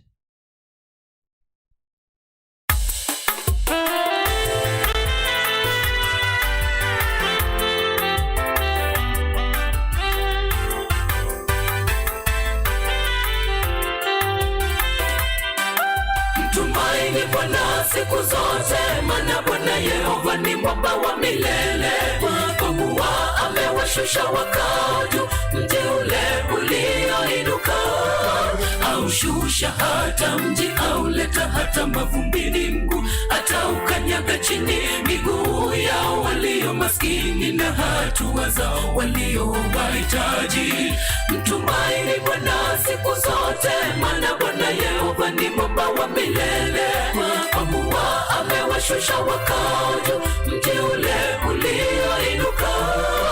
Aushusha hata mji, auleta hata mavumbini mguu, ataukanyaga chini miguu yao walio maskini na hatua zao walio wahitaji. Njia ya mwenye haki ni unyofu, wewe uliye mnyofu wainyosha njia ya mwenye haki. Katika njia ya hukumu zake sisi tunakungoja, Bwana. Shauku ya nafsi yetu inaelekea jina lako la ukumbusho wako. Nafsi yangu itakutuma wakati wa usiku.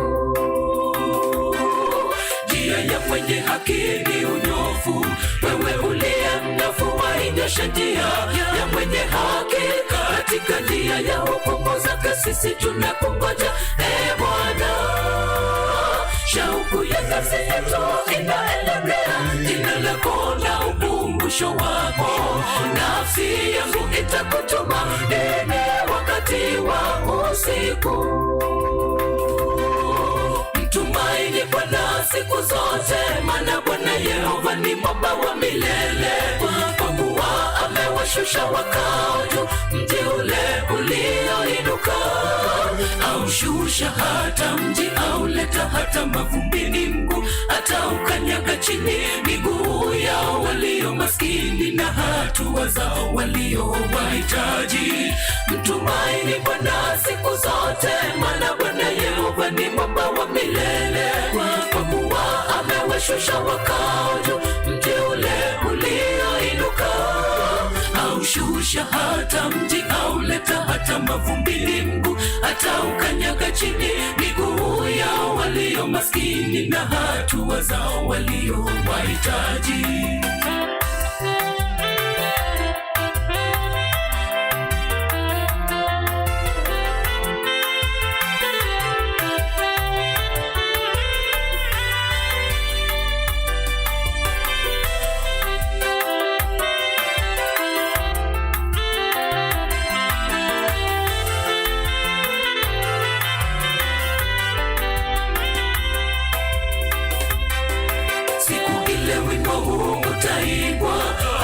Katika nchi ya Yuda sisi tunao mji ulio na nguvu, ataamuru wokovu wake.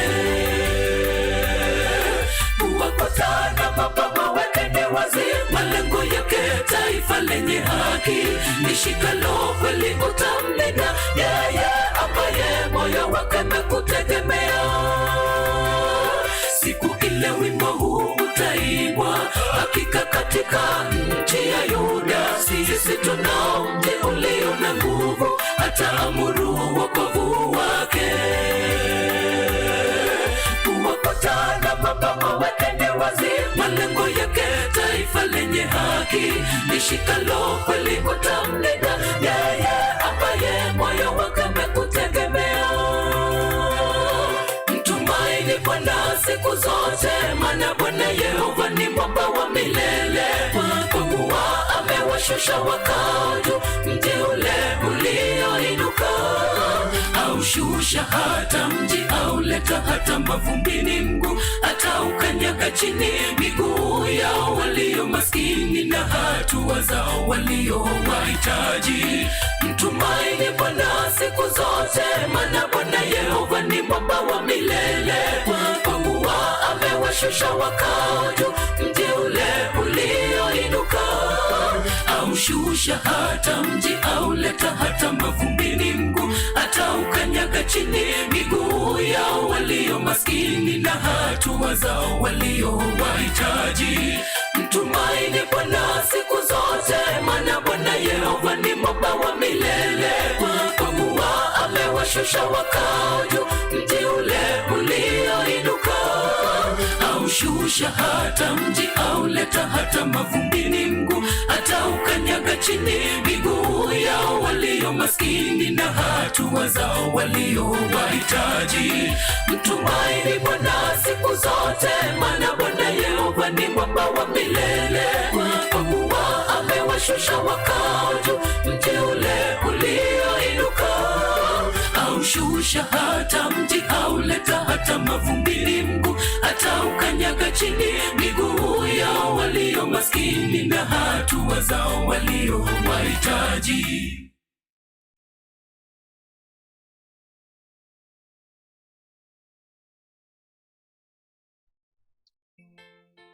Kia kama ambassadors. Ambassadors ukuje kwa wimbo.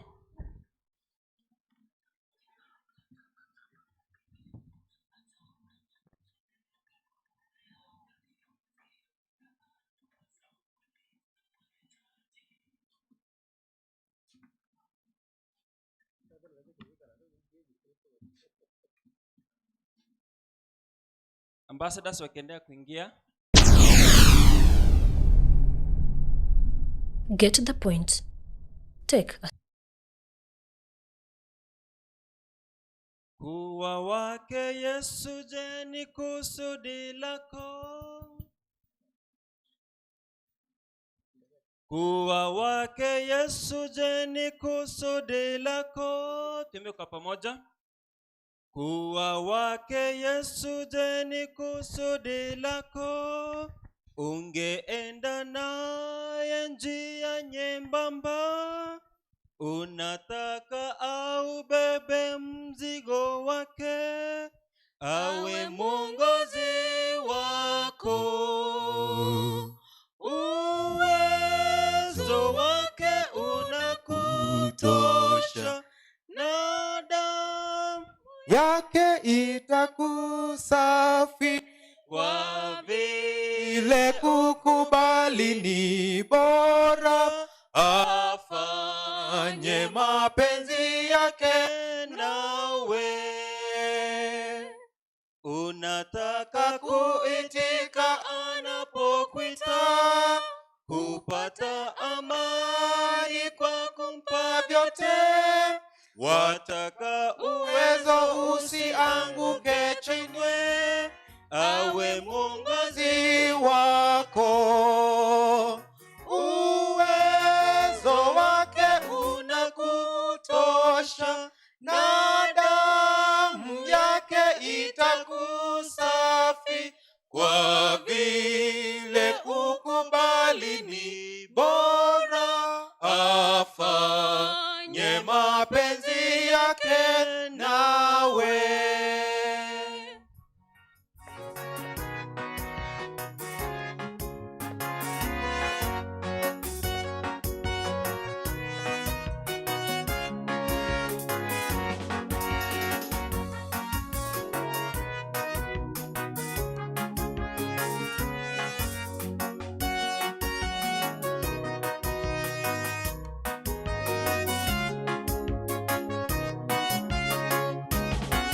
Magegaya yatiko irana bosioryoka narireira ganko inyora obogima bwakare botari na Yesu mechanoyoka nashirasore mwatokoboko tara na inche amatuko onsi nashirasore mwatokoboko tara na inche amatuko onsi.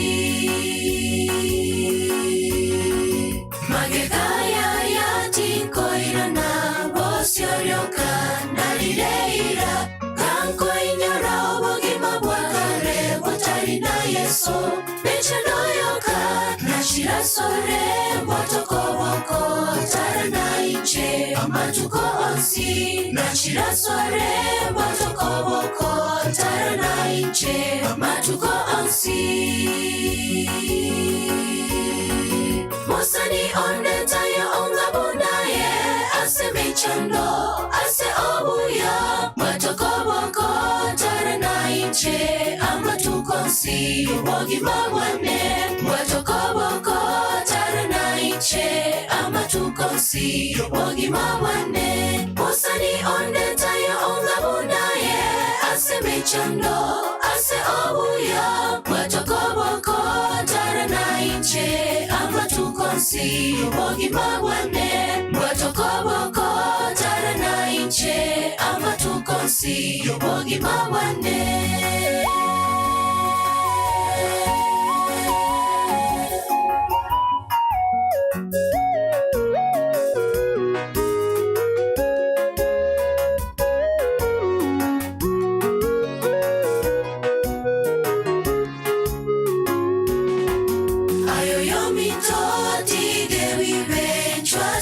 So korene ribaga na mabera no mororo bonge como irania Yesu musalaba kabango sote yatokanyora bonge mwabu sasa bara mwegene kabango sote yatokanyora bonge mwabu sasa bara mwegene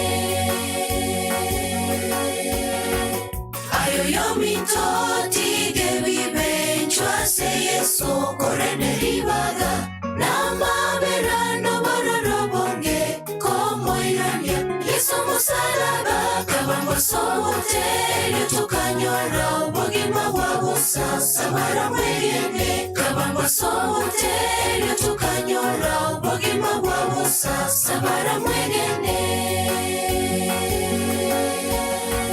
Mosani ondeta ya ongabunaye ase mechando ase obuya matokoboko tara na inche ama tukonsi bogi mabwane matokoboko tara na inche ama tukonsi bogi mabwane Mosani ondeta ya ongabunaye ase mechando ase obuya matokoboko tara na inche ama tukonsi bogi mabwane matokoboko tara na inche ama tukonsi bogi mabwane Mosani ondeta ya ongabunaye ase mechando ase obuya matokoboko tara na inche ama tukonsi bogi mabwane matokoboko tara na inche ama tukonsi bogi mabwane Mosani ondeta ya ongabunaye ase mechando ase obuya matokoboko tara na inche ama tukonsi bogi mabwane matokoboko tara na inche ama tukonsi bogi mabwane.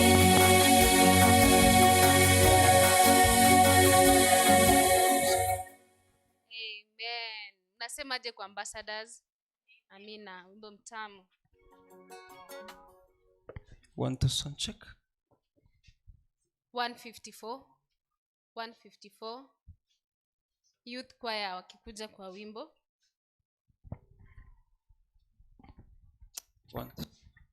154 Yanipasa kuwa naye, tuimbe.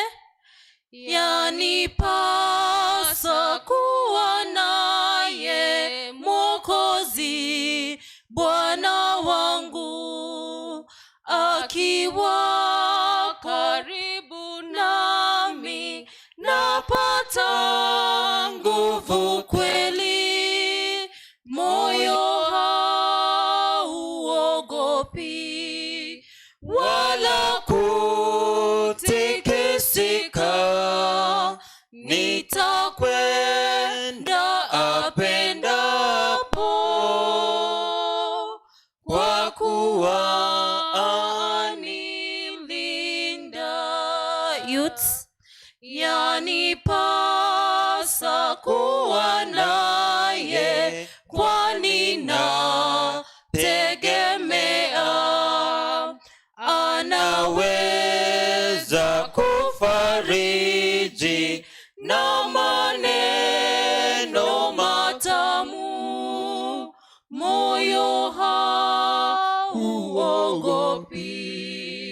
wala kutikisika, nitakwenda apendapo, kwa kuwa anilinda. Yanipasa kuwa naye, yoyote, yakiwapo majaribu na mashaka yoyote, moyo hauogopi wala kutikisika, nitakwenda apendapo, kwa kuwa anilinda.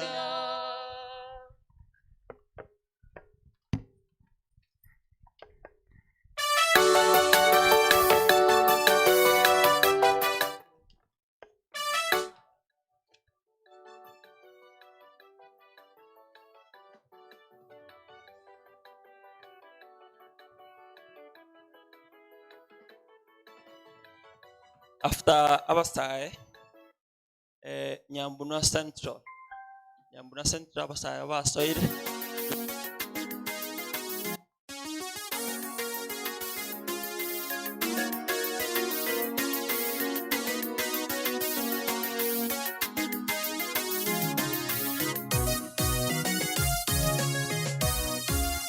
Ukichoka kumshukuru Mungu, ndugu, kumbuka ulikokuwa jana akakuokoa. Tena fikiria, mbona bado uhai, na hata marafiki wako wengine leo hawapo.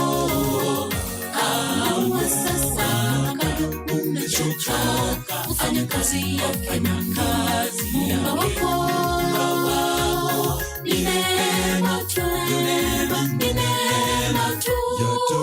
neema tu, maisha yetu ni neema ya Mungu. Hakuna jema tunalomtendea, njoo tumshukuru Mungu. Ni neema tu, ni neema tu, ni neema tu, maisha yetu ni neema ya Mungu. Hakuna jema tunalomtendea, njoo tumshukuru Mungu.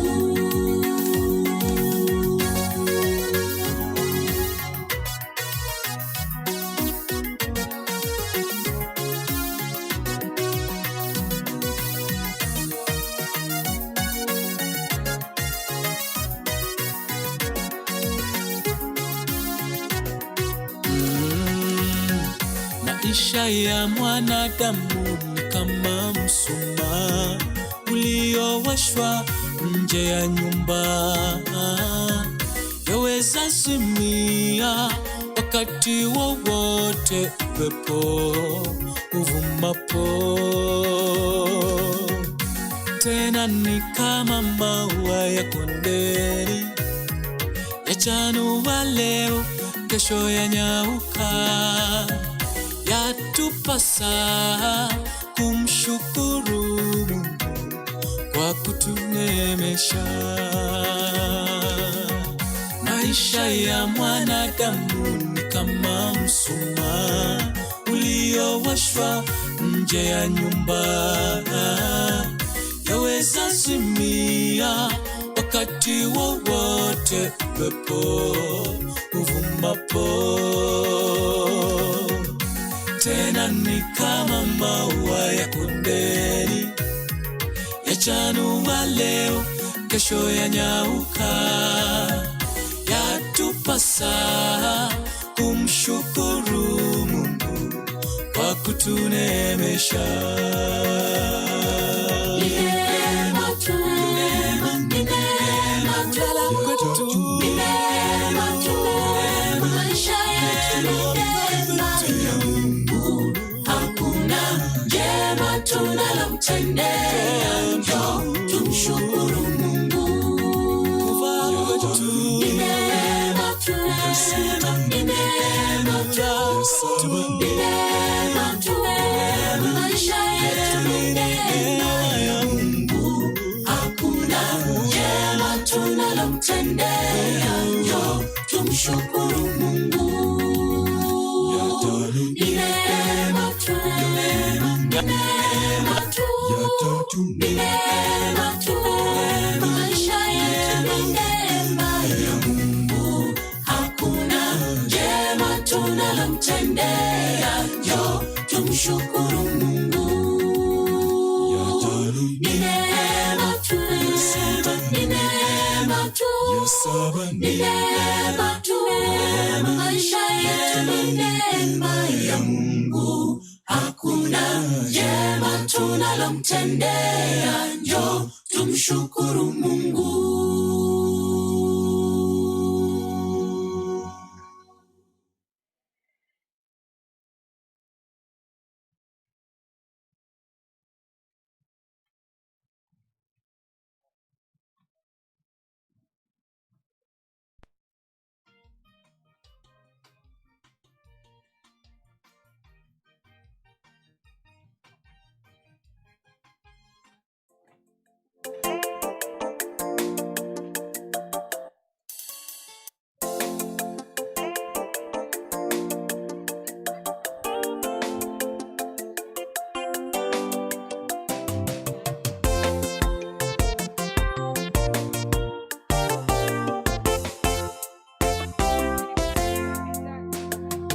Unyenyekevu husaidia mtu kuwa kama udongo ulolaini mikononi mwa Mungu, ambaye hufinyangwa na kuwa chombo cha dhamana.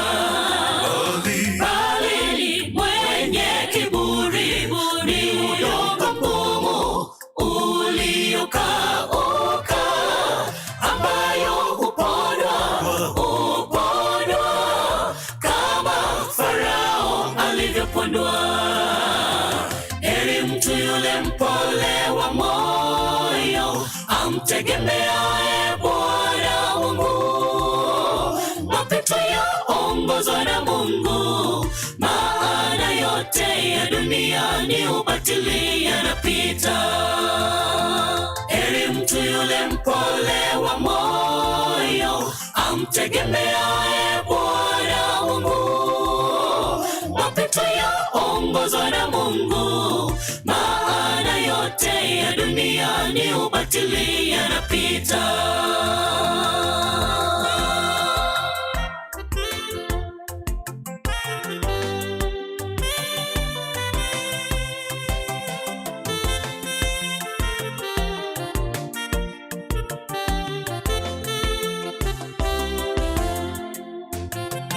Unyenyekevu ni kanuni ya ulinzi toka upofu wa kuwa na kiburi, ambayo mara nyingi huletwa na nafsi, umaarufu na utajiri.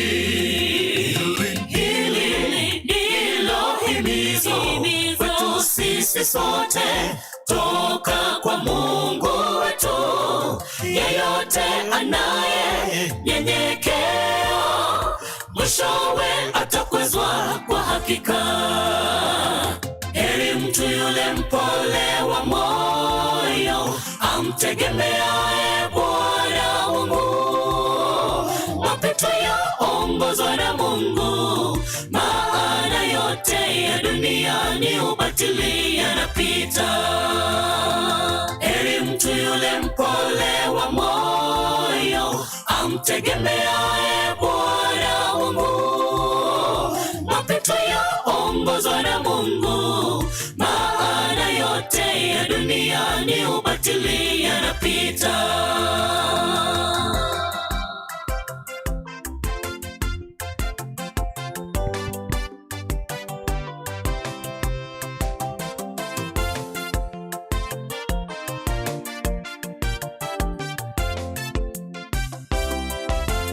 Heri mtu yule mpole wa moyo, amtegemeaye Bwana Mungu. Mapito yaongozwa na Mungu, maana yote ya dunia ni ubatili, yanapita. Heri mtu yule mpole wa moyo, amtegemeaye Bwana Mungu. Mapito yaongozwa na Mungu, maana dunia ni ubatili yanapita.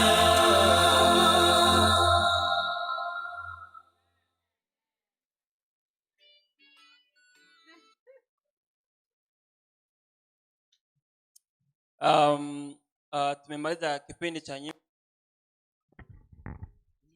Sound check. Tutakomea hapo kwa kipindi cha nyimbo. Hebu na tuombe. Baba, katika jina la Yesu, asante kwa kutusaidia na sauti nzuri za kukupa sifa. Tunapoendelea na mipangilio ya siku ya leo, tunaomba kwamba Roho wako Mtakatifu awe ndiye mwalimu wetu. Hata kipindi ambacho kinachoingia wakati huu, tunakualika utufundishe kama watoto wako. Katika jina la Yesu Kristo tumeomba hata na kuamini. Amen.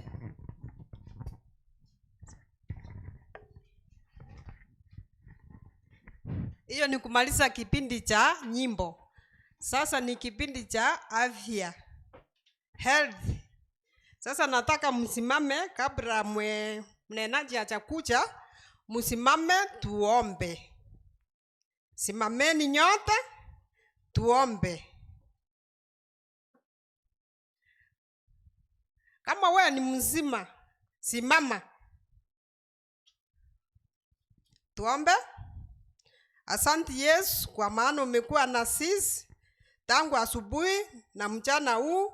Tumeenda lunch, tumepata, tumeingia katika mafundisho ingine.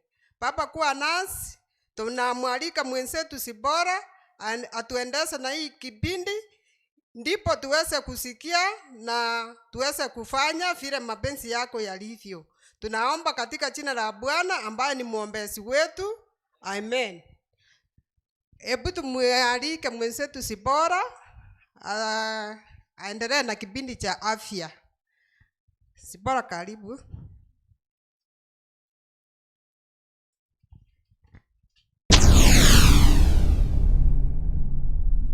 Get the point. Take a step forward.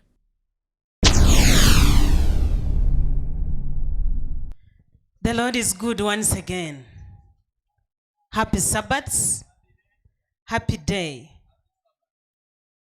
Ni wangapi wana furaha? Thank you so much. Welcome our beloved choir. Feel at the feet of Jesus and feel at home but away from home. Tumeomba, ninataka tuanze kujifunza. Tuombe. Baba Mwenyezi Mungu, ni asante tena kwa masaa haya. Ni asante maana umenena nasi tangu asubuhi mpaka wakati huu. Si kwa mapenzi yetu bali ni kwa mapenzi yako. Haya yote yametendeka.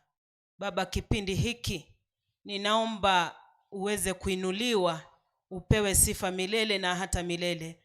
Maana unaenda kutuzungumzia lililo penzi lako katika maisha yetu katika kipindi cha afya. Ni asante maana umesikia. Ni asante Baba kwa sababu tunajua umeyajibu sawa sawa na mapenzi yako.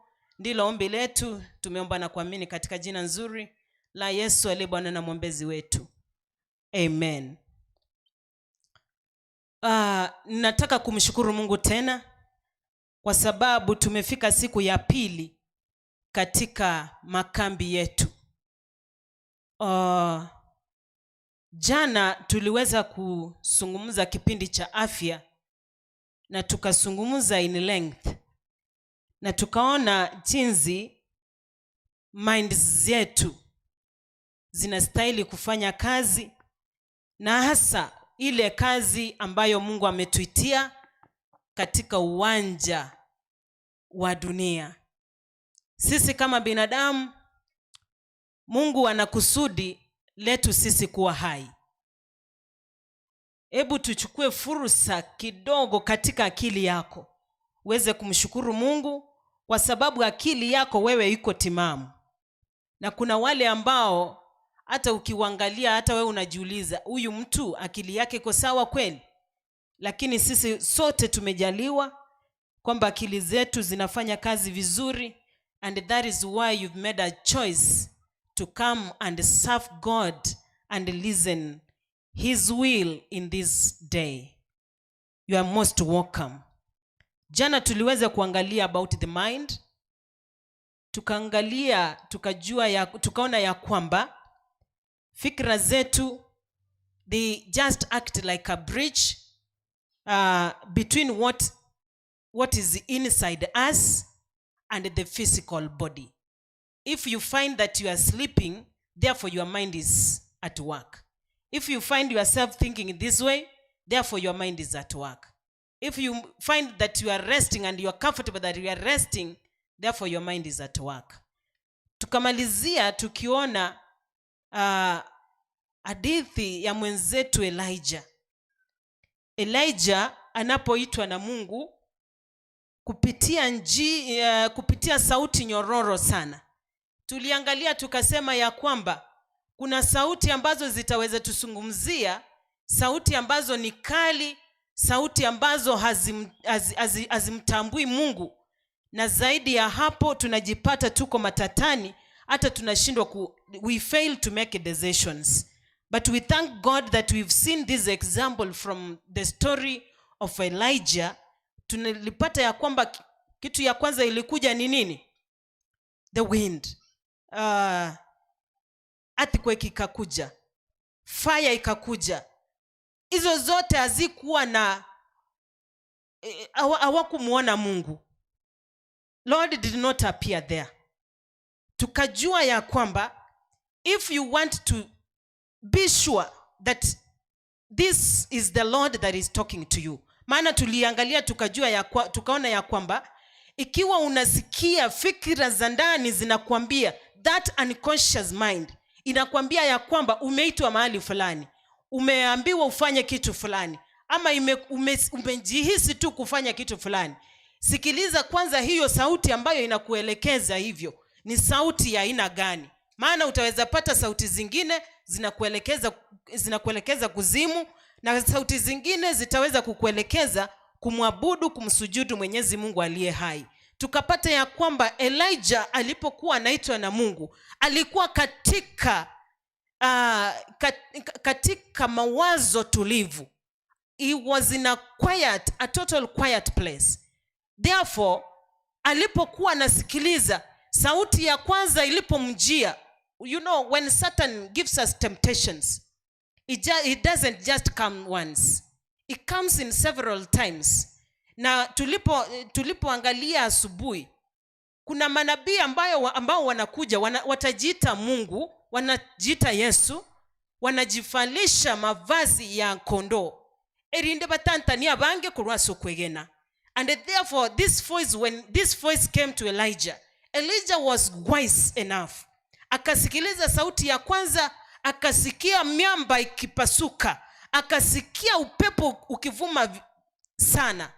Lakini aliposikiliza vizuri, hakuna sauti ilikuwa inatoka mle ndani kama sauti ya Yesu Kristo. Akaenda kusikia mlio wa pili ambayo ilikuwa ni earthquake. Earthquake ikikuja hapa hakuna mtu atasimama. Aliposikiliza vizuri akasema, no, this is not the correct voice that I need to listen unto. Akasikiliza sauti ya tatu ambayo ilikuwa about fire. Akaenda kufikiria, really, is this the voice of God really? Akasema no. Alafu baadaye anapotulia, I'm just suggesting that this came in form of a vision in the servant of God called Elijah. Akaenda kusikiliza, akapata ya kwamba kuna sauti ambayo inakuja, imenyenyekea sana, inamuita kwa njia ya upole. We call it a gentle voice. Akaenda kusikiliza, akasikia sauti ikimuita, ikimuuliza, Elijah, where are you? Uko wapi? And sometimes wana wa Mungu tumeitwa kwa njia nyingi, tumesikia sauti nyingi, tumeelewa sauti nyingi, na sauti ya Mungu, je, wewe waitambua? Which is that voice do you listen unto? Jana tulipokuwa na ambassadors pale juu, tulipata ya kwamba this God who created us is very much eager to listen unto us. Very much eager. Alafu akitusikiliza na sisi tukimsikiliza.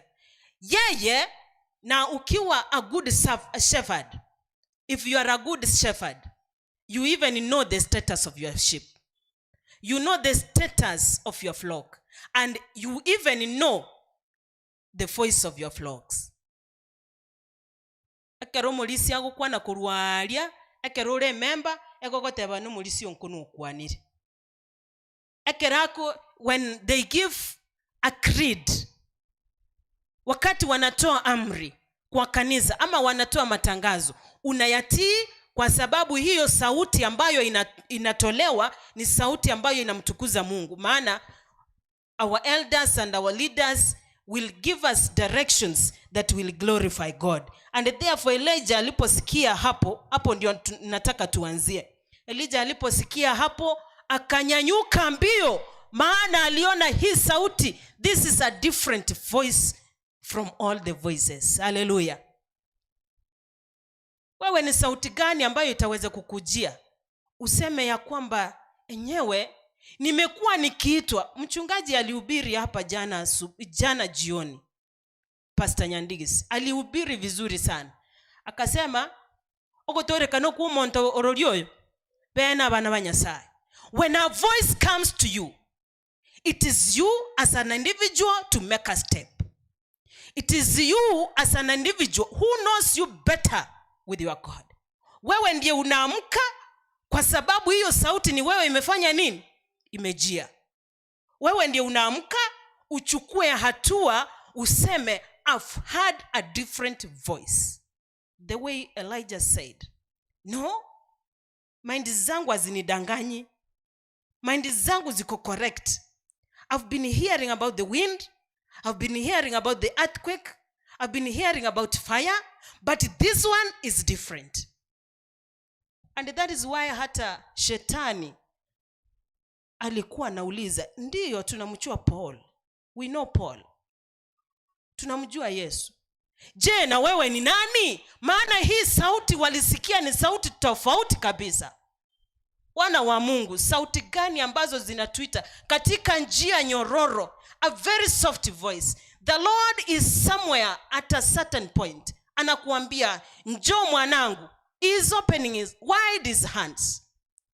Ndio maana hata mwito ukifanyika hapa, unasikia weka wimbo tuone kama wanakuja. Na wewe uko hapo, unasema niende, nifanye nini? Nisiende. Yaani hata kuna zile fikra ambazo zinakuambia step forward, na zingine zinakuambia ngoja kidogo. Ama rutara isana mubero, kora akora gento kieke, kora atiga. Bunyaka mbura isana obugima bwao, tulia kwanza. Shetani anataka atutulize. Wana wa Mungu, shetani anataka kututuliza, lakini swali ni hili, tunaposikia sauti hii, ni mara ngapi tunataka itujie katika maisha yetu? Maana Elijah aliposikia hii sauti, maana akili yake ilikuwa timamu, maana alikuwa na tamani na hii sauti, aliamuka akafanya nini wana wa Mungu? Akaondoka. The voice of the Lord. Sauti gani inakuja kwa masikio yetu? It is a plead from God that once we hear this voice, because alitumbia obongo bweito igobwikiranite kakitiganda abuli nkorra muri bali obongo bole style gete ngura acha bali misangererekana bali batekiranite fully nche yambere irenga chinga kichinyinge imekuwa, it has occurred and again to me when I stand preaching. Omonta ise gotuka so musangererekana uyu obongo bwaye butekeraniti buya ekeronko korokorangeri omonto uyu goikato kebosyo tigambo hakyonye bali mugegotebu na yaya omonto uyu orangeiri monoro sire tigamukonya na asoko kora gento kieke asogosuka bosyo wetera asenjera yo gutangaza nga nimemkubali Mungu, nimemkubali Yesu kama mwokozi wa nini? Wa maisha yangu. But we are here, abana banyasaye. Sauti inakuja katika njia rahisi, njia nyororo. Omonene nwara kuja kokote bibu no mwanone. I really like you. I really love you. Ndio maana nimekumbuka ule wimbo kwa Eke Gusi naimba. Kaiwa Yesu kwana incho oti moke ikaransa kwarosire bwege ke asinde omonto yu akairaneliga inka moche rando sete denomo ichano aka ngao goti moko ere ongo kirie. Therefore, when this sweet gentle voice comes into our minds, we need to make a step immediately. And after all, we say, God, you've blessed me, that your voice is gentle to my ears, and therefore we hearken unto it. We want to look at what we call the mind, brain, the mind, brain, and the soul. Kwa dakika chache ambazo zimebaki. The mind, brain, and soul.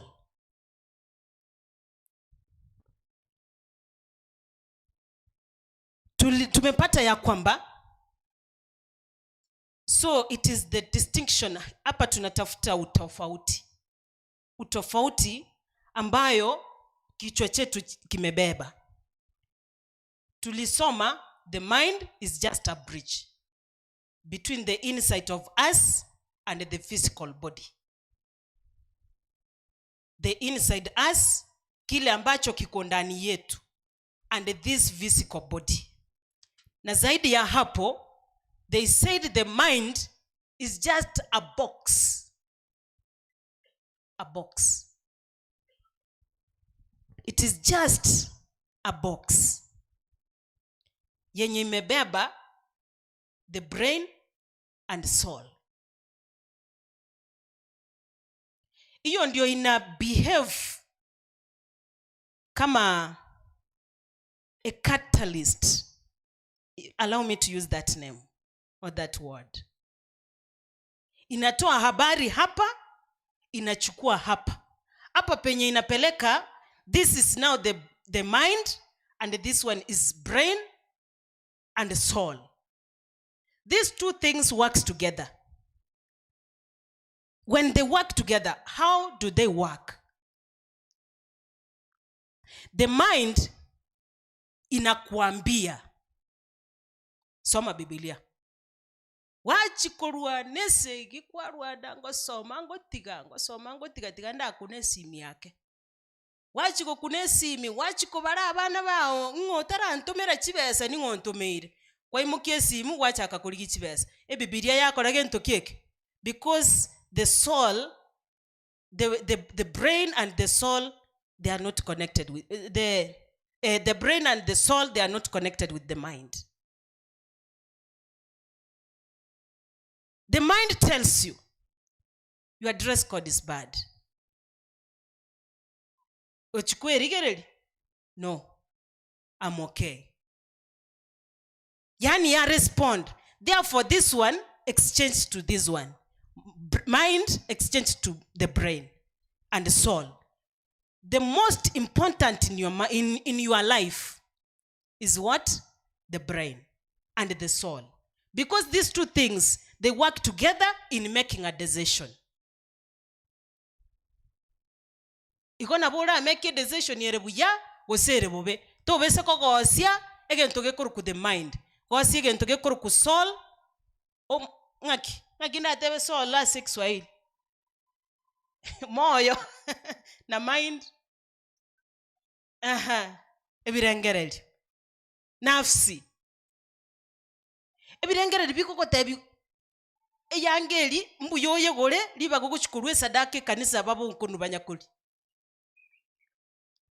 ebirengere likale byacharukire mpaka eseduka kwanza narure chibesa mono kwanyora buna byago kole iroko chora kole na kia bana banyasaye kole wrong. Nafsi nakwambia ya kwamba sasa ni msifu Mungu mpaka lini? Tangu nisikia anakuja mpaka saizi hajafanya nini?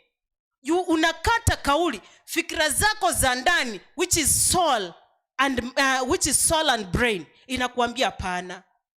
Wewe enda kwanza kwenda hapa ufanye vitu zingine and unatii. Kwanza usikilize hiyo sauti ambayo inakuambia usitende kilicho penzi la Mungu. Is that the correct voice that we need to listen to? Morandi nakwanete igoroke gagateba buna umuntu mini gaboli goteba nga moche ngwakana to kongira kerero ige kanisa nakorire gento kelike kangira buya sana abana banyasaye, which is that voice that we listen unto. Therefore the brain and soul, it does two things in a human being. Number one, it may deceive you or it may tell you the right thing to do. Ekerobigo cha kabirego wakati zinakuja mbili, chaguo linabaki wewe kama mtu aliyetimamu. Unasikiliza hiyo sauti gani inaniambia, alafu then you rise from where you are and you make a step, you make a choice. That is why we find making choices is very difficult. Hata wakati unaambiwa na Yesu njoo vile ulivyo na nini, come the way you are, I will give you rest. Kulumuina Hebrews akoko tebi ni nchubu nole igo bantu batameiro mete timbwati yanga ngobeka gocheka ni se yu bako gamba bantu.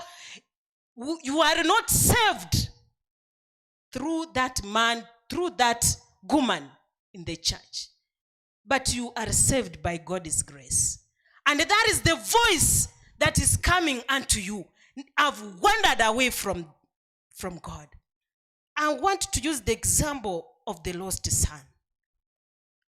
When this lost son went, kwanza atara agenda, kabla aende, alienda kwa baba yake, akamwambia baba, oroche na beiro montore naki. Mimi ni mtu mzima sasa. Ninataka zilizo zangu, nifanye nini? Niende. Baba hakusita, akamwambia ndizo hizi. Kijana akafuata njia, akaenda. Alipofika pale, alifanya zenye alifanya ambazo pia sisi tunajua ama tunasikia na kuamini. When he reached at a certain point, let me first kill your brain and your soul. Tunaita the unconscious mind. Anasema I want to kill it. Ndorego se mind chao nchimeke decision endonge. When he was doing all these nonsenses, wandering away from God, saying it is now time to enjoy, saying that I will just go back home later, saying that I will never want them again, saying that I will just be in my own world, saying that hata kama nisipokuwa nao maisha bado yatafanya nini? Yataendelea. He wandered away from God when he was unconscious. Ekerotoko tebu montari unconscious, igone bongo buli bwaime, utariko korege ntokieke, utariko kolegas. I became unconscious. You just go. Okoboko na boko konyegere enkoro na bewaka, lakini utariko korege ntokieka bana banyasaye. Utariko rengerelia. Umwana oyo gakera ikalia, ekera teseka ya kutosha. Akasema enough is enough. He became into his senses. He became now conscious. Akasema narudi. Nimeteseka ya nini? Ya kutosha. Now that man made a decision because God had been following him. Maene Nyasaye agotoligia mpaka ngoro ime. Lakini twanya komotebi buna ekwaya ninjenso kola antigake. Ninchengende kanisa kola antigake. ninche mbatiswe koranti gake. You are unconscious. Managing your mindset, it helps to understand something about what is going on inside your head. You need not to be a brain surgeon to know that, but only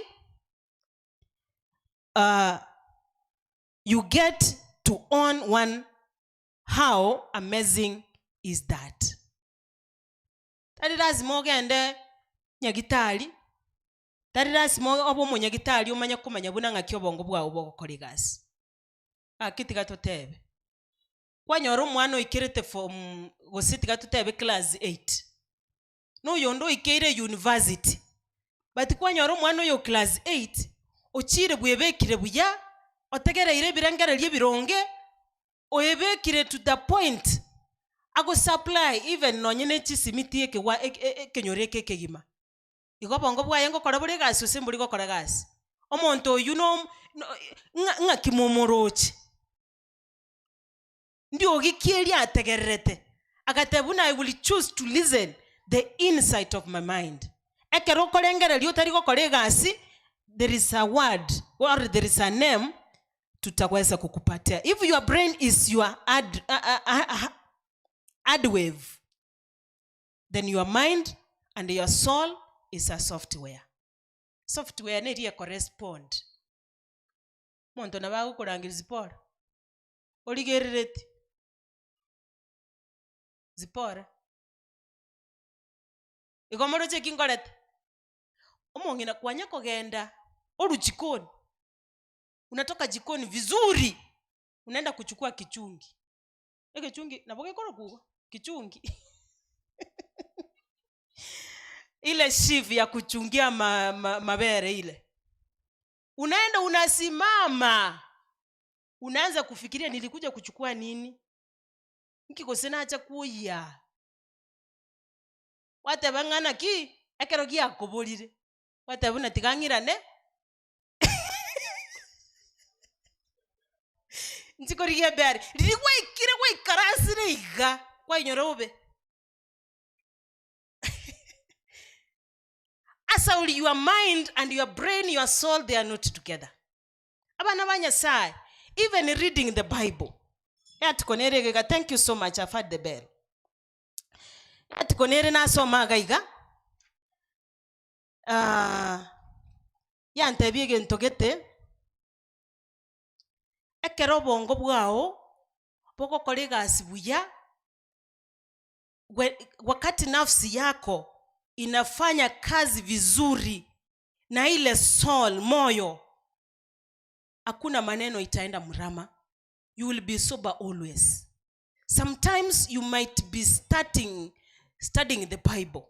Okorengera libuya pina ande kwarete karamu nesakara. Nga nechi point iko cha okorege nto kieke kolika. But at the end of it all, wakorera gotasoma, wakorera gogosoma kwa irorera, wasoma kwa irana nande obe. Nande na irorera nande wasuka. Gogokora abana banyasai, you get no point. Hautapata utasema nilikuwa nafanya kazi ya bure. The mind and the soul must work together. Even when you are in the church, hata kama wewe uko chamani, hata kama wewe uko shambani mwako. Litukondiro nage chiri sana, na ali go travel very far. Nage ende school. Kinkoira na marogoba na ali kogenda mambisa 12, igoro na tebe ti ambassador sigari. Kinkoira na marogoba na nyora nga chinsa chierire tindagereti mugondo ngochi. Na alego ikamugondo na ikaranze narira ninalia mbaya. Ninalia vibaya sana. Nkonya kwebuli nchenki na akorere to monene. Ngotaregesa kweke para. Litukeli monkagenda mugondo libaga nkolema nkamanya kweya kigechara kweli. Nkangusobo kombe no bororo nandi nali kulegenda nali masigitane ne sana. Nkongusobo kombe na chwa. Nkanyora no yiri okuguru. Nilijikata nikakuwa mgonjwa sawa. Erina kare birengera libi ore absent minded abana banyasai. kwanya kubeka mabere chumbi ingigeko get obongo mboyo ochiete esabali kwamenya kubuna obe echumbi nabeka tigango ntonyaria gasukari gakeigo nabo tokonyu abana bane ene banabeka echumbi koralemereri wesoka buya kwaiba ekerebe kiugo ikanjere obe ngakinakora kwamenya koleta kindi gyonsi kwanali. That one happens. It is when we are absent-minded. The mind and the brain, there is no connection. Abana ba Nyasaye. Tika Nyasaye tokonye. Nyasaye toge agendere kunyo gutwegeria. Igitabu keri twasomete kia First Kings. Kebe ansemo ya ito na intuto baba mo babo bagoteba buno monene. Nonye tinda aboli ngoyo kondangeria. I've heard that it is a voice from the right person. Hallelujah. Yes. To tige kwaya nge voice yago tabiri na nko gambole. Nko tigole wataendelea and they will excel in Jesus name. Otene no konge korware. Otebe nkikiande igabu ko konye kwekwana na gakia bantu ababachirare. Nkige ko ngiranio. Lakini ochikotaka koira na oteba mbago chikondora lichara. Ayabona na yorom lichara litanga ni nande lyali lirieli. Dio muiso ege ko gerege nto korengereria ni goro cha bantu torochio yoro kodirige nto kika bana banyasai oyoro kurangiri because your mind does not work with your brain. Tiganya sa to konye binte bibiteto bikore gasi to byanchera asomi bere yaito to byanchire wetera ashinguru cyo monene to sukie gasi ya Nyasaye bosyo okoirani oboroti bwao tomote bya maene ngwato eto bongo ngwato ete birengererio bikakore gasi together and here we are rejoicing and glorifying your name in Jesus name. Let us pray. Our gracious Father in heaven, we want to lift you high for you've done it for us again. Biyamono ekiagero monene watokwaneire. Nande bonige pindikera abwati twagusabira oba monentu otuorokere libunora rera bwenere wetera chinguru chao nerietari ya Yesu Kristo moborio ito. Amen. God bless you.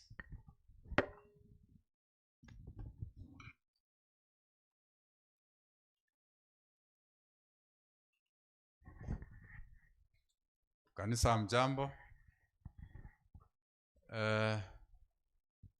Kuna kipindi kinakuja lakini tumepata mgeni ambaye ako na haraka anatoka aende makambi mengine.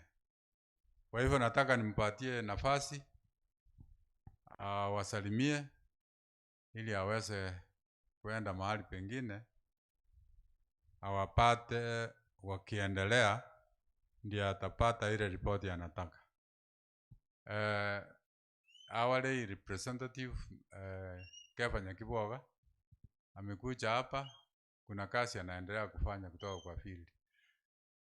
Karibu.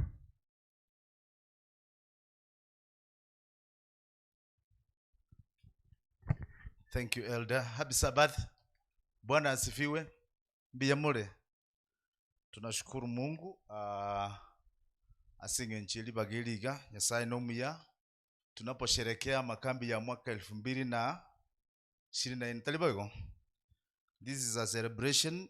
Muna Nyasaye atuboliri gwetera so muzalaba. Muna moroche time ukwa na salvation simplified. Kama ingekuwa ni wakati ule.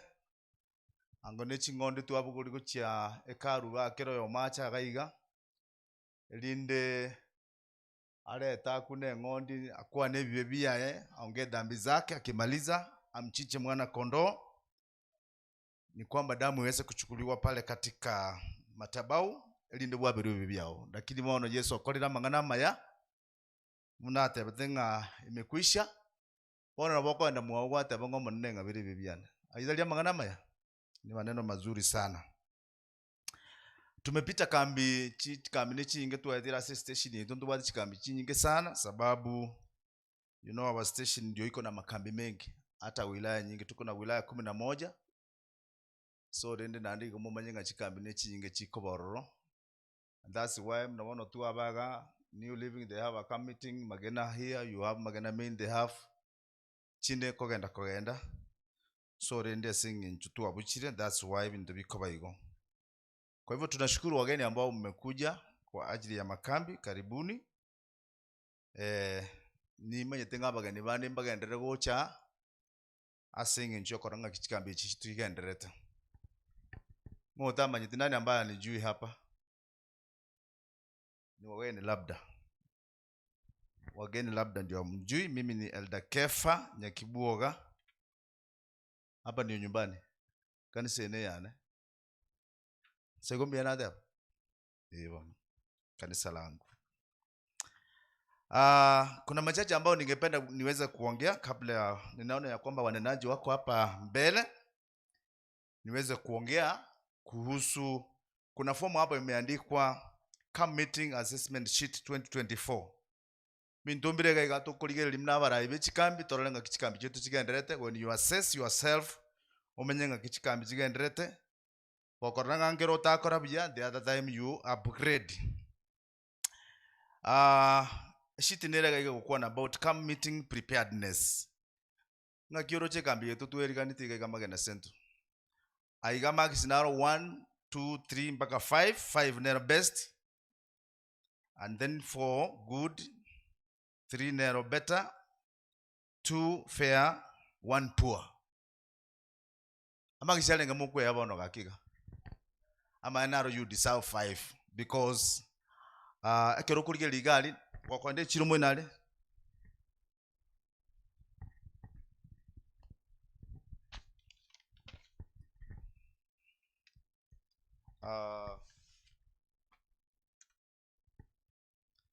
Form nera igabago ichuri abageni baitu.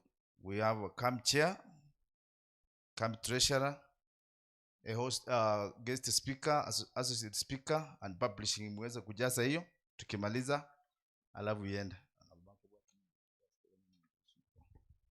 Sawa, iko mwate banga magisi na 5, iko 5 kato kwa ni 100 kwa 100. Tunashukuru sababu ukienda huko kwa soko ebana nera rekoro kinge kambi nekora teki nero. Nonyena matanga kerabeire mbali kubeka matoke gakoro nga matanga nali go chirikuri guchirugoro gai. Bono gakero kurige ligali ebana nere gali chibaruni nchire gali. This thing is okay and you deserve 5 marks. Igento kende time management timaiti abakwane kero mambi bacha gaiga boss balenge ko se bacha bakeigo ni wote. Kwa hivyo nataka marks yote. Sawa, hiyo ni vizuri. Mutaangalia muweze kuona ni kwamba tukuje kwa muda ambao unaofaa. Na endelee chinsa ebipindi kujise ebipindi mwabwati chinsa itakuwa ni vizuri. Alafu tena kuna kitu kingine ambao unaitwa committee unity. Wala ambao ni wanakamati wa makambi muweze kuwa na umoja kwa ajili ya kambi yenu muomera na magoroba. Ni kitu ambao mnazoea, sio kitu ambao mnaelezewa. Kuna kitu kingine inaitwa speakers early invitation. Pastor Sibora ngo agiridu siminge kambenera. Na bande. Basi nyandiki sindinga inara. Pastor. Mba go agiridu. Igole ne moko nyoratan. Igona wondo chingi mbije bire. There is another thing, accommodation and food. Endagera na accommodation. Amangana ali basi tanima edenga na ata dalibo. Okoragera buya. Ebubungo bimente. Yani gokuno korandi okwe dalibo. Nima edenga amangana ayo na abe buya. Andaba gandi bari ndagera engiya. Nende munalete ine weakness ya ino. We have another thing, okurunga camp attendance on daily basis. Record baliro korali mwa record camp goal. Cha kambi yego rinengere. Ayo morisho ko. 500 idenga moikiro ikaraboni ga treasure. La Josh. Idenga moikiro boni. Banyoliti. Treasure obolide lakini rende ngelinga karo mwakoli nganyoro muri camp back. Overing mujaribu sana muweze kufika hiyo. Kanisa enene na kuikamweta anigao. Books and library, vitabu, yule ambaye anasimamia vitabu inaendeleaje? Spora. Vitabu mwagoli nimonoche. Mugoli gaki vitabu kero muntu nye nande gukorera maisi taikorera byega kurero muchukuru. Baro bakuri kurwarega babekarega. Kurero muchukuru vitabu, cleanness. Bosafi tindi kunja kukwana. Asa atali asafi. Magisi ya 5 ga uliuka. Pulpit decoration tikandara rangi pulpit ngi decorated one. Deribu yakaki. It's good. Amagisi ya na bondo jana 5 paka nera likirigata the point. Okay. On YouTube. Na banya sijirena neliyo. Bas yimbuja sana cleanness. Nona baga nininga ketenga agari sibagu isi bakoragira agari sabiti nekoreteke. Mane sabiti muna wono mwane tin kwane kene sabiti tekoreteke. Teyo lakini kero tu achira achinga kijikambi getora atumike sabiti ye ne sabuni yakoraki ekomitu tali kibande. Binte binga ketenga agambi gotokororo. Aintu arwetororo kale. Usafi uweze kupatikana kwa kila sehemu. Jambo lingine children classes ni matenga abana baitu nko babwari uche class tari boygo. So asa mangana yo omana baseni na hospitality muweze kukumbusha wengine wakuje makambi. Makambi siwe ni yenu peke yenu. Chikambi abantu bandi ni baita our friends bache linda barabura nyora mangana. Tari mangana maya. So asa mangana yo efo moyengo yetigande gaiga elinde moligereria mororenga kiagera omokonye icholi baada ya kumaliza wakati mnachukua ripoti mwagenda nere mu receive to mwacha ko checking nga kiakolete ngakire. So na code abageni bichikambi ngaibali tinkora abageni bichikambi nindi ko irande ripoti ngambale ngo simbai. Tuko na wageni wa makambi simukuche hapa hivi. Nya bana baachire wala ambao mko sawa.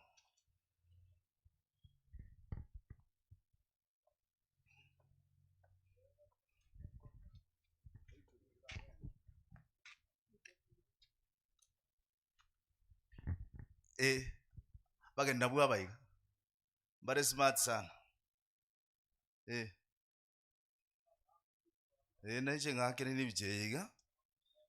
Naje smiling. Because naje mbona anyo opportunity. Mulisio mwe bijeyo nyebeke na nanyero la YouTube bona igera ni mate nawo kubike bintu YouTube.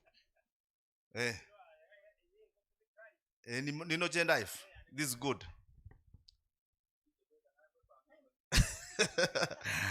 Sawa. Tigabageni abatukwani and then igiatenete tokore toenda sabi. Makori Aaron, Nyambuno Central, Nyambuno District, Nyambuno Camp Center, Youth Ministry. Marita Isaka Associate. Saro Ndieki, Mwonga District, itiboe kanisa Wido. Evan Sinyandigisi, Nero Morandia, a principal. Pastor Nyandigisi Mbiyamano, I'm pleased to meet you. Thank you. Bono lende karana kolideiga nitaomba alafu niweze kuondoka. Ngenda sande nye kunyarekana chisene chikambi nyinge chile. Basi nitaomba. Baba wetu aliye mbinguni, tumeshukuru kwa wema wako. Asante kwa sababu umetukomboa. Asante kwa msalaba. Na ndio mwenetu amanyiringa wakorera maya story asingi nchogo tobolia. Biyamana asingi nchichi kambi chiga Chiamagana Central wanenaji ambao wamekuja Kristo. Obalende wetera sama kongwali saitani akoleta elinde mirimo yekera bako yakora Kristo. Dinga nelige keroli kuwasa abana bao ebe nogotioko kuyasingi nchogo njoka. Tuensi omonuto nyura soburuti nabo igotu abera mamocheito. Uwanchani bwa wagenda kwa monitu butambi asiritera Yesu mbolito. Amen. Niliambiwa kuna guest choir. Najua inaweza kuwa guest choir mpo. Simsimame tu jamani. Togo kwa ni galenda muraire ne koraiga. Biamono. Mata bada ngogender. Bas. Biamono mata.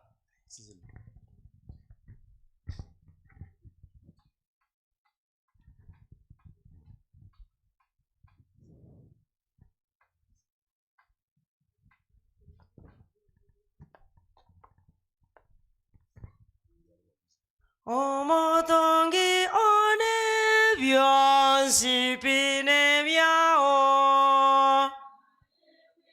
Karadiga injanga tera manase ngenjo mwanda ageri wiya. Inu mutaragira. Kai mbaji mfarume vi vyote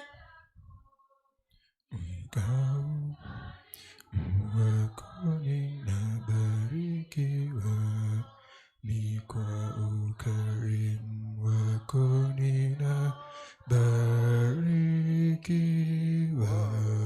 nebyao byalenge ninkijenda koe nakoire omoyo oyole omobe nakoire omoyo oyo inga obwanjani naende chinguru amangana nobogima bibe byaopi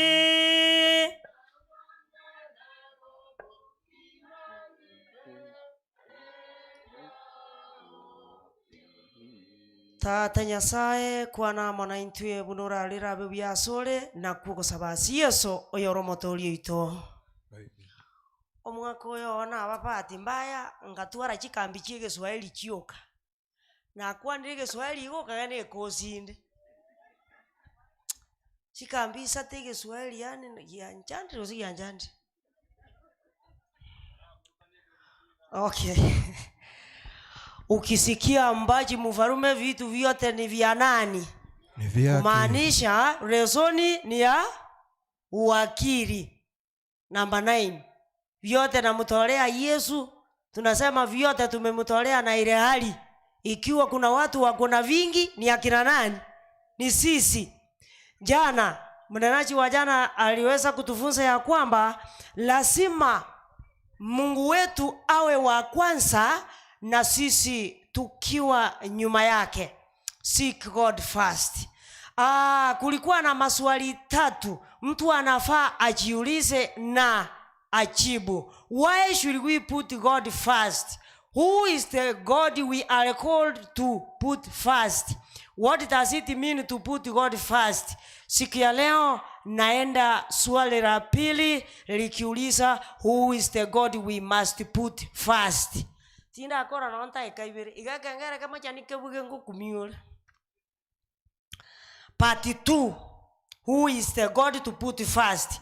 People have different perception of the same God. Jana tuliweza kugundua ya kwamba mtu akiwa na mabwana wawili atamtumikia mmoja na adharau mwingine. Kulingana na binadamu, mimi na wewe, kati ya Mungu na mali tunamtumikia nani? Kiswahili ntaboli uya ayabuno okore pima gatiyo maneno itonya sae amone amali chibesa ningi toireteli bakagokorere meremo. Nilikuja kuundua ya kwamba hizi pesa ambazo tumejitoa kuzifanyia kazi.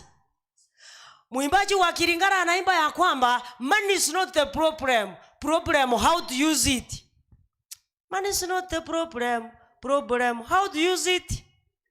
Iyo ile njia unatumia ndio shida. Maana pesa ndio tunatoa saka na nini na sadaka. Lakini ukiweka fikira zako huko sana, sitakufanya upotee milele na milele.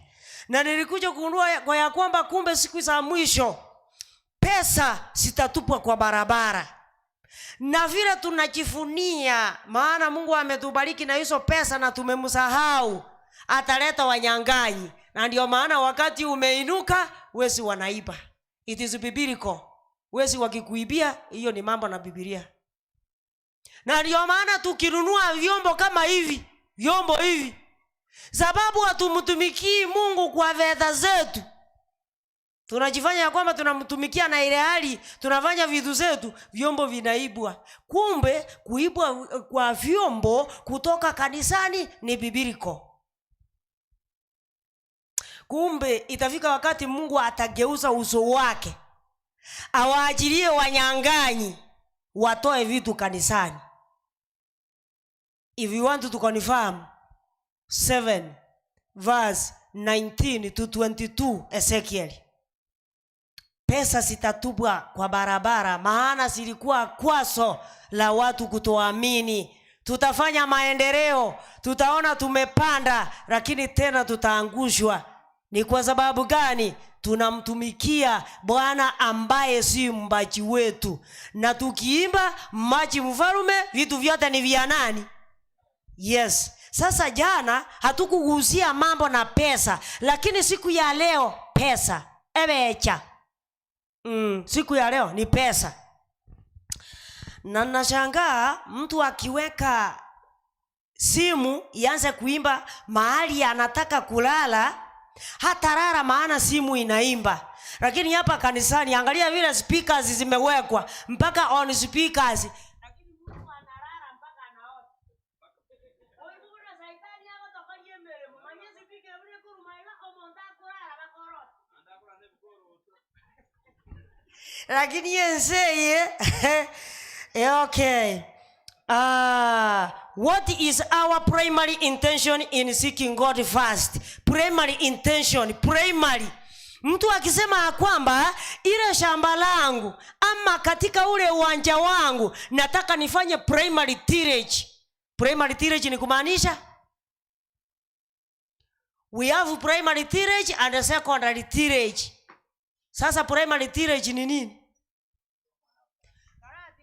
Mosangerekano monto tayo karata agirigacha. Okore mogo tangani. Okwo mongena tanga konta ketale me okore magwaka kweli tangani na anda chambo okeli na lili galira beli ororo. Mwana ko bangi na wao kwa nayo. Primary tillage. Sasa mwandishi anauliza je, our primary intention in seeking God first ni kitu gani? To make life simpler, easy and more comfortable. Yani ile sababu inatufanya tunamtafuta Mungu. Maana tulisoma ya kwamba kwanza tutafute ufalme wa mbinguni na haki yake, mengine tutazidiziwa. Sasa kutafuta Mungu ni kwa sababu aweze kurahisisha maisha ama ayaweke yawe sasa rahisi mno. Alafu yawe comfortable. Comfortable means what? Ani mtu akisema mtu akisema kwamba yule mwanamke ako very comfortable, ni kumaanisha anatosheka na kila kitu. Sababu yeye ikiwa ni kiberiti, yeye anapiga simu. Sisahau kiberiti, sisahau mboga, sisahau ABCD. Uniwekea credit. Yani yeye kazi yake anaongea kutoka mahali ameketi. Very comfortable. Sasa haya maisha ya comfortability ndio sababu inatufanya tunamtafuta Mungu. Wakati kimeumana ndio wakati tunamtafuta Mungu. Kwanza niulize, wakati mtu ako na shida na wakati mtu ako na raha, ni wakati gani mtu anatafuta Mungu kwa hali na mali? Yes. Akiwa mgonjwa anamwambia Mungu, ukinisaidia nikipona kitanda changu kitakuwa kanisani.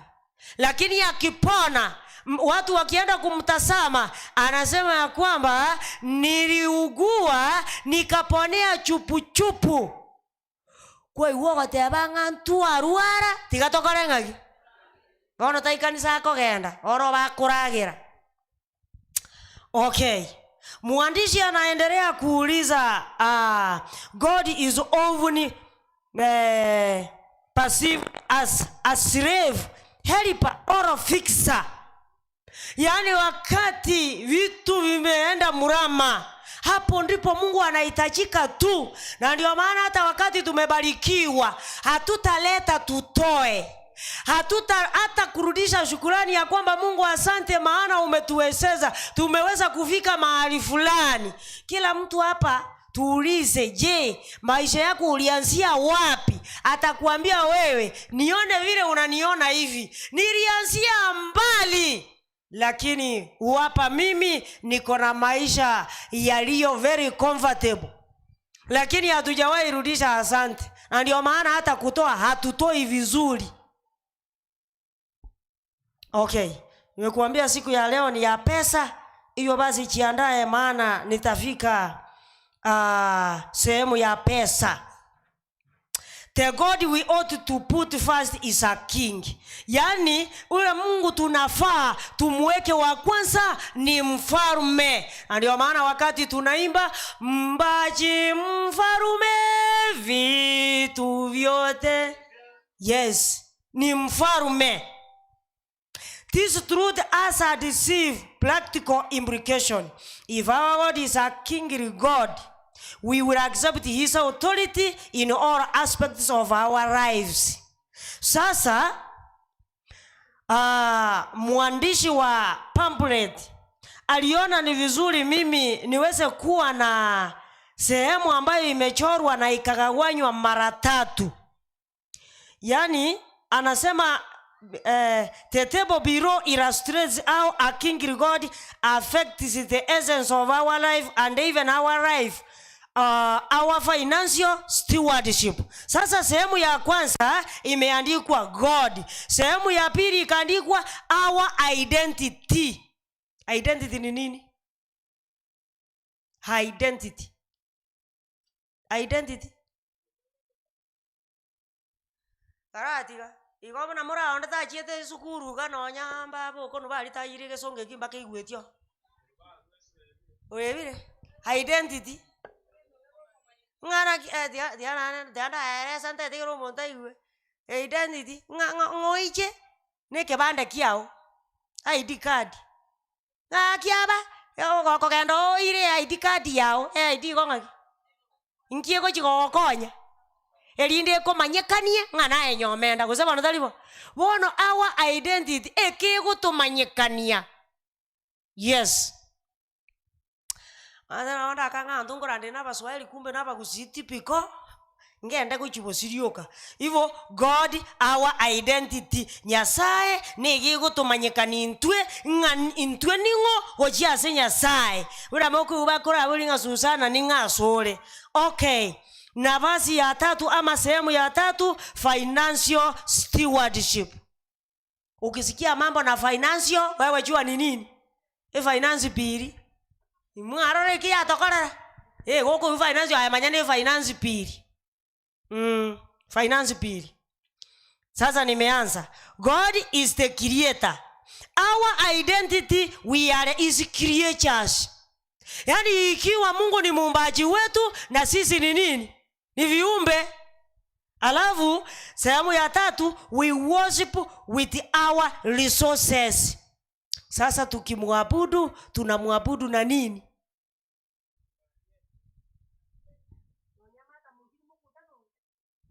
Ojoma tembu yanta somete.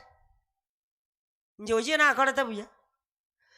We worship with our resources. Yani tukimwabudu sasa tunamwabudu tukitumia nini? Mali yetu. Iko moni kalilikuwa alitaye tichisa minoji atigalete. Okay. Nimerudi tena. God is the model. We are in his image. Model means what?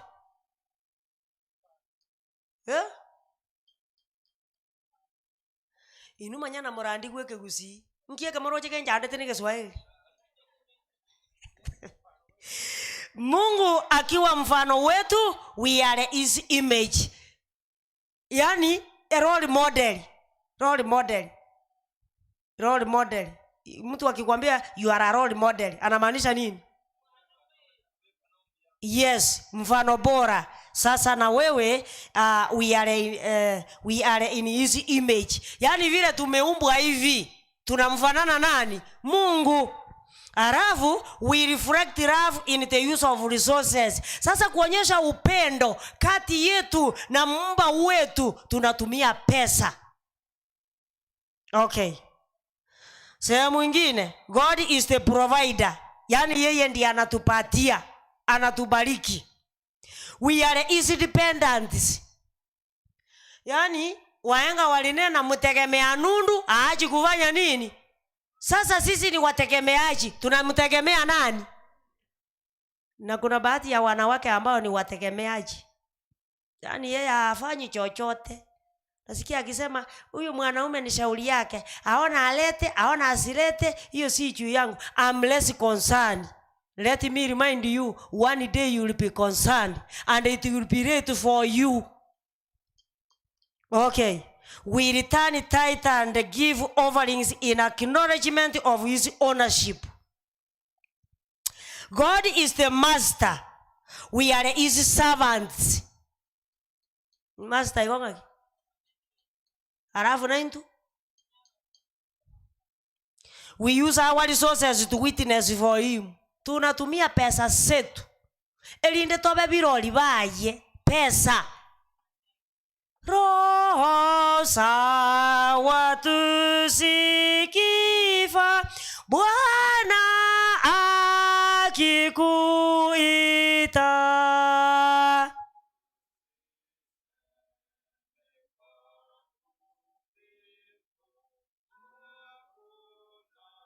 Abonya na tiuni orera nale koligia toigweti aranga batera ni liogi. Okay. God is a companion. We are his friends. Companion sasa ni mtu gani? Mata companion ndia sinyamambi. Akaro montako tebanga oline companion yane. Igonga. Aro mobwata niyo ito mpatanishi. Sasa we are his friends. Sisi ni marafiki zake. Alafu we make relationship with him and others our priority instead of finance. We make relationship with him. Tunafanya uhusiano na nani? Na Mungu.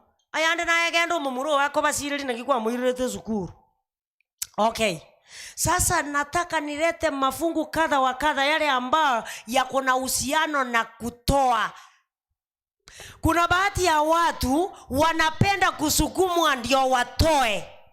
Asubuhi nilisikia ya kwamba kuna magoli, tuliwekeana magoli. Ni namna hiyo ama kila mtu alitoa kulingana na vile roho wa Mungu alimsongeza? Digalilimu agenda kuchalie bichichi kenyorogete ikokero montare kueru gose mwabekera nde chigoli mokore goli. Mwaetwe goli go chiege chichi. Mokarua mokabagana. Aigona ngaki mwakore. Igegoli mwaetu mwanyekora. Igomu yeruete. Omatonye mugeruete mugakorera igoro, igone goli mwachandekerete. Lakini nyonya mwaetaneti igomu yeruete. Igora kilinto igwana ini. Eke nare ateke kusibo fluent.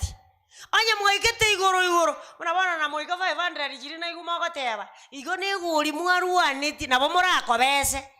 Ijamoweke. Lakini wakati mtu anachitoa, anatoa mpaka viongozi wanasema ya kwamba imefanya nini? Yes, 36 verse 3 to 7 Exodus. 36 verse 3 to 7 Exodus. Biblia yasema nao wakapokea mkononi mwa Musa matoleo yote. Yaani viongozi wakapokea mkononi ambayo hao Wanaisraeli walikuwa wameyaleta. Yale matoleo ambayo Waisraeli walileta mikononi mwa Musa, viongozi wakapokea kama vile yetu itapokea kutoka kwa Elder Okonu. Alafu walikuwa wameyaleta kwa ajili ya huo utumishi. Sasa walileta kwa huo utumishi wa mahali patakatifu. Kwa mahali patakatifu. Ili wakafanye. Alafu kisha wakamletea matoleo kila siku asubuhi. Yaani walikuwa wanaleta matoleo kila siku asubuhi, kila siku. Alafu kwa moyo wa kupenda. Sio moyo wa kusukumwa ya kwamba tunafaa tutoe, moyo wa kupenda. Alafu nini katendeka? Na hao watu wote wenye hekima, sasa waliokuwa na hekima, waliotumika katika kazi yote ya mahali patakatifu, waliokuwa wanatumika, sasa viongozi wakaenda kila mtu kutoka katika kazi yake. Sasa kila mtu kulingana na idara yake wakaenda kwa Musa. Nao wakasema na Musa, wakaambia Musa, watu walete vitu vingi sana. Watu wameleta vitu vingi sana, zaidi ya hivyo vitoshavyo. Sasa vitu vimekuwa zaidi ya vile tulikuwa tunataka. kwa ajili ya utumishi wa hiyo kazi alafu ambayo Bwana aliagiza ifanywe. 6 yasema, yes. Basi Musa akatoa amri. Sasa Musa akatoa amri, maana vitu vimekuwa vingi. Nao wakatangaza mbiu katika marango yote. Wakatangaza mbiu katika marango yote. Wakisema wasifanye kazi tena. Sasa wasilete mtu mme wala mwanamke, yes, kwa ajili ya matoleo kwa mahali patakatifu. Basi watu wakazuiwa wasilete tena. Kwani vile vitu walivyokuwa navyo vilikuwa vyatosha, yes, kwa kazi yote. Yani walizuiliwa, lakini sisi kama binadamu lazima vipunguke. Tuambiwe ya kwamba tumebaki na deni, lakini wao walitoa mpaka wakazuiliwa. Ni kwa sababu gani? Waligundua ya kwamba ikiwa unataka mibaraka lazima uingize mkono. Yani mtu alikuwa anatoa kulingana na uwezo wake. Kuna wale ambao wanasukumwa ndio watoe. Yani unasikia mtu akisema nisipotoa wakisoma nitapatikana, mimi ndio narudisha hilo kikundi nyuma. Sasa wacha tu nitoe. Ukweli sina na shule imekaribia kufunguliwa, lakini wacha tu nitoe. Sasa nifanye nini? Najua ile kanisa yetu usipotoa, wakati utapatwa na msiba utajikuta hauko kwa register. Ikiwa hiyo ndio sababu inakufanya unatoa, naomba kuanzia leo usitoe, maana hautabarikiwa. If you want to confirm, 1 Corinthians chapter 9 verse 7. 1 Corinthians chapter 9 verse 7.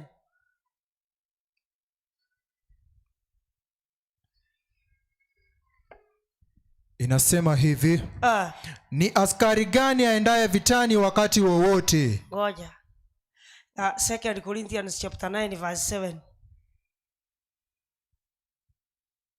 2 Corinthians chapter 9 verse 7.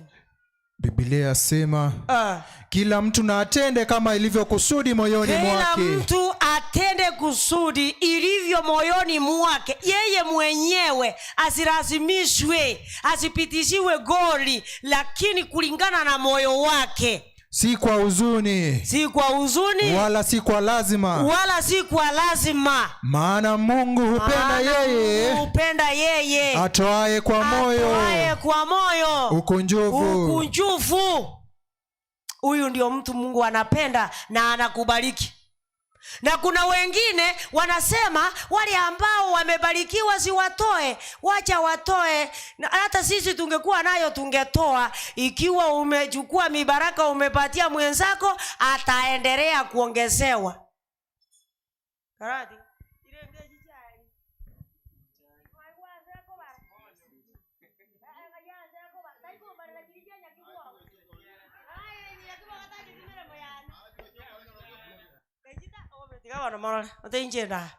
Okay. Ikiwa wewe si mtu wa kutawanya, hautapata. Ikiwa wewe ni mkono birika, mkono gamu, utoi na unatarajia mibaraka, utashangaa. 11 verse 24 Proverbs. Lejijiraji mazengo jirinde njikora. Tutogokora chionzi. Kibuwa kata injaja korora. Biblia yasema, yes, kuna atawanyaye lakini huongezewa zaidi. Kuna zuiaye isivyo haki, yes, lakini huelekea huhitaji. Wewe utakuwa muhitaji kila siku sababu unasuia. Mungu atubariki, atusaidie, atupe roho ya kutoa ili tuweze kupokea. It is like ukiweka maji yachae kwa grass, ukiendelea kuweka, nini itatendeka? Itamwagika. Na ukiwa na pesa mfukoni, usipotoa, Mungu hataongeza zingine, maana zikijaa zingine zitaanza kupotea. Ndio. Lazima utoe, nafasi ipatikane ili Mungu aweze kuongeza. La sivyo wewe endelea kutafuta lakini hautabata. Hivyo basi wale ambao wanabarikiwa ni wale wanatoa. Na kuna wale wanatoa, unajua katika kanisa tuko viwango mbalimbali. Sasa mtu kama mimi sitatoa pesa kiwango ya ile Elda Ocharo atatoa. Elda Ocharo ni mwalimu, mimi ni mkulima.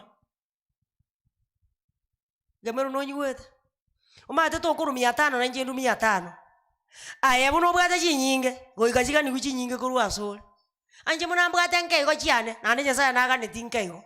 Yaani unatoa kulingana na vile Mungu amekubariki. Ukiwa na nyingi unafaa utoe mingi. Ukiwa na kidogo, yani ile Mungu amekubariki nayo. 12 verse 48 Luka.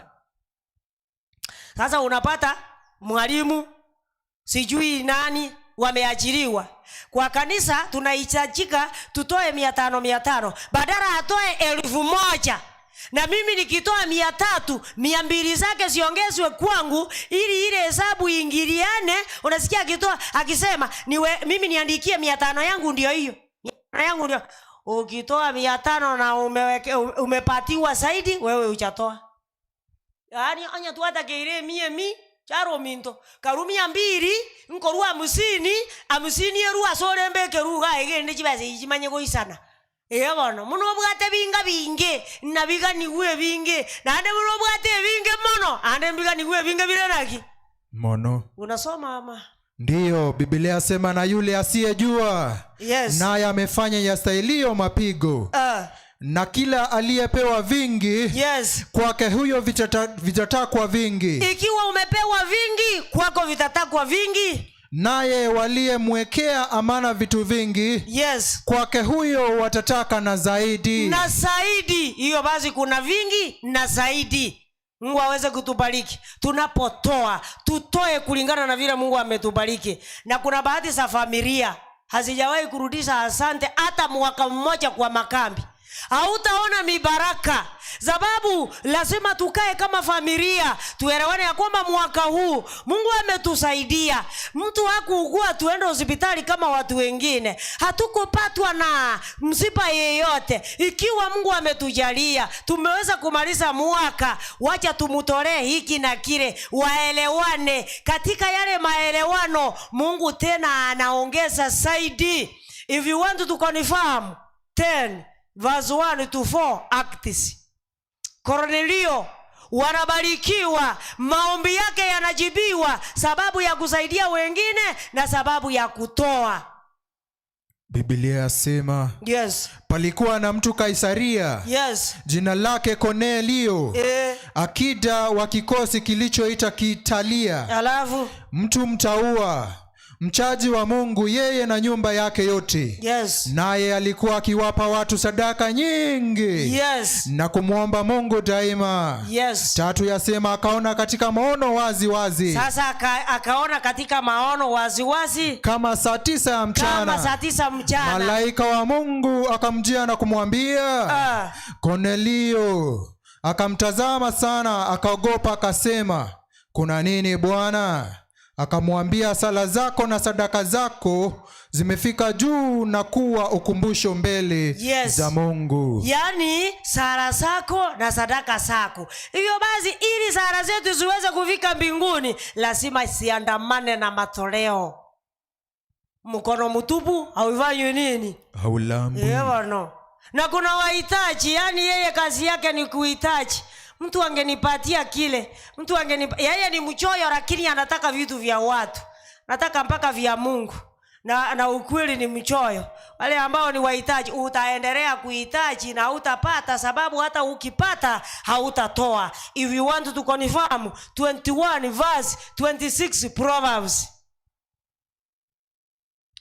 21 verse 26 Proverbs. Ndiyo yasema, kuna atamanie kwa choyo mchana kutwa. Bali mwenye haki hutoa wala hanyimi. Yani mwenye haki anatoa freely, yani anasema chakula ndio hii. Na kuna watu wa aina mbili. Anatoa na ile hali ananungunika. Yani anatoa vizuri, ikiwa ni chakula analeta kwa mesa akicheka, lakini ukiingia moyoni mwake utashangaa, hii ndio chakula tulikuwa tunakula. Ukiamua kutolea Mungu unatoa kutoka kwa moyo wako, na hapo utapata mibaraka. Lakini ukitoa ya kwamba yani ni kama umekasirika, hata uache kutoa, Igo monto mongiti no yogo nyagotenga nje na ndo montale ko ngakeli na ndanga na keli kende no nyankeli na vale ko nga yani gasi ayera no kunyakosangeli nyakosangeli goja taikurwa na ikiwa Mungu amekusaidia amekubariki tikana yoja.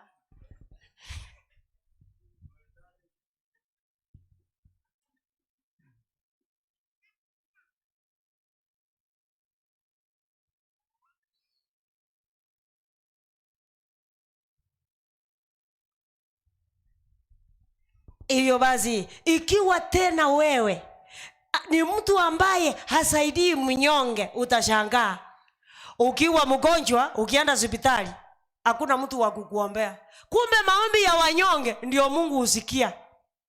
Wale ambayo unanyima chakula unatupa kwa dustbin, na dustbin umeilima karibu na gate. Sasa anapoingia alilala njaa na anaona chapati, mchere, yani sijui ile chakula yote mpaka ugali. Anafika huko anasimama anasema, Mungu wangu, hawa umewabariki waweze kutubariki. Sasa badala watubariki wanabariki siafu. Mbona Mungu watu kama hawa usiwapatie magonjwa? Wakienda hospitali orodha itoke ya hii chakula yote, akirudi hapa nyumbani tufanane. Ojiwana nyagitari bako kaniye chabati number 1. Matena raya tanga ine igoroga se dustbin. Adenga biasara biye chabati ko chakera rero mogano yo kalire ngai. Bako ira ni bako tebinga nyama anyarara na maiso igara kinande ko kanyarara mono nereta matara asuli. Lakini ikiwa wewe ni wakubariki wanyonge, wanyonge watasidi kukuombea. Iwapo wewe ni mgonjwa, wanyonge watakuombea na Mungu atasikia maombi yao. Hata ikiwa ni adui wamekaa wameongea juu yako, hata wakiwa wachawi hawatakufanyia lolote kwa ajili ya wanyonge. Haleluya. Naomba Biblia iseme nikimaliza. Ndio. 41 verse 1 to 3 Psalms.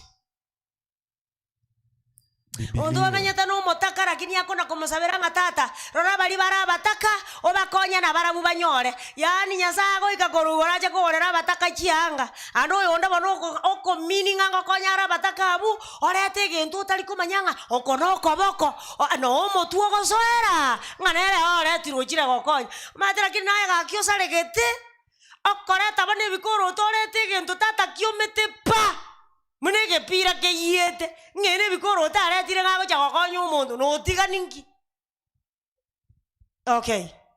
Eli Biblia sema heri amkumbukaye mnyonge. Heri amkumbukaye mnyonge. Bwana atamuokoa siku ya taabu. Bwana atamuokoa siku ya taabu. Bwana atamulinda na kumuhifadhi hai. Bwana atamulinda na kumuhifadhi hai. Naye atafanikiwa katika nchi. Na wewe utafanikiwa katika nchi. Bwana atamtegemeza alipomgonjwa kitandani. Bwana atakutegemeza ukiwa mgonjwa kitandani. Katika ugonjwa wake umemtandikia. Katika ugonjwa wako ambao umekutandikia wewe, Bwana atakutegemeza. Sasa ukitaka kusoma mambo na maadui wako, aidha wachawi, unasoma kuanzia verse 5 mpaka 9. Utakuja kuundua ya kwamba wale wanyonge watakuwa marafiki, sababu wale marafiki wa sirini watakutoroka. Hebu soma verse 9.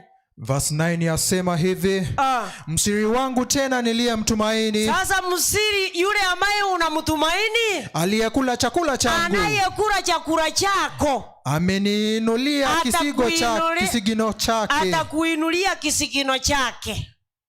Msiri, rafiki, yule ambaye unapea, yani unampa ya kwamba na wewe ukipungukiwa na yeye atakupatia. Yani tunapendana kulingana na kiwango. Ikiwa wewe ni mtu wa kuenda na viwango utashangaa, lakini ukitaka mibaraka lazima uende na watu wa chini.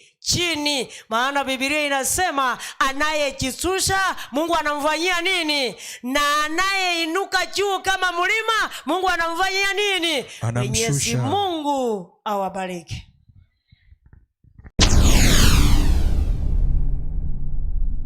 Get the point.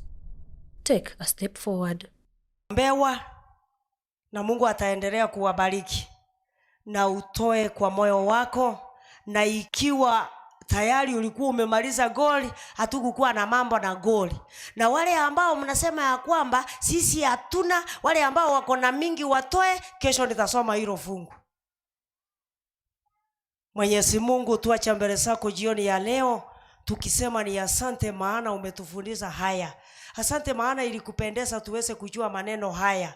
Tumeenda kinyume na vile tumesoma Biblia. Tuwaomba msamaha ili wakati tutatoa, tutoe kwa moyo mkujufu. Tunapoenda kwa vipindi vingine, tuachikabidi mikononi mwako. Tenda kulingana na mapenzi yako, ni katika jina la Yesu tumeomba tukiamini.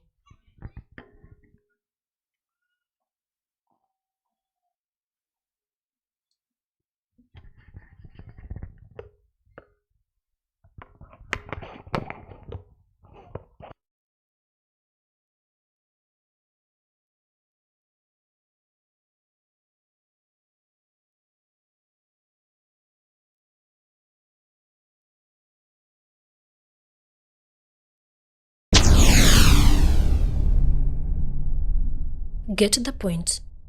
Take a step forward. Get the point. Take a step forward. Get the point.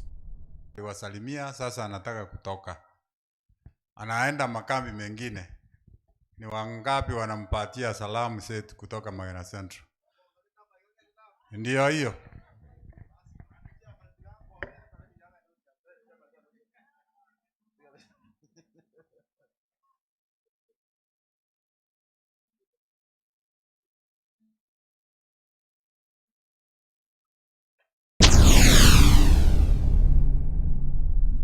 Get the point. Take a step forward. Get the point. Take a step forward. Get the point. Take a step forward. Get the point. Take a step forward.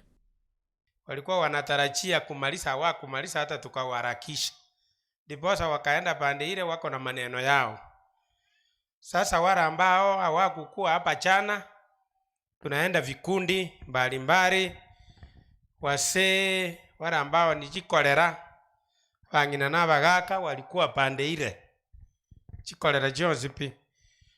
Wale ambao ni singles, widows walikuwa pande hii. Na pande hii walibakuru kubo muobo. Walibakuru kubo muobo bakuru kwa wase na kina mama wala ambao wajakuwa kolera. Na watoto wako ile pande ile ingine, sio kama mnajua huko Romarena. Ndio wanaenda. Walienda kwa Dio. Hata ambassadors walienda huko, si ndio? Kumbe si kukua na habari.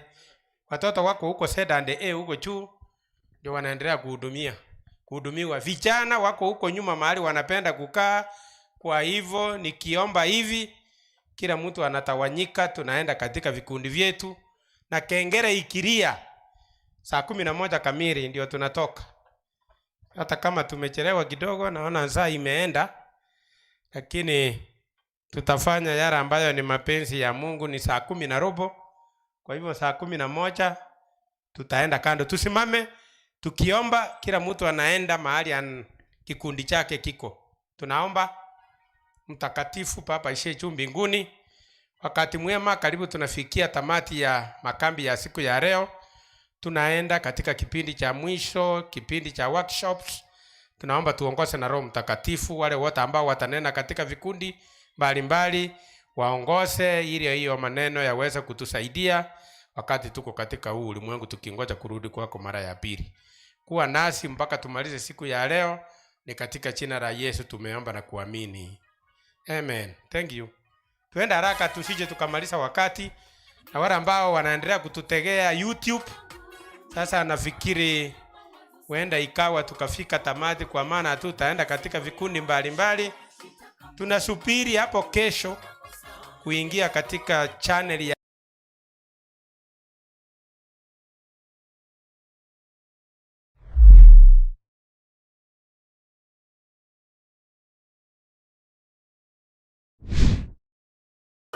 mwisho nitakaposimamishwa kujibu makosa. Nitakuwa peke yangu siku ya mwisho, sijui itakuwaje, sijui itakuwaje hukumuni nitakaposimamishwa kwenye kiziba. Nitakosa mtetezi mbele yake, sijui itakuwaje, sijui itakuwaje hukumuni nitakaposimamishwa kwenye kiziba. Nitakosa mtetezi mbele yake, sijui itakuwaje.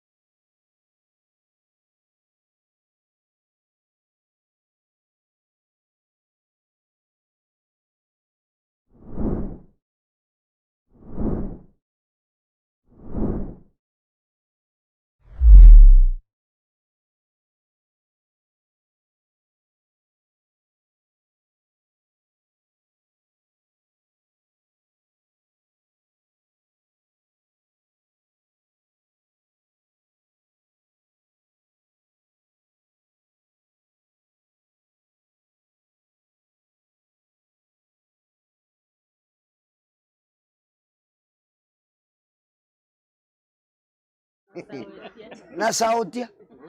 By the way, basubati balero mbali kuganya nga wakirwe nga rari to kabu nga mambia kwa kintu giki bali tata unabone gantu bwata baigaka bangi na bangi na mutikira abana abantu bakaleka tali je by the way na akeza bunga nyomotiri ali mu nga kalindi nchekero nkonyorumu umwana akanyomete mukungu kaleka tali emyaka 3 ene 5 na ndo nyakubaranga no muntu bwate kero keni nande gakurwaria uragenda sobo umajigucia lembe ogitenyerere turi kunga nembe kumajigucia nyerere urabera sobo mutinye bere mwigwete nga Kenyare lakini ngayari lakini bono ino mwana bale tengo mumuro na nyomete igintu ngire tukoro kachinywomo ne binde mbiro bire busa. Let me tell you oitolenga mupango nyasaye ng'abantu bamenyego abangene bali bakare go bale ko gosuna twateba na hende kwanyoro umuntu osoire maguru mata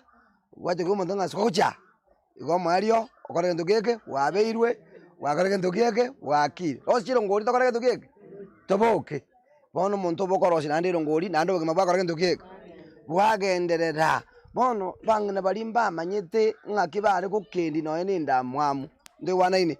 By the way ugukendi ndamwamu ne nobororo ne faida as a family oise konyoranga nobwato mukungu manyete gukendia endamwamu gusobororo enkina bera agenda atambe gyaba ngabweto umurwanise gitwana reko kyangire nabo yateba muyamano nabo yateba igona tanga umungina gusomugaka umuntu mate gukendia obororo umuntu mate gukendia obororo buya gukendia obororo buya nyine kintu kyaba akobunga nyane binkibono kyaba otari koraira ngora mbako umuntu oranga maeno umuntu uyu tari osegi tata yala gusokiri siringane tata yabukano tikabona tora sokugora guchi umuntu meko nga igo kente ngokora igo nandi basa paka ambara aranga ningwa kintu giki nindo matiri bono kwa ekwabulete muriro uri gwoka kwa mura nanda maguta ye petrol koruguru mura neri nolime nana lyokora kintu giki bona lyogwoka chinka chinyingi tomanyete emeriro ngiakorete igo yogete pero umuntu ise kweguri bagaerese ngora nyine umugakaerese bagakambali bamenyete igo twikyagara moya ari nani amenyete kyagara akorete kintu giki ale moyo ekarara akwe nakore kintu giki nani ari tu kwa sababu tu niko hapo gabana baminta so kugena ngari ngaki tokuteme buna togokora okeya obororobo kitabu ky'umurandia isana ibiri kyanda bine bibungo byabege twabu twara gosoma itukoria rero murandia isana ibiri kyanda gobonto wende gudiri noburu tumanye ko kirege nduge kubwate part 2 mutaragenda nakiya goteba tobaisa ko bumwango asoko gechigwa ekyagera okogechigwa igo aje ngaigole asiko jabandoki kyabaliri kyaliriyo tobaisa ko bumwanga asoko gechigwa bagaka kyagera ko nibwata banga okogechigwa igo menyeta esto yaye nabantu bali ngaki abaliri igekero okogechigwa bwango igo bwagachiterumu asaba kwa decide aninga ni thibitisho kwamba kwabeire umuriri bonayo nobo okogechigwa okomenya asore nabatetie goronga abantu bali bagotonga ikankugiga nali abantu barao boy talibo ngabongo kogega abantu bakantu kike wikango sa abantu iga nali abantu bakantu kike. By the way bagaka badigamba debi muntu akogechigwa urama abana seri abana kuruka buyamuri seri abana nabana ekwiburite gena kikero kiko kya nanga tako seri abana bawe kwa kintu kike bana bawe iburiti bana bagutama mbaka abana banya gusabari se bakaruru sama ka kipi yije jaturungania abantu dani yera janya kumonyorandi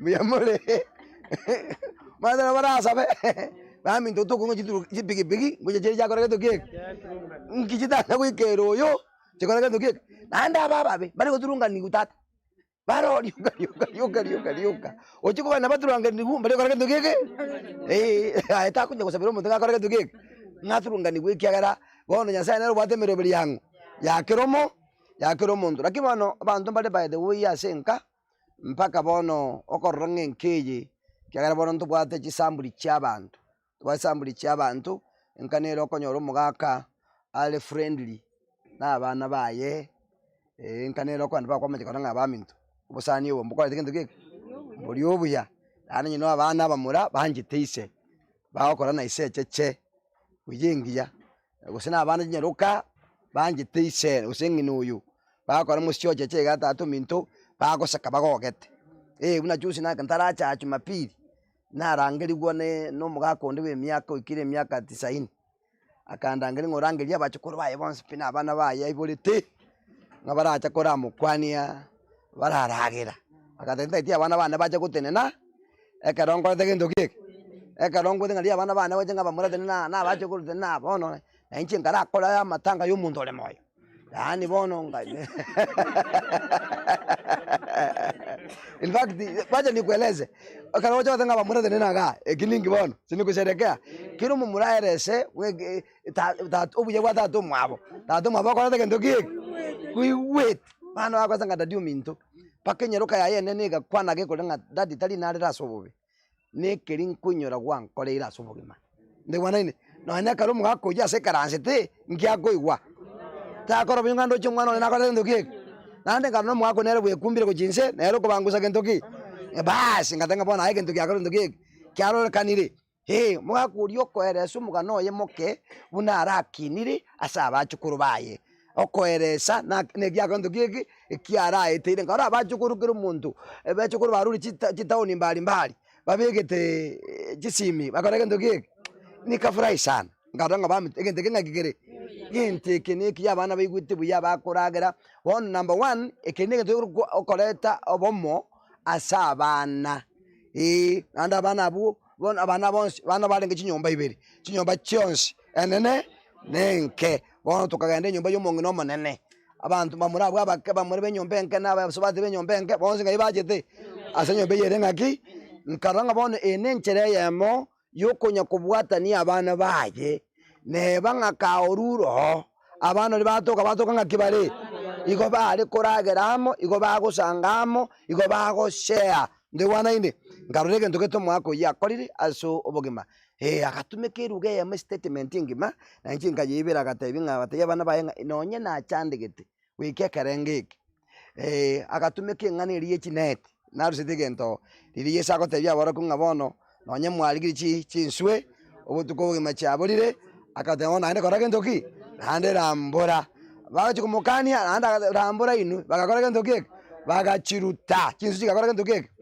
nkaroroko teye bachukuru bayenga nonye mwarutire chinswe ase mwarutire mwekire nande bono chigareji ngwete ndako teye bana baye gareji gentoki nange chineto nyene chisemi korage ntoki gareji okota bajena kone gasine serikali okota nje naje baka state house tuarage na president Moi tukarage na erega koru nothing to something igo bekire gento asaban bona ayekese kwaga chitinsi chingi kichuku begitero erongori okunya kunyweta bekiri sukari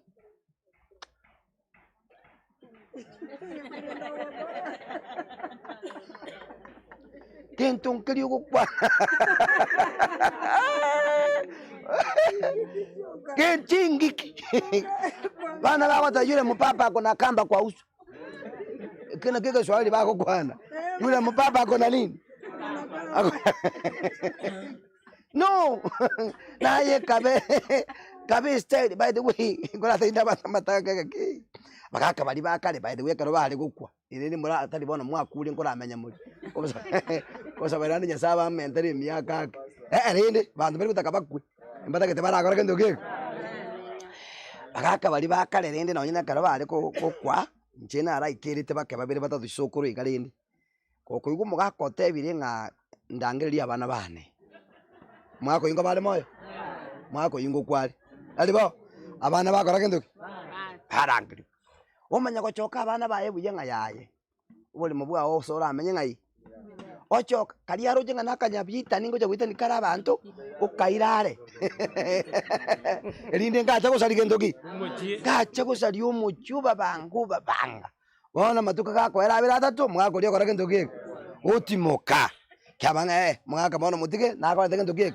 na bange to muchoye ngakyole by the way nayo mungu na kuno no tigwa kutigire nke bangire na bokora ndoke lakini bono kutigwe nke chinsara chiru chiguriga emeyetierire nebiro naro chone sainiga umuntu umirito no bulimo ekenyuru gigucha gwatu bulimo ekenyuru bago tabana bona ka batiga kabe indi tutaka kweti pake bisia bieri higa igoro no bulimo bago cho gwatera bimoisi bulimo bie pigi no bilenga bagwata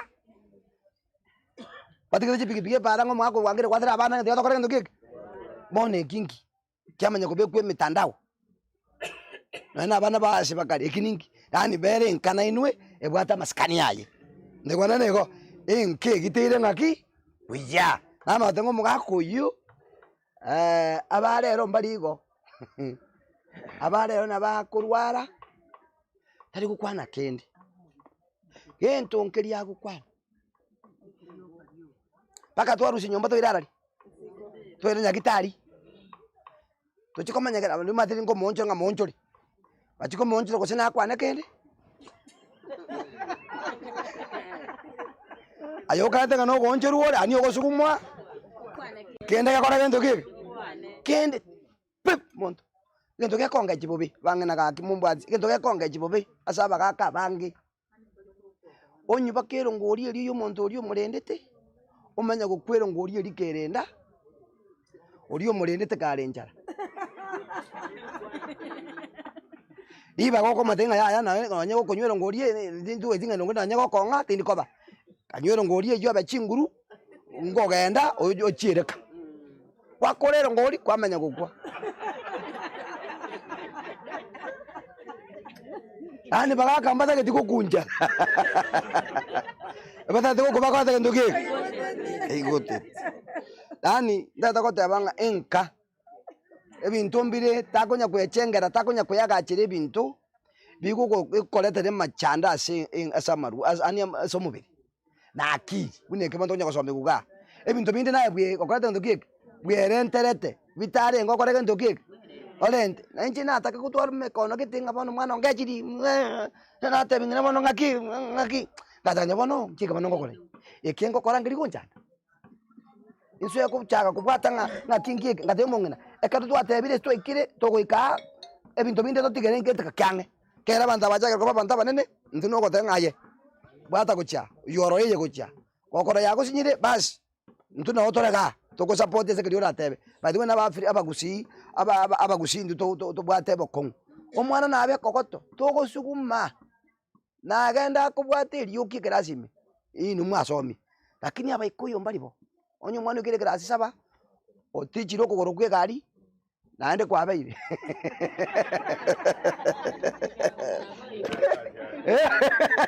amangale sukuru yaga doki sukuru yari omwana ochagire kutijaga ndoki amagoro omwana ochagire kutijaga amagoro lakini ndo abagusi anagya ko ara mukonya kwa education minister abantu banje tekosomya abantu bono bandoki bae bono intu toko sukuma na achiko tenga mami inguchi kwanda na ole ryoki pinte bibiko so miguma biangire okote bango moisyo egireti mwana wata nta limangana kyaro takete tomaye beza nje najiro aye kwa kora mbiombe nini omaria kene ko ino kabusa amana ko ino kabusa lakini nabo balirenga naye ngo egeti umwana university ngakimokothe naye kwa tabana nje kwa kote mwana sukuru buya bono ndete ko tebanga ndiri ko tebanga bana mbakora kintu kiki mbasoma ntutakita abana bakora kintu kiki basome lakini nga gento tata kurusha no kobeke keranga ekinta gete nek kama kanyo mwibuli takanga ekinta geta abana gusaba muri aba bane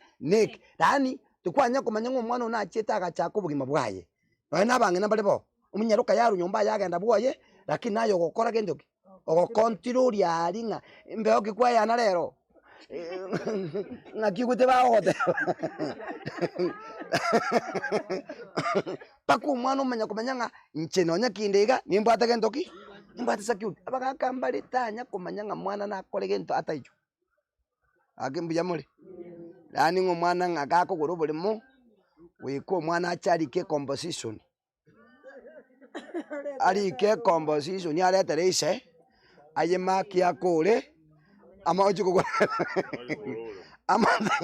ama tebi ngaya chakerete ngaye bese yarwa na kiyaje tabageka milioni 2 na ande ngoma taite chikora na kuru na ande gwae mwana urika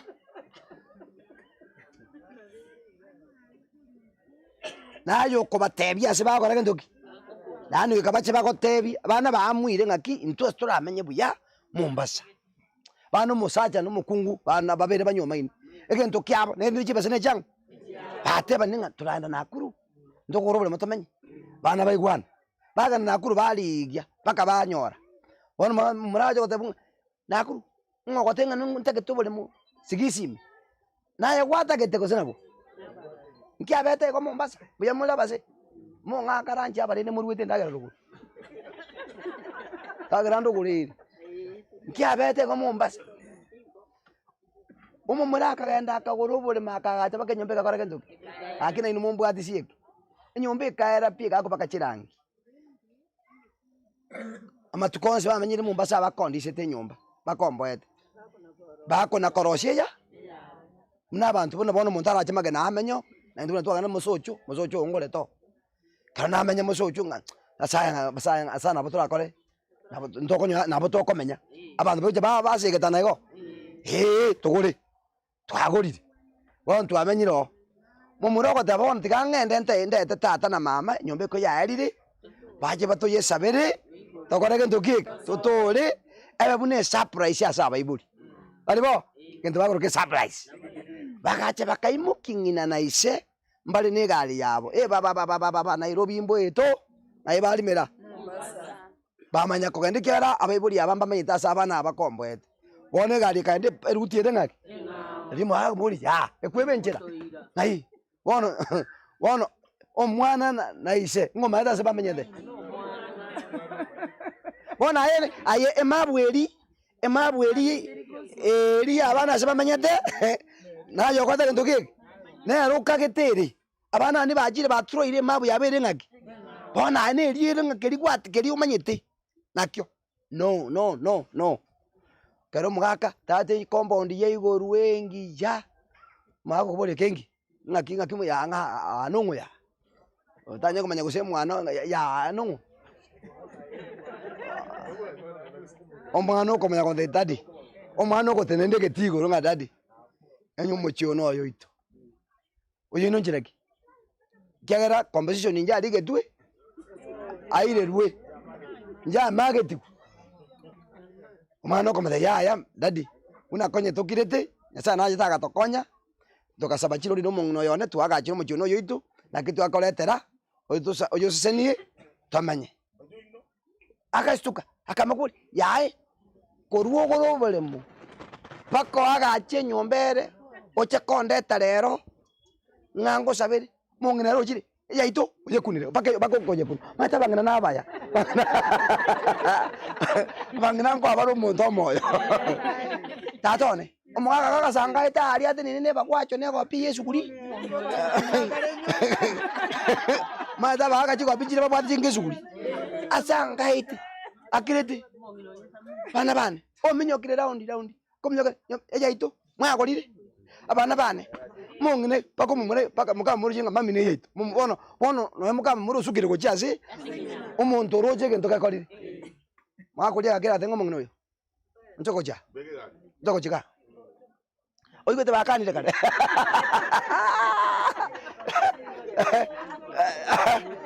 aji bakanire omongina kamote bingungara enjera iko chika na kwaza ketuke kenda aye kali mutu maka gekana ne go piye ngesukuri ne bakwacho gojisiku omongina ta igora tato na igora ngana so irimi buna ye igorwa omongina ngaya ako irute biro ko igoro buya mwaka gake garime nyamire express gabo ne rite ko makoba bono nyamire express agachanka agacha kurari chombe mongina gade nyombe yenyine ron koramenya metinye bere 3 ron koramenya abana bane bakare ndukeke gachire bono tigankobori onyaye naye ise ose naye ngina gokoigu bobiga ngaki abantu banda bangao abantu banda bamwabo omwana wao kore gento gwakora gento kiki pabia ngaki omonto mungao arare gocha gokanyara gosemba murabamino mate murabamino bagonya bane bali batanyiti abana bawo goseba karo murabamino boro ubararora bagwateka.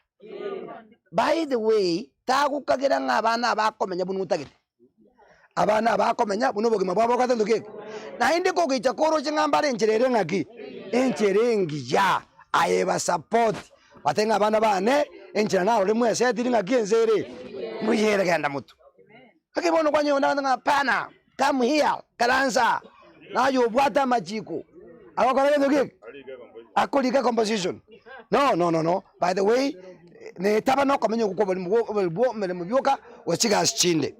By the way, there is something I want to tell you.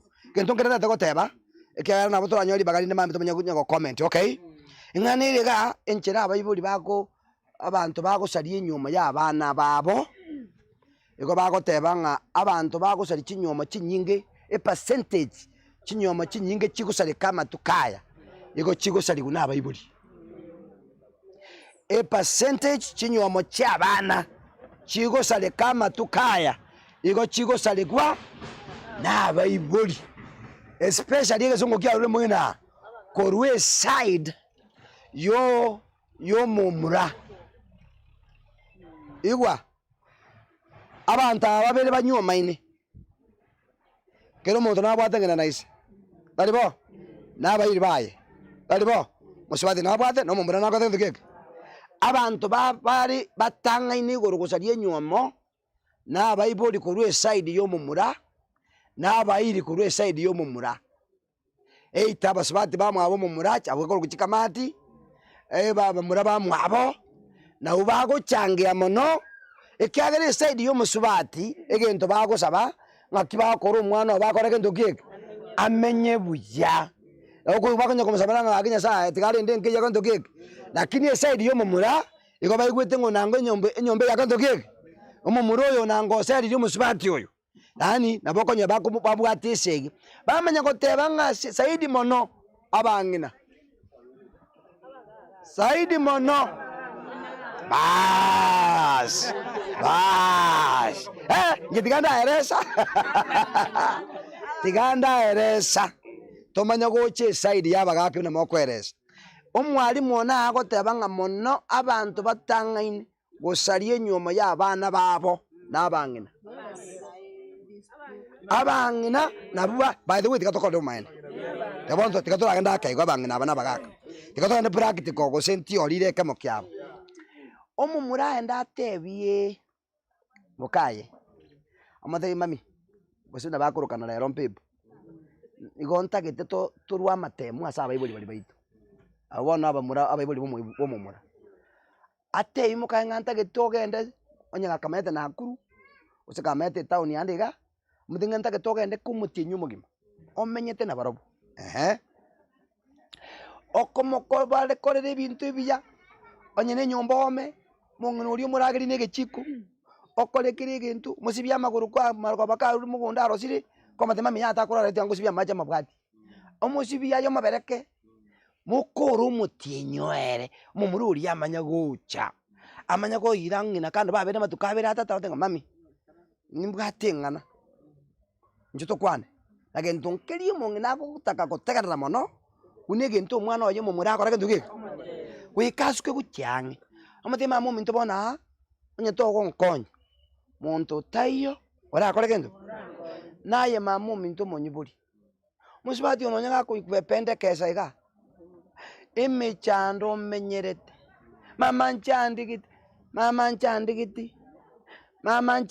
mamu minto abune chisi akarogoro koseri toka mati mama kaki tanto kwana koko kwati ngurara nyumba mamu minto mongina ko madenga toka maseni kera mongina tatageti monto kokosero mano koko madenga abana lide abana mokuibura na nerebe kubata abana bana mokuibura tani okonyo mongina obere tayari nga onye nabo yoko lio no nyo sibiri bakamagoro para gendo keke agenda somo muhaka the same Mutata atu mintu bono karate nganje no yonde. Ona abasaja barenga. Anchon konye. Una kwaja konye musaja onde bwesho kwete para. Musibatu magaka gukira gotenga yagenda ni chanko alichi. Kena ni chanko ndokeke. Kama tukata twana ngakoera. Kago jamu ngatata ngakwana kwatete. Ya, njibano. Ijibu tagete. Omukwana lyo gilyo bwororo ngangina taigwa. Ya, bakungu bakolemererigwa. Nonye nyoko omolemerereti.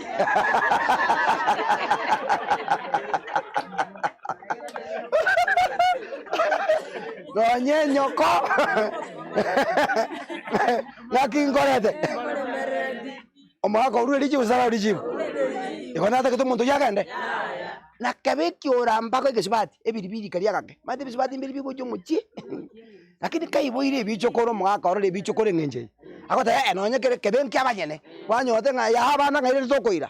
Kanya ko mukanya amatukanya baredo gege. Bagaka mbali ko batayare osari chinywomo unless you musacho twireire. Mugake mbura ya twireire otabwati sagwota. Maete hebam. Bagaka bange mbali kwancha mukama mwela koreke ndoke. Lakini abantu baguchangia pakubwa kosari chinywomo cyabana n'abangina. Bangino konyorani upime tembeo akambeo agoja kwa mupimira kake Matega chura kora akako kujane. Ako matukabe mupimire tikakaiga. Akonya kora yana mwana banda meyede chimba ali no bwoba that freedom obosibole boli abwate sobo takwa tikendo kike. And of course by the way banginamba le barabaya tadi bones banginamba le barabaya bakaba muraba gucha tani mungina kuigubuya abana bakunga bakaba murata rekase mamu mwabo ngina byara tale ngokora ndoke hari sikimu naro jina ara maide sikimu ali tani bakaba mura nababoka bataraga da mwangina bamezingina naboka kasi njiko tiki kero muntu naboka ngayaguji nangina bateba tinga kumuinukira abana bane jibona magorangereire mwaja mwambe sisika wono je kwanyoro mukutano wo mongina nabakaba mura kali kako cha kutoka mura aye asama mboboli akonya kubaragaiga gara ngaibari itanga no ligiria nchara yoko baratanga sakothe keke bona bakomanya kubaraga kiagara nganga bakathe keke bona aye no korana bana bana pasta kanya kunga kanya kunsabira hei mwana mwana na kanyoma buja bakurire miaka 7 na iru bamanyete no ene simimba ti koragendo keke bonyale kanera ba abana barwete ka bakoragendo keke chinga timbwati amanganara akoba mange ngakibono abaibuli bakora basali ngiye kogera ba ngakiba bito kibiko gere nyomo basali enyomo ya bana babo. Number 1, continued demanding for money. Agara moko nyago sabagendo ki abaibuli ani moko sababa na chibesa paka mwaba chialachi ani paka karo mwana ko lesi miao iga we go sanga ubi bona ngingo sabwa nani abuna kwa kesimi elioko lya kanto ki yali nani kanto ngalioko loligi lyoko ayo matenga lyoko ndiko kanto ki nani paka abana be kabara ombye simi yao koje kumbolia abade ya entu alenge pisie gasi ekyara inde bono wasabire bubi wasabire usaba abana ba ujibeza boire na Nairobi bose bakarose na kuna abana bameto bogimo bokong bakominyokane ne girent bakominyokane ndagara bakoria bakominyokane bisukuru fees na maji chigasi chonsi nyajiba na kwanyo na no tope tikoruguru the one ine ngoda takota banga ki buno abaiboli by the way kitabu ngene kyarengega kyamwabe kitabu kyamwabe kekoro kungenjoy life kego kwanira abantu yabantu bali babeira banene kyamwaba no kelenge ine kitabu kego tebo muntu ngankibwente kuyaliga ni utaraga litaya ari misi kone karwa ta ko muntu manene omuntu uchikwenda kwate unkibwente ko kwato uchikogenda uchikobe pardon asabantu igita kirinda abana ko bako chikocha kwara buli ngabana ya school bisone abana bakomigiri kwara mate ya chiri bisano chiraka chomente na mwana agende school umwana uru nebirenga kaitata ndo chibona abantu babwate besa irani bawo korra ko be pega aye pake sati na wako ngendo keke lani batenga ya besa ni munabwate Gagara ya. Boni kare mete ya ono be. Boni monga ke mete. Ko na wata kara yiri yoyonsi. Ngajiri bwisano kwa rabe ko mubuku. Kwa kuni umungi na iribu. Umungi na ere kesara ke. Ne ya tikaro. Kwa kuni umungi ni mungu moto no yoito umungi na kanyawe. Tigere ndesaro na nje musaje tiganda ratara neji. Dani abana bako chiko chabanya nga mucha ndikiti wike rengo muta kitekoro rwa mabira. Paka uta tabai gole WhatsApp baba changire. Baba tumere ko chaka. To demand by the way mono ko bwa mono asa abana baino jino kabasoketa ko bwa mona bangina. Dani uko le momo gondo gwakora kwa manyanga embusuro gwakero momo ko nyamata nga tatambura nale mete ne embusuro ntabwati asu umwana u agasoketa inyaruka. Ogwakero musachoye. Oko sabebesa. Umuno busoko bu. Mongo wake sime kabisa ngangekire titi mbekere yekomi. Ndigiye mbusuro. Waso akoligiye mbusuro. Wansi kweta ngio koligia. Unaharibu ndoa ya watoto. Pako mwana uliyo abasa kuchayo. Mwana uliyo akuchayo na musacho uri ngambo kwanza na arete burden. Naende ngina gako manyanga jibesa naboko musabaiko. Nabo sabo mwana oye. Mutajua ujui. Obwama to jakabasa ngane nchena katika kasi. Jibesa cha mwana one na chuo utake toka manyera. Ndio bwana ini. Uko saba jibesa abana ovyo is very dangerous. Ntora akana katika mulisi katika igwa. Jibesa cha abana kaki tikatotebe njange chitu bwanda kotwa twarwalite.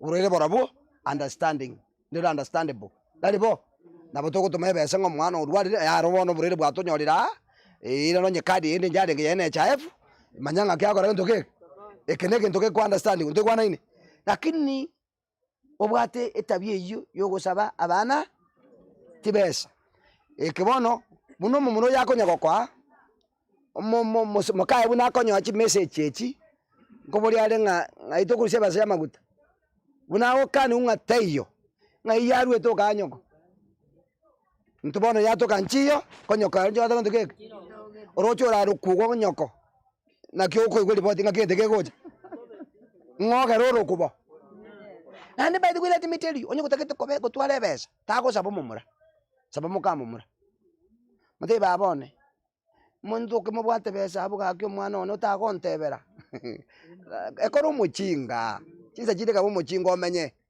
ntebera asichuni gusina nkonye 200 gankorere kendi muswatu yako ndoche namanyete ninche ngokwana ebesa yamanya kwa ndike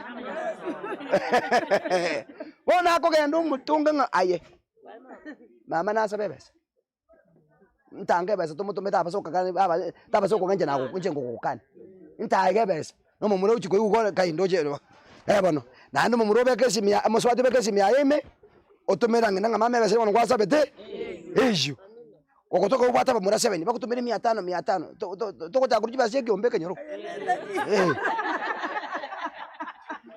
namba ya kabiri ko bandu bakamukwana because of moving to stay with their married sons and daughters very dangerous kongenya kwagenda komenya na abana bao asibakamenyete ngano obegete makao very bad enenjere yamo yogosere nyomo ya bana tuli kogenda komenya sa abana omenyete mutie nyumo gemanga bona nchi tiganda abeka silibas ngayiba na kwaji kuri kanyura Nairobi inde Nairobi abana bandangeria na nchi ndaragera dagarera ebinyomba biri Nairobi bangina nyomba biri Nairobi nebi karumba kama gokorara akande goguta balibo wano obekeire basi egetambo obekeire kwara okoko na metukata to okone to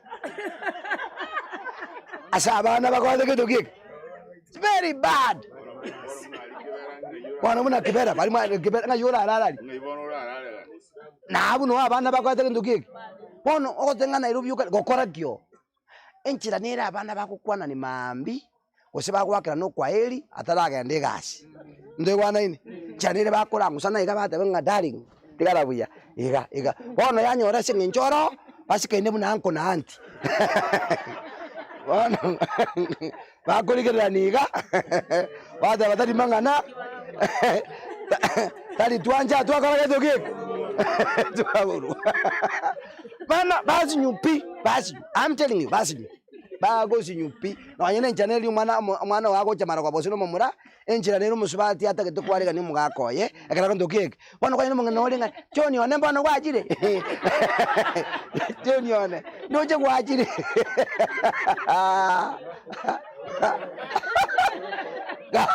Gag. Nge mama na korege tu. Mono gaki. Ngubwente kwariga ni choni for sure.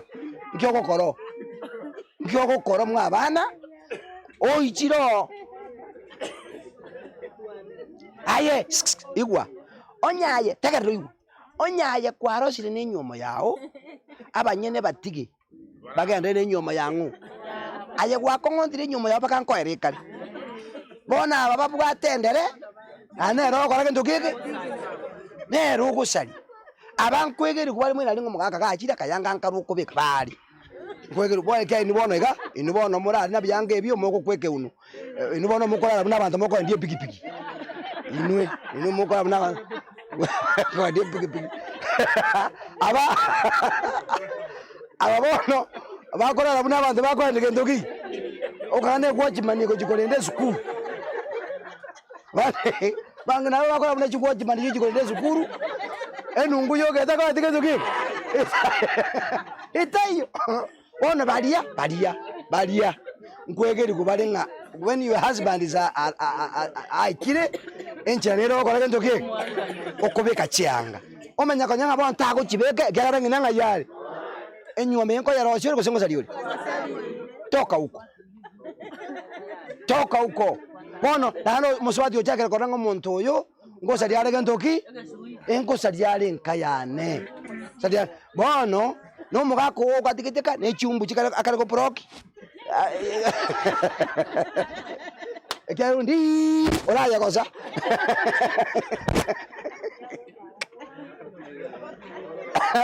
No. Ila na back home ole ndoyo no lyakora ndoki. Ali ndoyo. By the way tago salia enywamo yabana. Number 3 na kintu yakora musalia enywamo. Nambende no go interview ne budget yabana.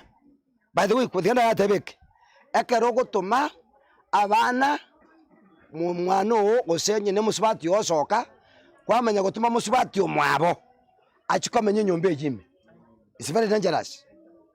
Yani kwe bacha amachukumu aho kwara kokora ngabano ga pastor ko mwana arangirwe university nandi no musubati mwamenyete ibango kombe nyomba mbako menya nyombe yama. No. Iyo ni machukumu yako. Omwana noyo ayo okora ndoki. Ngosa liore nyuomo ya bandi abanyene batagete koroshe nyuomo ya bakora ndoki. Kwamanya koreta abana baho gwatumba nyombe y'umwana oyimi. Number 1 obwamate bwa one na sobo kera kero mungina nyena kuigunga omumuro obunanyoma abasubati bamwe abo baji bakayimuka bonse ngabamenyete. Mboro muswa mungino yegubuya. Mbora bayibuli bo musaje begubuya. Ngosa lioro ko omwana omutige amenye nayo nyogokora noyo mukondisire nyomba ekyajisemene chao inyomba nkore toro muchando. Number 1 abantu bameta ka budget ya ko mumurese tingaki tigamenye no mungino noyo mukwame ko nyamenye ti abantu bane ekyayo no iguye ntoke chikyaba wala buna baika nyomba babere nangino oyo mumura nero te bana inu kora ndoki na inu swa nyomba barenga bono mumuno kanyora bwata abantu bane aho kora ndoki umuntu ngo sukara slega suka mwali anaenda kufilisika kero ikale tachindagara chinyingi wekati sabuni chiko sibiri uga emekone yasa kobe mingi abangina tawo nane ko korole mistake aba muraba bako genda likwa tumira kasubati kalia oligere linga nchabono nebete nangana kana retete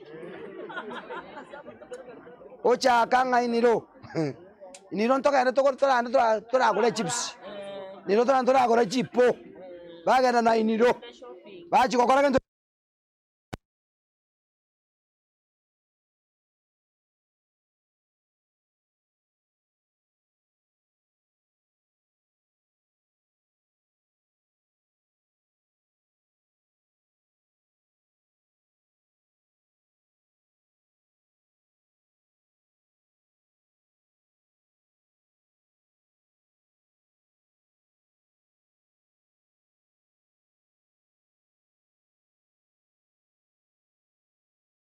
Tokotera mwana matara nyama ngatwara kanyumba ka ukubunga.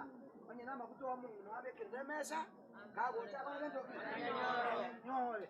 Ngono tako tuma saka tokonya kutuwa mutu wake mane. Yaga ngere kya bugire. Wanda takota banga turinde. Ntunya kwa tete nduko tarata distress asebo kwa iko neme cyano. Domenya kuri obusani kuna abashongo. Kuna abantu bakire school. Bari abasongo tabange. Babereza ko ntiresa. Bakire begire muri babashongo nande atibabe. Amete buya paka mo bwate. Kita kaya mu mwaka basa. Basa uko tamana magi ariko mente uko kwa nana omwana omuntu takishimi asabe kibesa kuzo kumusiko yaka ukwana ndio mulishindo mai asabe ndi byose uikwa wakishimi mwana kuberesa okore ayo no pote kelera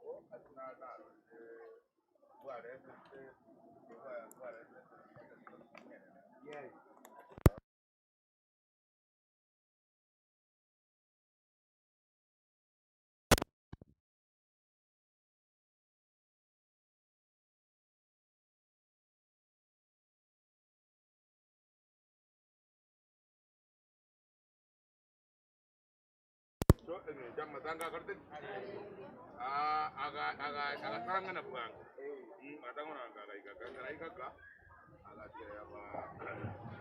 Yeso mosaraba one, wana na yete kire, gotu nyano one no.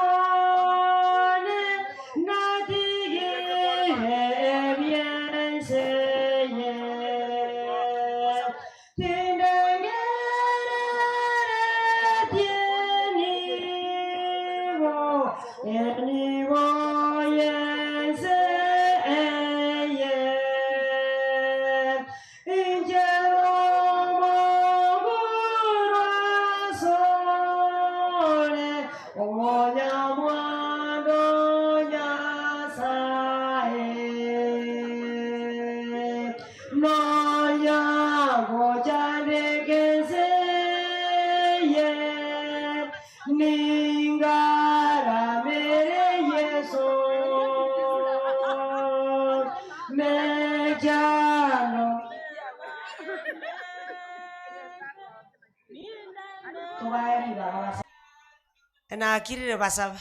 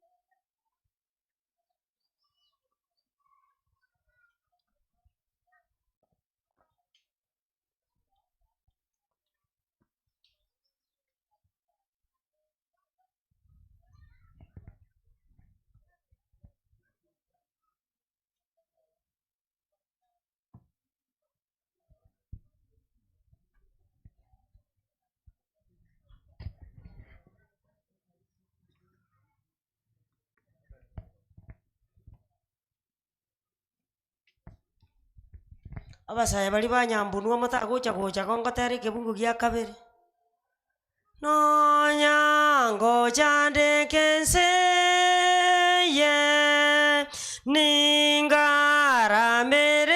Yesu mechando neba emenge nine merelia solde mechando teligento nine nobu ya wao nairane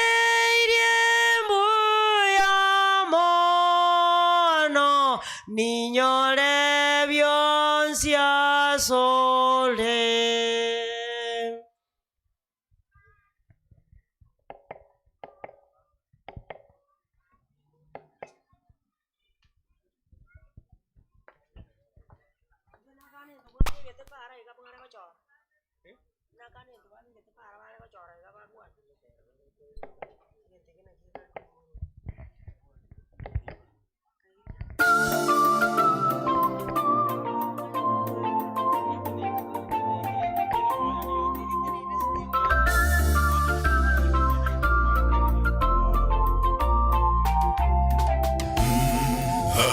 Hakutuacha Bwana tuangamie, japo tulitanga, bali na yeye alisimama na sisi katika udhaifu na kwa unyonge.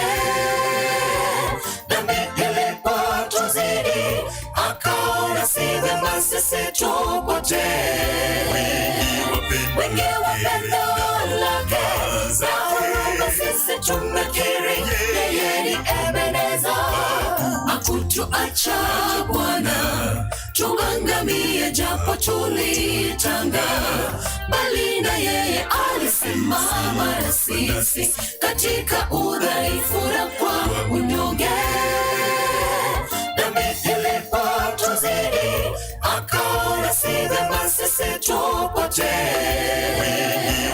Wengi wapendo lake na huruma sisi tumekiri, yeye ni Ebeneza.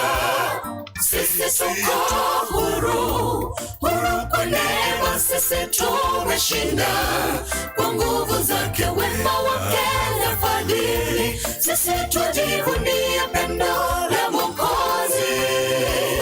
Adui hana mamlaka, Mwana wa Mungu ameshindwa milele. Wokovu ni kwa neema, tushikilie tutashinda milele. Sisi tuko huru, huru kwa neema, sisi tumeshinda kwa nguvu zake, wema wake na fadhili. Sisi twajivunia pendo la Mwokozi. Adui hana mamlaka, Mwana wa Mungu ameshindwa milele. Wokovu ni kwa neema, tushikilie tutashinda milele.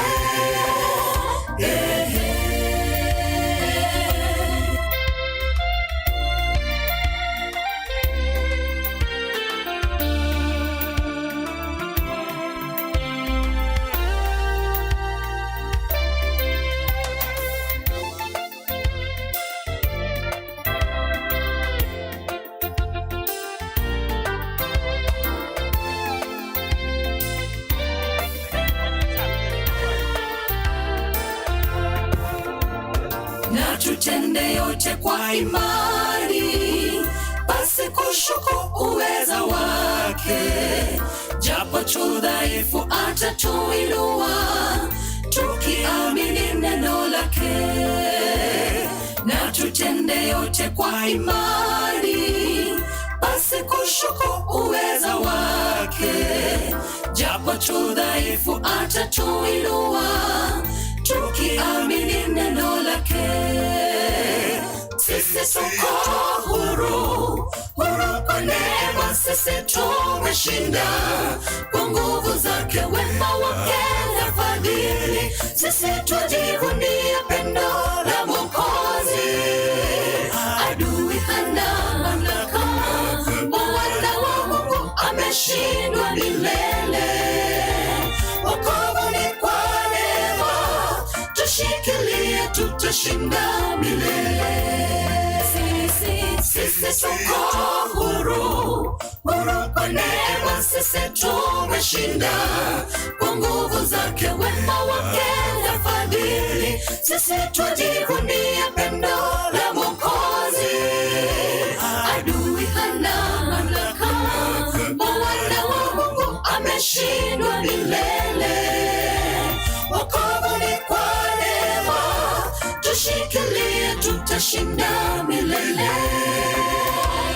Sisi tuko huru, huru kwa neema, sisi tumeshinda kwa nguvu zake, wema wake na fadhili. Sisi twajivunia pendo la Mwokozi, adui hana mamlaka, Mwana wa Mungu ameshindwa milele. Wokovu ni kwa neema, tushikilie tutashinda milele.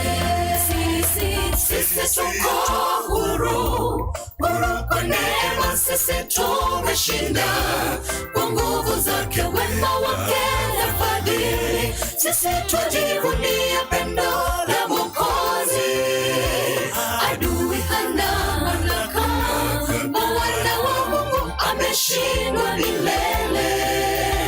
Wokovu ni kwa neema, tushikilie tutashinda milele. Asante sana vijana wetu. Si mmekuja kuchukua huyo kijana mwenzenu mwenye mmekuja kumuona. Kuna mtoto alipoteza kasweta kake hapa. Mkiona pastor amesimama hivi mbele yetu, tunampatia muda mfupi kidogo ili aweze kutumalizia makambi ya siku ya leo ya pili ya makambi. Kitu inaitwa sermonette kidogo. Kwa hivyo namkaribisha ndiposa tutoe matangazo muende. Bado tuko katika makambi. Pastor karibu. Asante sana. Mwenye hiyo sweta akikukuta umemsema ni kasweta. Yeye anajua ni nini? Sijui mlikuja mkatoa wapi kitu inaitwa sermonette. Shule haiko. Yenye iko shule ni sermon. Pastor. Get the point. Take a step forward. Kwenye stress yani. Mbiyamole. Ngakimoko liyo na walio kasameli kwa ererega. Hebu tusalimiane hewani. Bwana asifiwe. Lakini hamjambo watoto wa Mungu. Ege ntege chini ntaketeko teba pastor agenderere. Choosing. Kento kuno mintoke sinita bantu no gochora. Yani akarua matuko 7, akapeana siku 7 kwa sababu ya uchaguzi, lakini bahati mbaya watu wakachagua uchaguzi ulio sio sawa wa kutoingia ndani ya nini? Ya safina. Yani nga ekerabona mabera asiekwa obwato bwasiekirwe bagachaka gochora buyanga ki bona tuamwira gosoa. It was late for them. Ngosabanga Mwenyezi Mungu atusaidie jinsi hawa watumishi wa Mungu walivyo hapa mwisho wa juma hili, mfanye uchaguzi ulio uchaguzi sahihi wa kuleta mabadiliko katika maisha yetu katika jina la Yesu. Mwanataka basenirende ni nchindi ya mango nyali kunene likalesu kulimotara litereka moko iwa tigaba sato ekende to chiere nda monato konyo bokimambia egente kenanje nake bwata gechieto ukono gokora kwa batumwa. Tungesoma kifungu la kitabu kinaitwa Kutoka. Acts inaitwa nini? Mambo ya Mitume. Matendo ya Mitume. Kiswahili tulikuja kuipata hapa Magena. 26 mstari wa 18. By the way, iwezi kafika dakika 8 kama ningepata msomaji. Taeka nchi wika igako cheka isano kuchinane na abasabiri.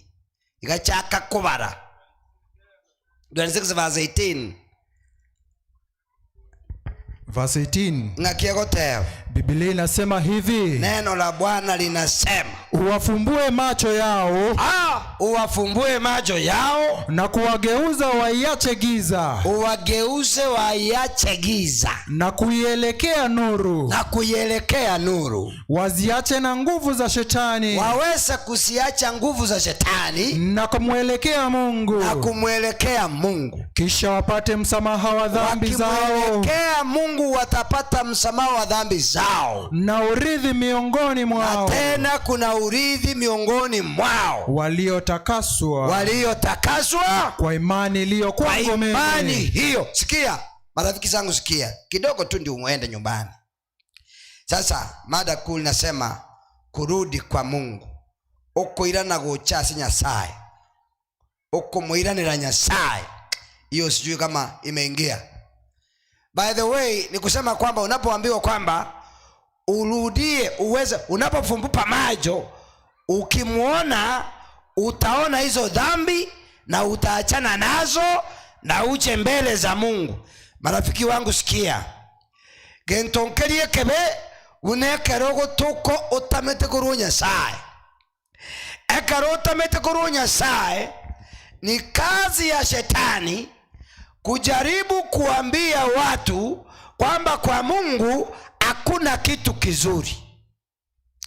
Kuna watu wako kanisani kwa miaka mingi na labda hawachaona kitu cha maana ambacho kimewafanya wakae kwa Mungu. Ndani ya bantu mbali kanisa batana korolesa bao.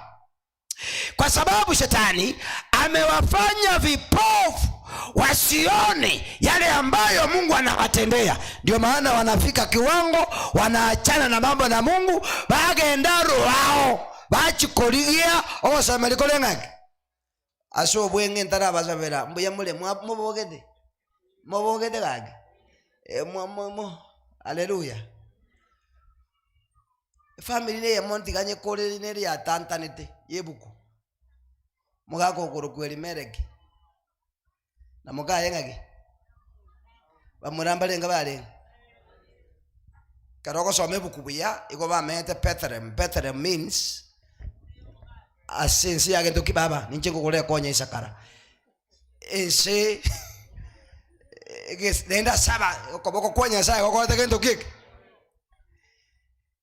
kama chando kaganchara kagachaiga bakagenda na umiriri barire mwabo bakamonyana nga mugakoyo nduriko kwa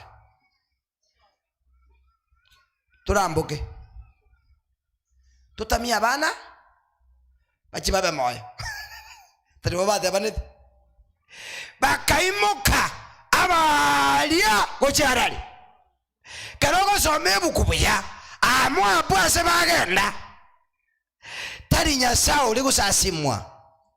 Walikuwa wanaabudu nini? Miungu. Cheria isateke bunga kama wasenya anjera wata majingi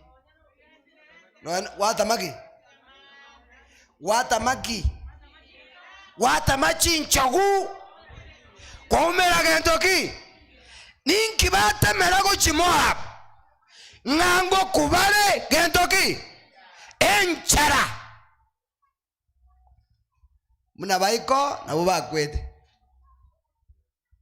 ripoti terweti Bethlehem ng'abantu bakuli abarweto na bubakwete kendoki buno koru mwa Nyasaye omenyoke kori genjere ngao nayo kwa bukwego deba ndani ya Yesu ni usima tele, nje ya Yesu ni mauti ya milele. Bakungunya gezega abana bali batameti kungamba ajigogwa ekaro gutaka gokonya Nyasaye mirimo igago kubwatoka tuli gokonya Nyasaye igoro yenibo yao, tuli gokonya Nyasaye igoro ya bana bao. Mungu ana mipango kuhusu maisha yako. Elimeleki alipo amua kusaidia Mungu ili watorokee kwingine, waweze kuishi. Walipofika pale ndio walikufa. Yuko bwana kidaka kijana jeriri tungainika ogende asaba sabi nonde nulega. Kama kuna mtu kwa mkutano wachira masaba yemesumane chimini mesumana ndigi nebitamba ondole ntaragenda umwikana ulime ya omuchamu ntakire kurusia sirida lya Yesu ama nabarandi abara mboko nalo kabikinga baba pokea shinkara kapukasa ulipokea. Wacha mama kamata baba wacha mama kamata nani to baisa kweba onyondora ochieta kabekerwa kaboko konde bisarara imi ayengo kuole tori moyo kera bantu balimba bwati umwikura abekeru my friend no baisa nachiri kusaba nareti baka barandi kuruisiku ekwaruete Peterem ukagenda arari tuli bwati molembe mukungu agakeza abo ngamboro musaje oji na abana baji ngobona utigaredi kai mose mukungu agakeza abo ngomose mbora ko ndoki na abana bakare ndoki ngobona utigaredi agatuboro kotera na taya ire kegima na tevani akachako chirogoro koirana nde ochika koirana rutu mulambwatie tatayai ochirogoro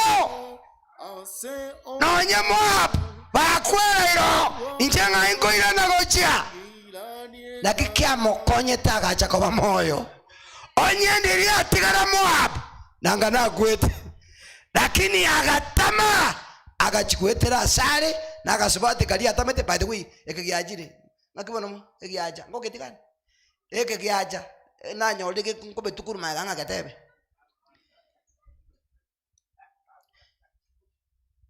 etabiye mubwate yangatebeke gusi omwana owa akonywa mu morecho kwamanya kobeke sheria ngongo bwana morecho apana bwana no bwesitie ine gasi busa onyo omwana oletira umukatoliki takopetereria abantu kusasimanya sao batamanyide mubuli baba ayino mulicho ngwale to morori obachire bwe muti oli nkorora bakora tegentuki mubuli nkwale tanemesuma nkwale te bibiri bitambi onye no mukatoliki mubuli mba nkwale te saburi nkwale te bintu nayo kubuka mama ko obo mwana asire chikaro mote yo balicho bonsi maba karagi onye kabo katoliki moko bakalali ayoirane omenye buno mo Kristo omonto Yesu bako mwana oliaza no mama nanchire nyasao abe nyasaone nanchire okosasima kwao kama okosasima kwango tali busa rutu akwanete na rochi kindi bona bangno baliga ebiro byomubamba gentoki naende mon bachikuligiri bone kanise yugo chini kwa chikwaya uniform 14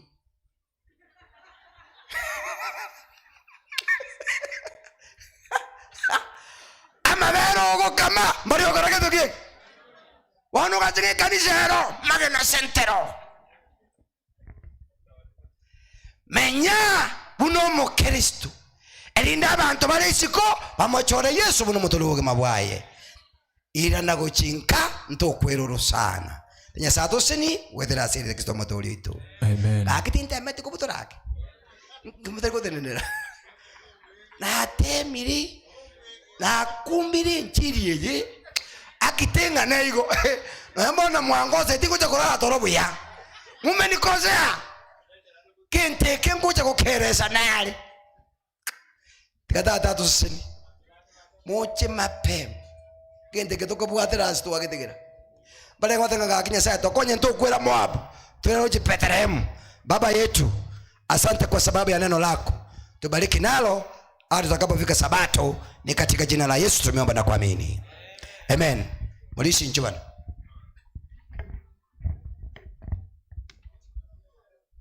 Asante pastor, simama kidogo, tangazo mawili hivi ndio tuende.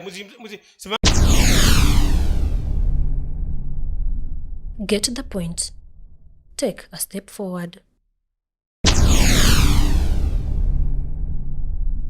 Get to the point. Take a step forward. Get to the point. Take a step forward. Get to the point. Take a step forward. Get to the point. Take a step forward. Get to the point. Take a step forward. Get to the point. Take a step forward. Get to the point. Take a step forward. Get to the point. Take a step forward. Get to the point. Take a step forward. Get to the point. Take a step forward. Get to the point. Take a step forward. Get to the point. Take a step forward. Get to the point. Take a step forward. Get to the point. Take a step forward.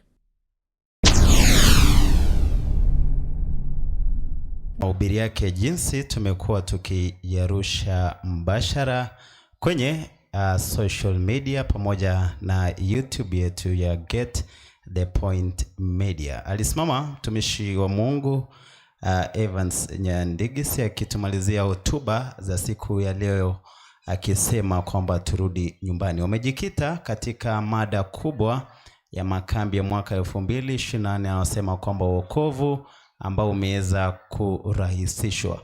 Wale wote ambao umekuwa na maswali hasa wakati wa vipindi vya workshops ameweza kumfikia mnenaji, tunaweza kumpa kisha ataweza kuyarejelea kesho ama kwa wakati ule ambao atapenda kuweza kuyajibu.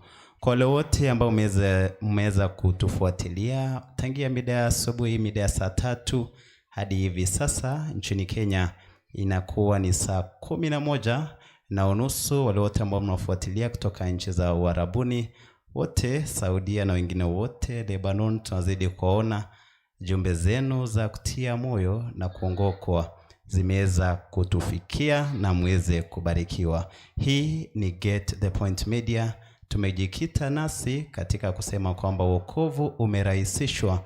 Unapopata the point, you take a step forward. Hadi kesho tena mida ya saa 2 tutakapokuja hewani, tuwasema kwamba jioni njema na wakati mwema. Hii ni Get the Point Media. Emmanuel Bosire, take a step forward.